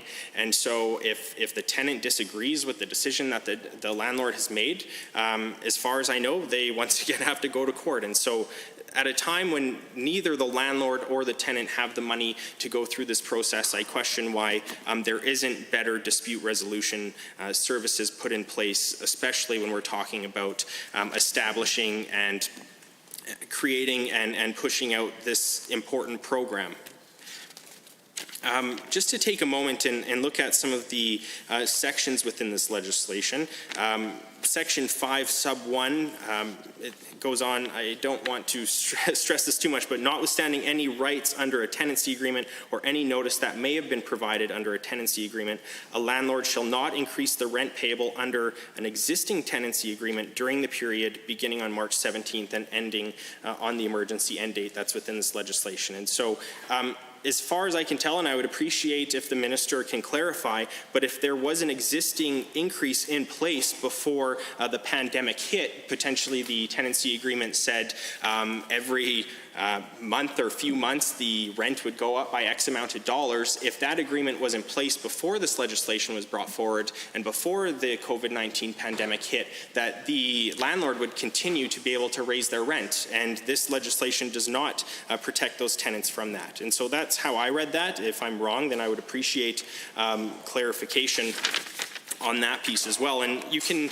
see in here, there is a very long list of what might make a tenant ineligible to access this funding. And as far as I can tell, it's relatively reasonable. And so I can appreciate that. and also appreciate that in Section 3, it goes on to describe if an increase had already happened with a new agreement that was put in place during the pandemic, that the money must be returned. And so I appreciate that this government is considering that aspect, and it's an important one, because the last thing, in my opinion, landlords should be doing right now is trying to increase rent on those organizations. You know, I think back to some of the decisions that this government has made, even looking back to the corporate tax break, the $4.7 billion that we often go on about over the 4 years that this government will be in power. And I think about how that money could have been better spent. Instead of giving this money to corporations that were already profiting over $500,000 a year, I think about the small businesses that we could have supported specifically through this time. If we had, you know, earmarked some of that money to ensure that whether it be hailstorms in Calgary or flooding in Calgary or fires in Fort McMurray or COVID pandemic across our province, what we could have done with that funding to ensure that that money is making it directly to whether it be landlords or the tenants. Because what we're seeing through the federal program, the SECRET program, is that the landlord has a lot of the responsibility and the decision-making ability. And unfortunately, that's leaving a lot of tenants unable to access that program, whether it be because they don't meet that very high threshold of a 70% reduction in their revenue, or because the landlord decides to not make that decision. But I really question the government's decision to move forward with money that we saw much of it spent on stock buybacks for these large corporations. We saw corporations using that money to actually move out of the Alberta jurisdiction, and there was nothing in that program that the UCP offered to ensure that money would stay here in the province, that that money would be reinvested in ensuring more person power on the floors of those shops. Honourable Member, Standing Order 29-2A is available. If anyone has a brief question or comment for the member. Seeing none, is there anyone else wishing to speak to the bill? The Honourable Member for Lethbridge West. Okay, well, thank you, Mr. Speaker. It's my pleasure to rise to speak to Bill 23, and let me see if I can pick up where my honourable colleague from Edmonton Meadowlark left off. I'll begin with a few thoughts, though, on the urgency of this legislation. I have spent a lot of time talking to small businesses in my constituency, and certainly, and beyond, actually, but most of my longer conversations have, of course, been with business owners in Lethbridge, and there's a few things that stand out here. One, this legislation comes before us a full quarter after the declaration of the state of emergency and the broad sort of global recognition that we were in a pandemic, or at least on this continent, and then all of the emergency measures. A full quarter is a long time in business planning. And this 3 months in particular, it'll be 4 months by the time this bill passes, gets royal assent, gets out there into the world, gets moving. That is, I think, a regrettable and unnecessary delay on the part of this government to both bring in the temporary ban on commercial evictions. It's something that was well within the government's wheelhouse to be able to do in the immediate weeks after the declaration of the state of emergency. There is no question that the worry and stress created by having no income, no cash flow whatsoever for many businesses that were forced to close, and then also no clarity on where they stood vis-a-vis their commercial tenancy arrangements, and no guidance on how to proceed, really did cause many people to simply say, this is too much. And 3 months is actually a long time to think about the future of your business. And that is indeed what has happened. I know personally at least two small business friends of mine just decided not to open back up again, just entirely. Others are still deliberating on what they're going to do, but that's 2 on one street in downtown Lethbridge. And all of these decisions are going to be individual to the, family and other circumstances inherent in their business. But, these were busy places, and they will no longer be those hubs of community activity and economic development and contribution to our community in downtown Lethbridge that they were.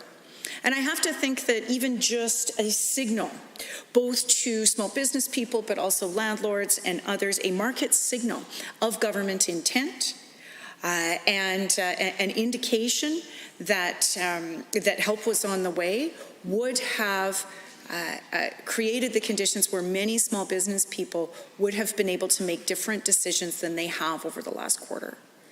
But the fact is that taking 3 months to even provide a very simple and straightforward temporary ban on commercial evictions has meant that small business people were left twisting in the wind without clarity.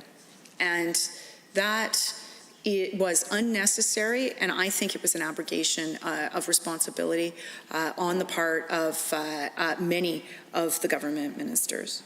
And so that brings us to the specific, of course, there's the timing of this legislation, but then there is the actual contents of this bill. And there, too, we find a number of shortcomings that we could easily have seen coming because they are obvious shortcomings that certainly small business people of various kinds from sole proprietors, contractors, small technology companies, small manufacturing companies, service companies of various kinds, and retail establishments and restaurant establishments have all talked to us about. And they've talked to, I'm going to assume each and every one of the MLAs on the floor of this House, and because they have certainly talked to me. Not just within the boundaries of the city of Lethbridge, certainly both east and west. I have been in quite detailed conversations with the business community, but also across the province. And so there's a couple of things here that are obvious misreads and misfires in terms of what this bill actually does. One of them is this bill provides no relief measures for rent and lease payments. So a deferral is nice, but it has come far too late in the game for people to be able to plan what the next quarter looks like. It is only until August 31st, never mind the next 2 or 3 quarters. This bill also provides no guidance to commercial tenants whatsoever, and this is something that we heard on the residential side as well. So the bill provides for a rental agreement, and that's a good thing, I think, because, and certainly we saw this on the residential side, and I supported that in the government's previous legislation on the residential side. Having an agreement between both parties is a really, really important piece of clarity for everyone involved. Certainly commercial property tenants or landlords rather have oftentimes they're better capitalized, they have more assets, they can spread their risk around, they're more consolidated than somebody who owns a revenue property. Right, but so having that flexibility of having something decent and fair and reasonable for both parties to enter into is the right way to go. But providing absolutely no guidance on what that would look like, what is actually fair and reasonable, what one's recourse on either side might be for failure to meet the terms of that agreement. No real way, and here we see in commercial, we have even fewer tools at our disposal in terms of dispute resolution than the still very partial dispute resolution process that we see in the landlord-tenant side on the residential, for residential issues. So I think that is the big thing, because, you know, when the answer is go to court, well, first of all, who has money for that? You know, even commercial property owners at this point, commercial landlords, are going to, I think, be looking at their relative, you know, cost benefit and wonder whether that is helpful to them at all if they have a cross-threading or misunderstanding of what that rental agreement actually entails. So there's that piece. And then there's the piece around just clogging up the courts. I mean, the court system has been placed under enormous duress for the 3 months of the pandemic. It is one of the untold stories. We hear a lot from small business. We hear a lot from childcare providers. We hear a lot from retail and restaurant establishments, those kinds of folks. But the courts have also been under tremendous stress. And so to add to the court burden in ways that, you know, are administrative in nature, that aren't necessarily about making sure that we have justice for people who have been the victims and survivors of actual crimes. I really don't think that is what we want to be doing right now, because it's going to take the court system a long time to get through the backlog, and we shouldn't be just creating a backlog just because we failed to in any way, shape or form address the obvious thing in this bill, which is that there should be some form of dispute resolution, even if that means some kind of mediation process that both parties might have access to keep this stuff out of the courts, even if it's in a more like not an actual tribunal, but there are ways to address these matters. The other piece that I think is really missing here is any kind of hardship fund. Now, the CFIB and other jurisdictions has called for a hardship fund, and certainly the New Democrats here in Alberta have said, look, small businesses, in particular on the retail and restaurant side, but many of the personal services, gyms and others, really had a lot of hardship, and there were many who are, because of that lack of clarity, are taking decisions now to close down, and many of these establishments are actually anchors in our smaller downtowns as well. I can't speak for the larger cities, but I can speak for a smaller city, and to lose even 1, 2, 3 of those kinds of establishments that bring people into a downtown, that are more than just a bank and a post office, but actually contribute to the community life in the downtown space. And to have so many of those types of businesses that were forced to close, that had to wait till stage 2, even still haven't had assistance with the reopening, to not have some kind of grant response when Alberta is imminently capable of such a thing, either through ATB or other mechanisms, I thought was a real missed opportunity to ensure economic and community development for everyone, and ensure a diversity of restaurant, dining, personal services, other establishments that were forced to close. And this is to say nothing of some of the businesses that just had to change their operations considerably. I'm thinking here of various kinds of service companies, manufacturing companies, those sorts. So, Mr. Speaker, there should be that hardship fund, particularly for those who were forced to close, particularly for those who were not covered. Honourable members, I hesitate to interrupt, but pursuant to Standing Order 4.1, the House stands adjourned until this evening at 7:30.